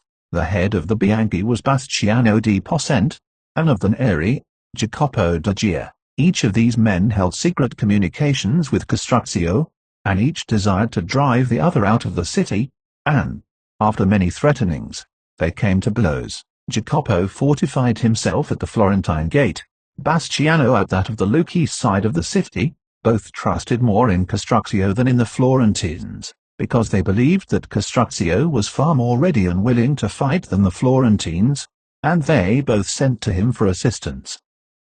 He gave promises to both, saying to Bastiano that he would come in person, and to Jacopo that he would send his pupil, Pagolo Ginigi. At the appointed time he sent forward Pagolo by way of Pisa, and went himself direct to Pistoia.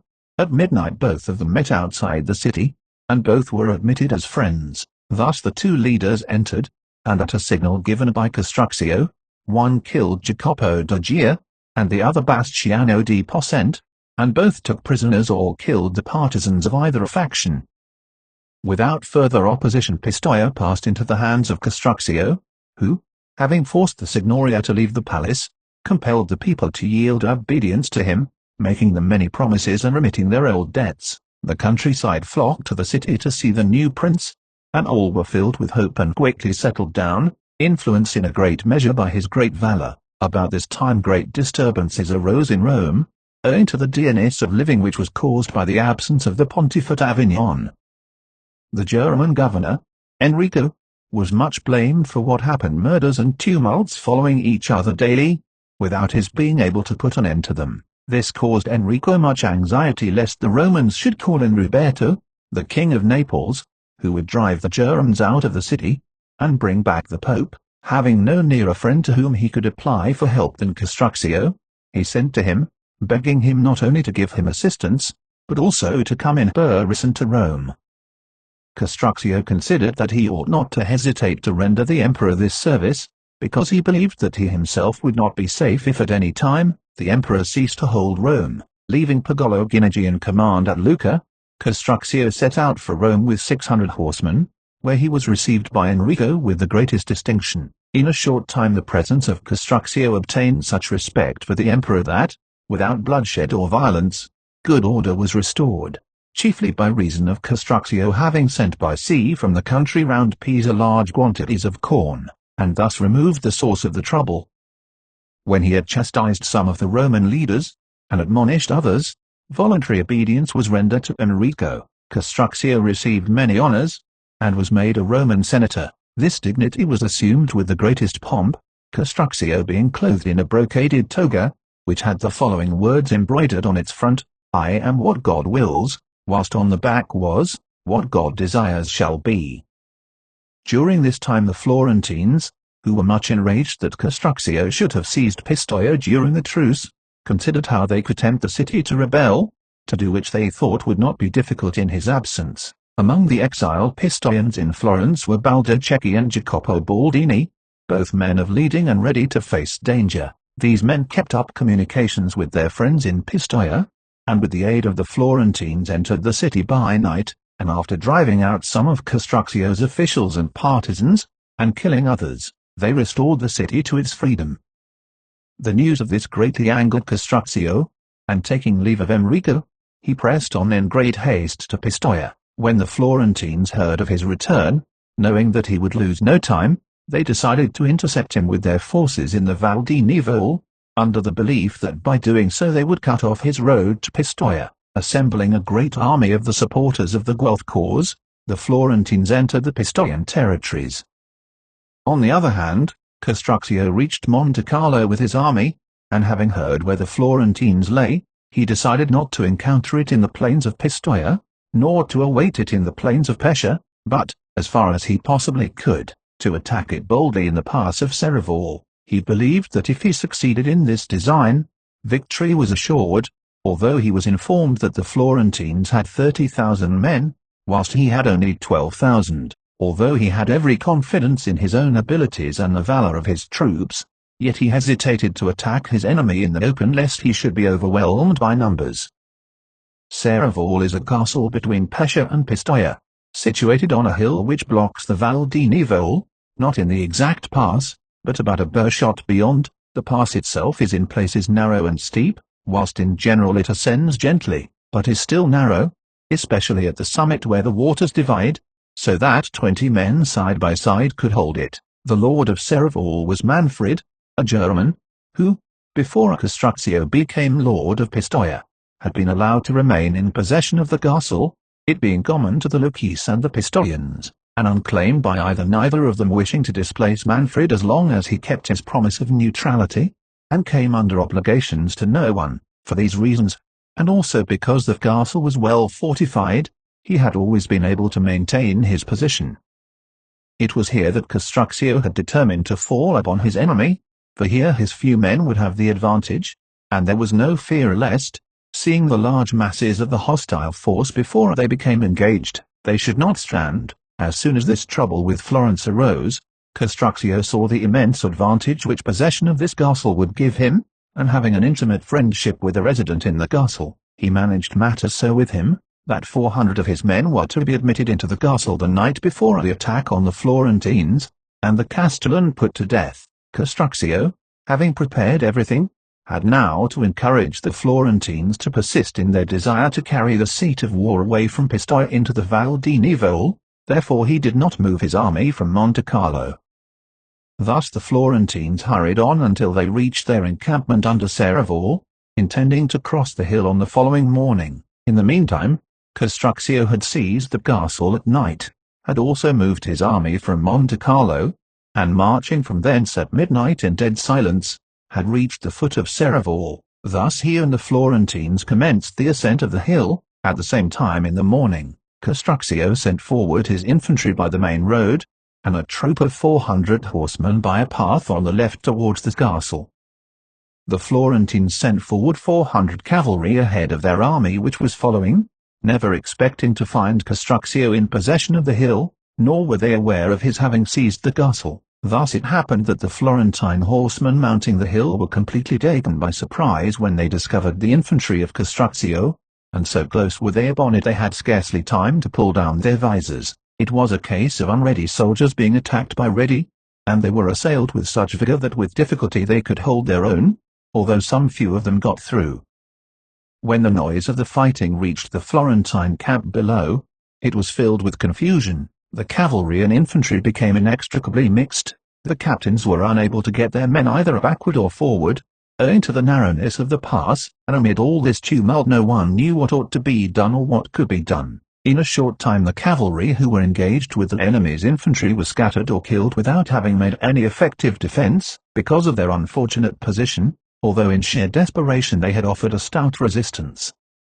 Retreat had been impossible, with the mountains on both flanks, whilst in front were their enemies, and in the rear their friends. When Castruccio saw that his men were unable to strike a decisive blow at the enemy and put them to flight, he sent 1,000 infantrymen round by the castle, with orders to join the 400 horsemen he had previously dispatched there, and commanded the whole force to fall upon the flank of the enemy. These orders they carried out with such fury that the Florentines could not sustain the attack, but gave way, and were soon in full retreat, conquered more by their unfortunate position than by the valor of their enemy. Those in the rear turned towards Pistoia, and spread through the plains, each man seeking only his own safety. The defeat was complete and very sanguinary. Many captains were at stake and prisoners, among whom were Bandini degli Rossi, Francesco Brunelleschi, and Giovanni della Tosa, all Florentine noblemen, with many Tuscans and Neapolitans who fought on the Florentine side, having been sent by King Ruberto to assist the Guelphs. Immediately the Pistoians heard of this defeat they drove out the friends of the Guelphs, and surrendered to Castruccio. He was not content with occupying Prato, and all the castles on the plains on both sides of the Arno, but marched his army into the plain of Piretula, about 2 miles from Florence. Here he remained many days, dividing the spoils, and celebrating his victory with feasts and games, holding horse races, and foot races for men and women. He also struck medals in commemoration of the defeat of the Florentines. He endeavored to corrupt some of the citizens of Florence, who were to open the city gates at night, but the conspiracy was discovered, and the participators in it taken and beheaded, among whom were Tommaso Lupaxi and Lambertuccio Frescobaldi. This defeat caused the Florentines great anxiety, and despairing of preserving their liberty, they sent envoys to King Ruberto of Naples, offering him the dominion of their city, and he, knowing of what immense importance the maintenance of the Guelph cause was to him, accepted it. He agreed with the Florentines to receive from them a yearly tribute of 200,000 florins, and he sent his son Gallo to Florence with 4,000 horsemen. Shortly after this the Florentines were relieved in some degree of the pressure of Castruccio's army, owing to his being compelled to leave his positions before Florence and march on Pisa, in order to suppress a conspiracy that had been raised against him by Benedetto Lanfranchi, one of the first men in Pisa, who could not endure that his fatherland should be under the dominion of the Lucchese. He had formed this conspiracy, intending to seize the citadel, kill the partisans of Castruccio, and drive out the garrison. As, however, in a conspiracy paucity of numbers is essential to secrecy, so for its execution a few are not sufficient, and in seeking more adherents to his conspiracy, Lanfranchi encountered a person who revealed the design to Castruccio. This betrayal cannot be passed by without severe reproach to Bonifacio Cerchi and Giovanni Guidi, two Florentine exiles who were suffering their banishment in Pisa. Thereupon Castruccio seized Benedetto and put him to death, and beheaded many other noble citizens, and drove their families into exile. It now appeared to Castruccio that both Pisa and Pistoia were thoroughly disaffected. He employed much thought and energy upon securing his position there, and this gave the Florentines their opportunity to reorganize their army, and to await the coming of Gallo, the son of the King of Naples. When Gallo arrived, they decided to lose no more time, and assembled a great army of more than 30,000 infantry and 10,000 cavalry. Having called to their aid every Guelph there was in Italy, they consulted whether they should attack Pistoia or Pisa first, and decided that it would be better to march on the latter course, owing to the recent conspiracy, more likely to succeed, and of more advantage to them, because they believed that the surrender of Pistoia would follow the acquisition of Pisa. In the early part of May, 1328, the Florentines put in motion this army and quickly occupied Lastra, Signa, Montelupo, and Empoli, passing from thence on to San Miniato. When Castruccio heard of the enormous army which the Florentines were sending against him, he was in no degree alarmed, believing that the time had now arrived when fortune would deliver the empire of Tuscany into his hands, for he had no reason to think that his enemy would make a better fight, or had better prospects of success, than at Pisa or Serravalle. He assembled 20,000 foot soldiers and 4,000 horsemen, and with this army went to Fucecchio, whilst he sent Pagolo Ginigi to Pisa with 5,000 infantry. Fucecchio has a stronger position than any other town in the Pisan district, owing to its situation between the rivers Arno and Gusciana, and its slight elevation above the surrounding plain. Moreover, the enemy could not hinder its being victualled unless they divided their forces, nor could they approach it either from the direction of Lucca or Pisa, nor could they get through to Pisa, or attack Castruccio's forces except at a disadvantage. In one case they would find themselves placed between his two armies, the one under his own command and the other under Pagolo, and in the other case, they would have to cross the Arno to get to close quarters with the enemy, an undertaking of great hazard. In order to tempt the Florentines to take this latter course, Castruccio withdrew his men from the banks of the river, and placed them under the walls of Fucecchio, leaving a wide expanse of land between them and the river. The Florentines, having occupied San Miniato, held a council of war to decide whether they should attack Pisa or the army of Castruccio, and, having weighed the difficulties of both courses, they decided upon the latter. The river Arno was at the time low enough to be fordable, yet the water reached to the shoulders of the infantrymen and to the saddles of the horsemen. On the morning of the 10th of June, 1328, the Florentines commenced the battle by ordering forward a number of cavalry and 10,000 infantry. Castruccio, whose plan of action was fixed, and who well knew what to do, at once attacked the Florentines with 5,000 infantry and 3,000 horsemen, not allowing them to issue from the river before he charged them. He also sent 1,000 light infantry up the river bank, and the same number down the Arno. The infantry of the Florentines were so much impeded by their arms and the water that they were not able to mount the banks of the river, whilst the cavalry had made the passage of the river more difficult for the others, by reason of the few who had crossed having broken up the bed of the river, and this being deep with mud. Many of the horses rolled over with their riders, and many of them had stuck so fast that they could not move.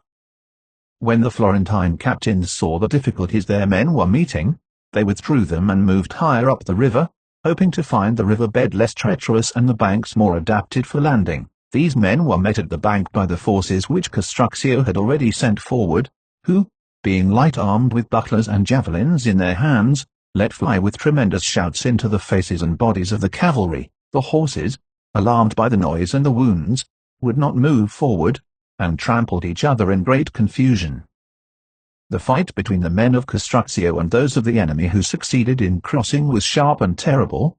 Both sides fought with the utmost desperation and neither would yield. The soldiers of Castruccio fought to drive the others back into the river, whilst the Florentines strove to get a footing on land, in order to make room for the others pressing forward, who if they could but get out of the water would be able to fight, and in this obstinate conflict they were urged on by their captains. Castruccio shouted to his men that these were the same enemies whom they had before conquered at Serravalle, whilst the Florentines reproached each other that the many should be overcome by the few.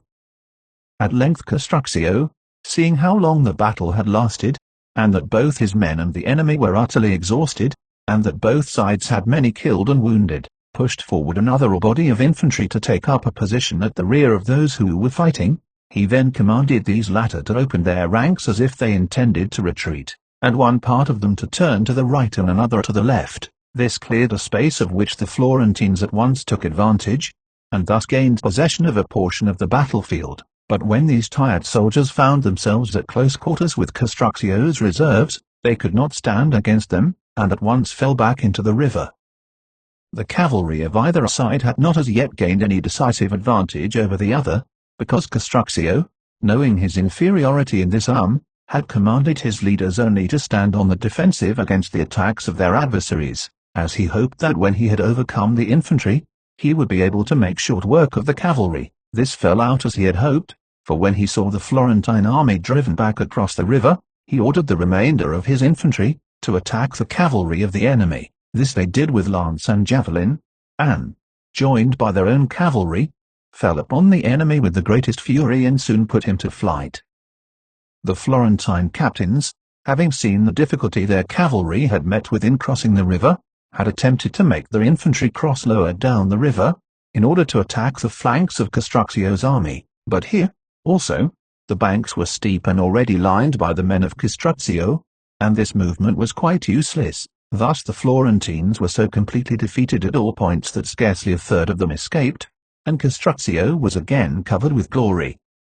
Many captains were taken prisoners, and Gallo, the son of King Ruberto, with Michelagnolo Falcone and Taddeo degli Albizzi, the Florentine commissioners, fled to Empoli. If the spoils were great, the slaughter was infinitely greater, as might be expected in such a battle. Of the Florentines there fell 20,231 men, whilst Castruccio lost 1,570 men.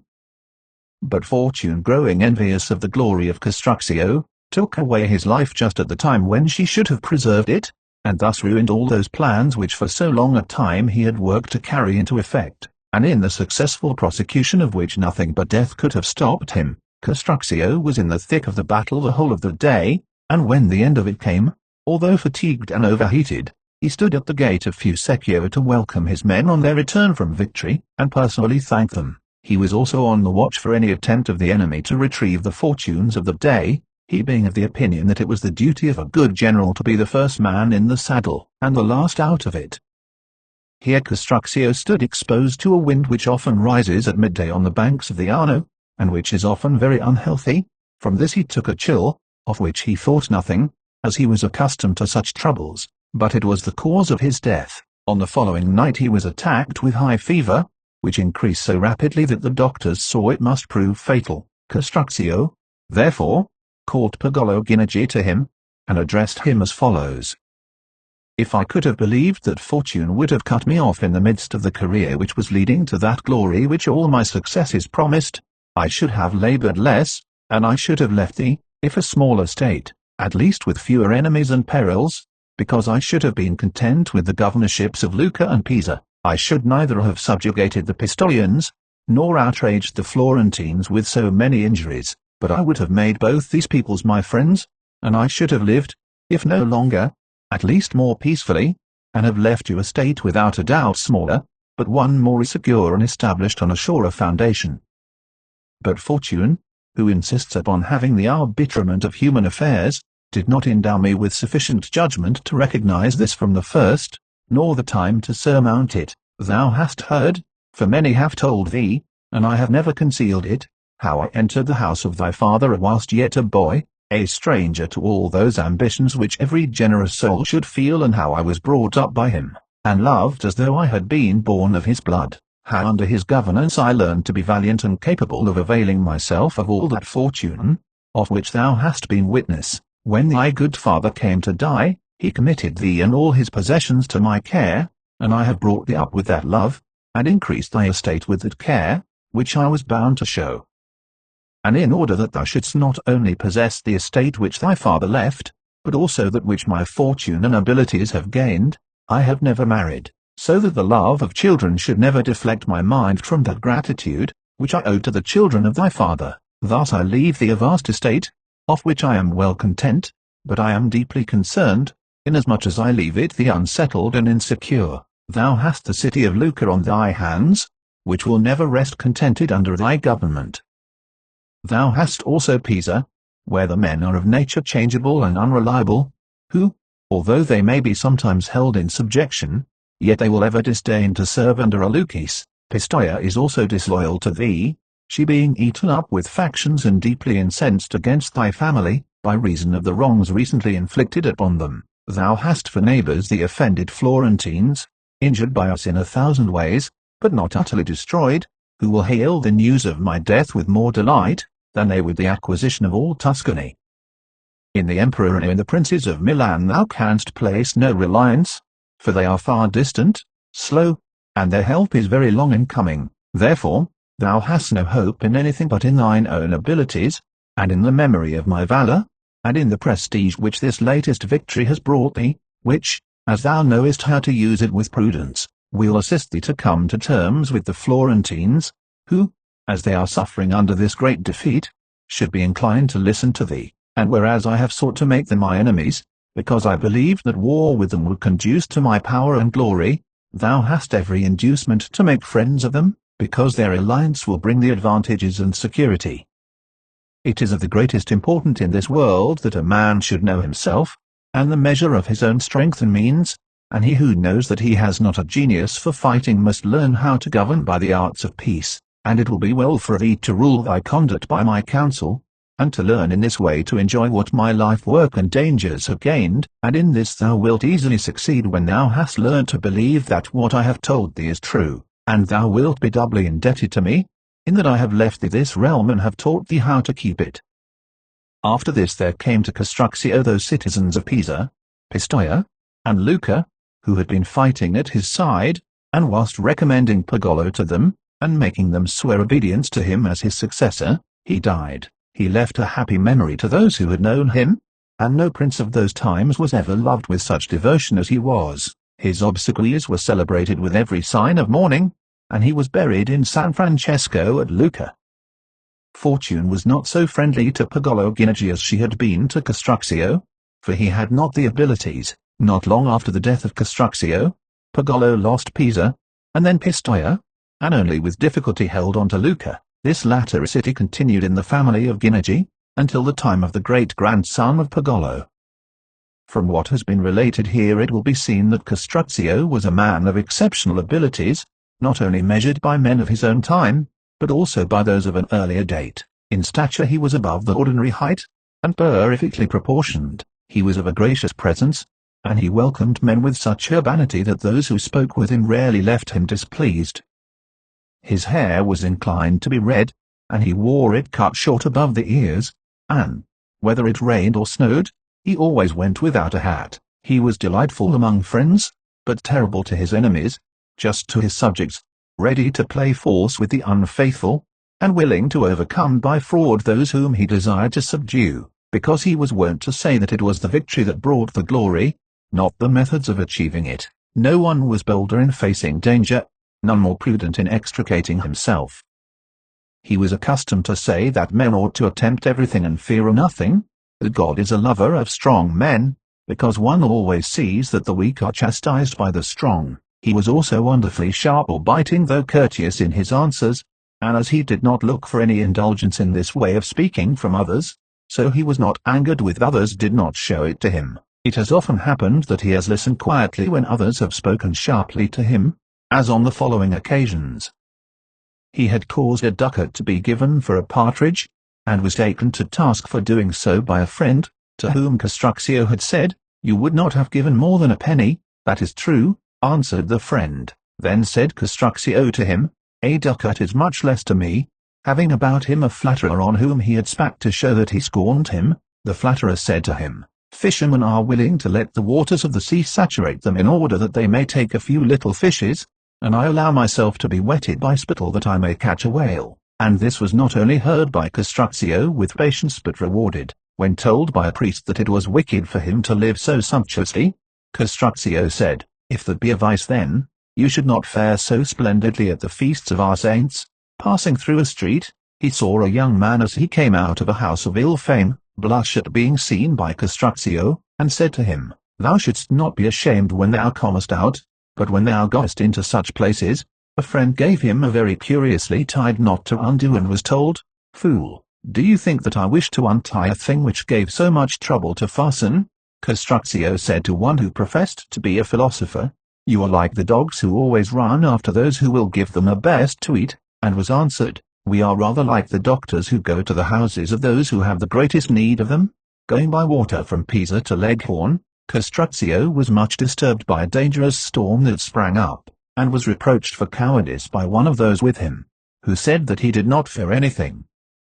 Castruccio answered that he did not wonder at that, since every man valued his soul for what it was worth. Being asked by one what he ought to do to gain estimation, he said, "When thou goest to a banquet, take care that thou dost not seat one piece of wood upon another." To a person who was boasting that he had read many things, Castruccio said, "He knows better than to boast of remembering many things."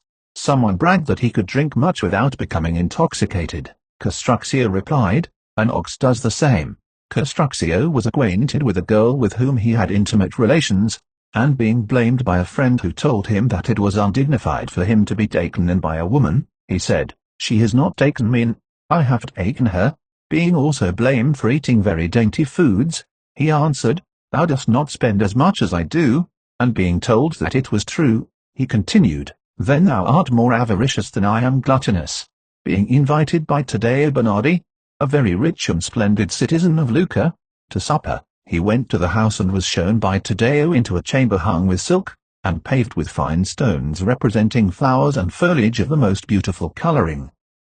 Castruccio gathered some saliva in his mouth and spat it out upon Taddeo, and seeing him much disturbed by this, said to him, "I knew not where to spit in order to offend thee less." Being asked how Caesar died, he said, "God willing, I will die as he did." Being one night in the house of one of his gentlemen where many ladies were assembled, he was reproved by one of his friends for dancing and amusing himself with them more than was usual in one of his station. So he said, "He who is considered wise by day will not be considered a fool at night." A person came to demand a favor of Castruccio, and thinking he was not listening to his plea threw himself on his knees to the ground, and being sharply reproved by Castruccio, said, "Thou art the reason of my acting thus, for thou hast thy ears in thy feet," whereupon he obtained double the favor he had asked. Castruccio used to say that the way to hell was an easy one, seeing that it was in a downward direction and you travelled blindfolded. Being asked a favor by one who used many superfluous words, he said to him, "When you have another request to make, send someone else to make it." Having been wearied by a similar man with a long oration who wound up by saying, "Perhaps I have fatigued you by speaking so long," Castruccio said, "You have not, because I have not listened to a word you said." He used to say of one who had been a beautiful child, and who afterwards became a fine man, that he was dangerous, because he first took their husbands from the wives, and now he took the wives from their husbands. To an envious man who laughed, he said, "Do you laugh because you are successful or because another is unfortunate?" Whilst he was still in the charge of Messer Francesco Ginigi, one of his companions said to him, "What shall I give you if you will let me give you a blow on the nose?" Castruccio answered, "A helmet." Having put to death the citizen of Lucca who had been instrumental in raising him to power, and being told that he had done wrong to kill one of his old friends, he answered that people deceived themselves. He had only killed a new enemy. Castruccio praised greatly those men who intended to take a wife and then did not do so, saying that they were like men who said they would go to sea, and then refused when the time came. He said that it always struck him with surprise that whilst men in buying an earthen or glass vase would sound it first to learn if it were good, yet in choosing a wife they were content with only looking at her. He was once asked in what manner he would wish to be buried when he died, and answered, "With the face turned downwards, for I know when I am gone this country will be turned upside down." On being asked if it had ever occurred to him to become a friar in order to save his soul, he answered that it had not, because it appeared strange to him that Fra Lazzarone should go to paradise and Uguxana della Fagiuola to the Inferno. He was once asked when should a man eat to preserve his health, and replied, If the man be rich, let him eat when he is hungry; if he be poor, then when he can. Seeing one of his gentlemen make a member of his family late him up, he said to him, I pray God that you will let him feed you also. Seeing that someone had written upon his house in Latin the words, May God preserve this house from the wicked, he said, the owner must never go in. Passing through one of the streets he saw a small house with a very large door, and remarked, That house will fly through the door. He was having a discussion with the ambassador of the King of Naples concerning the property of some banished nobles, when a dispute arose between them, and the ambassador asked him if he had no fear of the king. Is this king of yours a bad man or a good one? Asked Castruccio, and was told that he was a good one, whereupon he said, Why should you suggest that I should be afraid of a good man? I could recount many other stories of his sayings, both witty and weighty, but I think that the above will be sufficient testimony to his high qualities. He lived 44 years, and was in every way a prince, and as he was surrounded by many evidences of his good fortune, so he also desired to have near him some memorials of his bad fortune. Therefore the manacles with which he was chained in prison are to be seen to this day fixed up in the tower of his residence, where they were placed by him to testify forever to his days of adversity. As in his life he was inferior in neither to Philip of Macedon, the father of Alexander, nor to Scipio of Rome, so he died in the same year of his age as they did, and he would doubtless have excelled both of them had fortune decreed that he should be born, not in Lucca, but in Macedonia or Rome. The end. Notes. 1. Duke Lodovico was Lodovico Moro, a son of Francesco Sforza, who married Beatrice d'Este. He ruled over Milan from 1494 to 1500, and died in 1510. 2. See remark in the introduction on the word entretenir. 3. Louis XII, King of France, the father of the people, born 1462, died 1515. 4. Charles VIII, King of France, born 1470, died 1498. 5. Louis XII divorced his wife, Jeanne, daughter of Louis XI, and married in 1499 Anne of Brittany, widow of Charles VIII, in order to retain the Duchy of Brittany for the crown. 6. The Archbishop of Rouen, he was George's d'Amboise, created a cardinal by Alexander VI. Born 1460, died 1510. 7. Hero II, born about 307 BC, died 216 BC. 8. Les Radici y Correspondens, their roots, that is foundations and correspondencies or relations with other states, a common meaning of correspondence and correspondency in the 16th and 17th centuries. 9.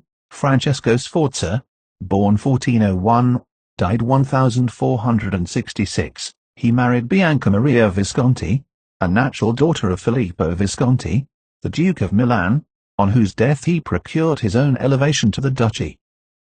Machiavelli was the accredited agent of the Florentine Republic to Cesare Borgia, 1478 to 1507, during the transactions which led up to the assassinations of the Orsini and Vitelli at Sinigalia, and along with his letters to his chiefs in Florence he has left an account, written 10 years before the prince, of the proceedings of the Duke in his Descrizione del modo tenuto dal Duca Valentino nello Amazzo Vitellozzo Vitelli, etc., a translation of which is appended to the present work. 10. Sinigalia, the 31st of December 1502. 11. Ramiro de Orco, Ramiro de Lorca. 12. Alexander VI died of fever, the 18th of August 1503. 13. Julius II was Giuliano della Rovere, Cardinal of San Pietro ad Vincula, born 1443, died 1513. 14. San Giorgio is Raffaello Riario, Ascanio is Ascanio Sforza. 15. Agathocles the Sicilian, born 361 BC, died 289 BC. 16. Mr. Bird suggests that this word probably comes nearer the modern equivalent of Machiavelli's thought when he speaks of crudelta, than the more obvious cruelties. 17. Nabis, tyrant of Sparta, conquered by the Romans under Flamininus in 195 BC, killed 192 BC. 18. Messer Giorgio Scali, this event is to be found in Machiavelli's Florentine History Book 3. 19. Charles VIII invaded Italy in 1494. 20. Pope Leo X was the Cardinal de' Medici. 21. With chalk in hand, col gesso. This is one of the bon mots of Alexander VI, and refers to the ease with which Charles VIII seized Italy, implying that it was only necessary for him to send his quartermasters to chalk up the billets for his soldiers to conquer the country. Cf. The History of Henry VII, by Lord Bacon. King Charles had conquered the realm of Naples, and lost it again. In a kind of a felicity of a dream, he passed the whole length of Italy without resistance, so that it was true what Pope Alexander was wont to say, that the Frenchmen came into Italy with chalk in their hands, to mark up their lodgings, rather than with swords to fight. 22. Battle of Caravaggio, the 15th of September, 1448. 23. Joanna II of Naples, the widow of Ladislao, King of Naples. 24. Giovanni Acuto, an English knight whose name was Sir John Hawkwood. He fought in the English wars in France, and was knighted by Edward III. Afterwards he collected a body of troops and went into Italy. These became the famous White Company. He took part in many wars, and died in Florence in 1394. He was born about 1320 at Sibylhedingham, a village in Essex. He married Domnia, a daughter of Bernabo Visconti. 25. Carmagnola. Francesco Bassone, born at Carmagnola about 1390, executed at Venice, the 5th of May, 1432. 26. Bartolomeo Colleoni of Bergamo, died 1457. Roberto of San Severino, died fighting for Venice against Sigismund, Duke of Austria, in 1487. Primo Capitano in Italia, Machiavelli, Count of Pitigliano. Niccolò Machiavelli, born 1442, died 1510. 27. Battle of Vela in 1509. 28. Alberico de Cuneo, Alberico de Bobbiano, Count of Cuneo in Romagna. He was the leader of the famous Company of St. George, composed entirely of Italian soldiers. He died in 1409. 29. Ferdinand V, F2 of Aragon and Sicily, F3 of Naples, surnamed the Catholic, born 1452, died 1516. 30. Joannes Cantacuzenus, born 1300, died 1383. 31. Charles VII of France, surnamed the Victorious, born 1403, died 1461. 32. Louis XI, son of the above, born 1423, died 1483. 33. Many speakers to the House the other night in the debate on the reduction of armaments seemed to show a most lamentable ignorance of the conditions under which the British Empire maintains its existence. When Mr. Balfour replied to the allegations that the Roman Empire sank under the weight of its military obligations, he said that this was wholly unhistorical. He might well have added that the Roman power was at its zenith, when every citizen acknowledged his liability to fight for the state, but that it began to decline as soon as this obligation was no longer recognized. Pall Mall Gazette, the 15th of May 1906. 34. Philopoemen, the last of the Greeks, born 252 BC, died 183 BC. 35. During the rioting between the Cancellery and Panciatici factions in 1502 and 1503. 36.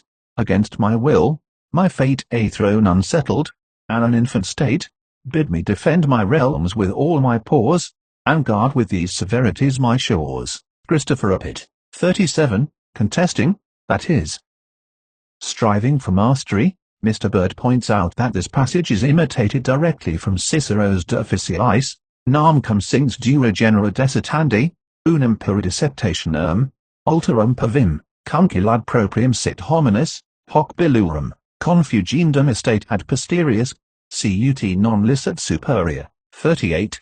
Non demanco sempre gli succederono gli inganni, ad votum. The words ad votum are omitted in the Testiner edition, 1550. Alexander never did what he said, Cesare never said what he did. Italian proverb. 39. Contrary to fidelity or faith, contro alla fide, and tutto fide, altogether faithful, in the next paragraph. It is noteworthy that these two phrases, contro alla fide and tutto fide, were omitted in the Testina edition, which was published with the sanction of the papal authorities. It may be that the meaning attached to the word fide was the faith, that is the Catholic creed, and not as rendered here fidelity and faithful. Observe that the word religione was suffered to stand in the text of the Testina, being used to signify indifferently every shade of belief, as witness the religion, a phrase inevitably employed to designate the Huguenot heresy. South in his Sermon 9, page 69, ed. 1843, comments on this passage as follows: "That great patron and coryphaeus of this tribe, Niccolò Machiavelli, laid down this for a master rule in his political scheme, that the show of religion was helpful to the politician, but the reality of it hurtful and pernicious." 40. Ferdinand of Aragon. When Machiavelli was writing The Prince, it would have been clearly impossible to mention Ferdinand's name here without giving offence. Bird's Isle Principe, page 308. 41. Giovanni Bentivogli, born in Bologna 1438, died at Milan 1508. He ruled Bologna from 1462 to 1506. Machiavelli's strong condemnation of conspiracies may get its edge from his own very recent experience. February 1513, when he had been arrested and tortured for his alleged complicity in the Boscoli conspiracy. 42. Catherine Sforza, a daughter of Galeazzo Sforza and Lucrezia Landriani, born 1463, died 1509. It was to the Countess of Forli that Machiavelli was sent as envoy on 1499. A letter from Fortunati to the Countess announces the appointment. "I have been with the Signori," wrote Fortunati, "to learn whom they would send and when. They tell me that Niccolò Machiavelli, a learned young Florentine noble, secretary to my lords of the Ten, is to leave with me at once. Cf. Catherine Sforza, by Count Pasolini, translated by P. Sylvester, 1898. 43. Guilds or societies, in artio in tribu, artiwa craft or trade guilds, cf. Florio, Arret. A whole company of any trade in any city or corporation town. The guilds of Florence are most admirably described by Mr. Edgecombe Staley in his work on the subject, Methuen, 1906. Institutions of a somewhat similar character, called artel, exist in Russia today, cf. Sir Mackenzie Wallace's Russia, ed. 1905. The sons were always during the working season members of an artel. In some of the larger towns there are artels of a much more complex kind, permanent associations, possessing large capital, and pecuniarily responsible for the acts of the individual members. The word artel, despite its apparent similarity, has, Mr. Aylmer Maud assures me, no connection with ars or arret. Its root is that of the verb riticere, to bind oneself by an oath, and it is generally admitted to be only another form of rota, which now signifies a regimental company. In both words the underlying idea is that of a body of men united by an oath. Tribu were possibly Gentile groups, united by common descent, and included individuals connected by marriage. Perhaps our word sects or clans would be most appropriate. 44. Maximilian I, born in 1459, died 1519, Emperor of the Holy Roman Empire. He married, first, Mary, daughter of Charles the Bold, after her death, Bianca Sforza, and thus became involved in Italian politics. 45. Frederick the Great was accustomed to say, "The older one gets the more convinced one becomes that His Majesty King Chance does 3/4 of the business of this miserable universe." Sorrell's Eastern Question. 46. Giuliano de' Medici. He had just been created a cardinal by Leo X. In 1523 Giuliano was elected pope, and took the title of Clement VII. 47. The Battles of Il Taro, 1495, Alessandria, 1499, Capua, 1501, Genoa, 1507, Vela, 1509, Bologna, 1511, Mestre, 1513.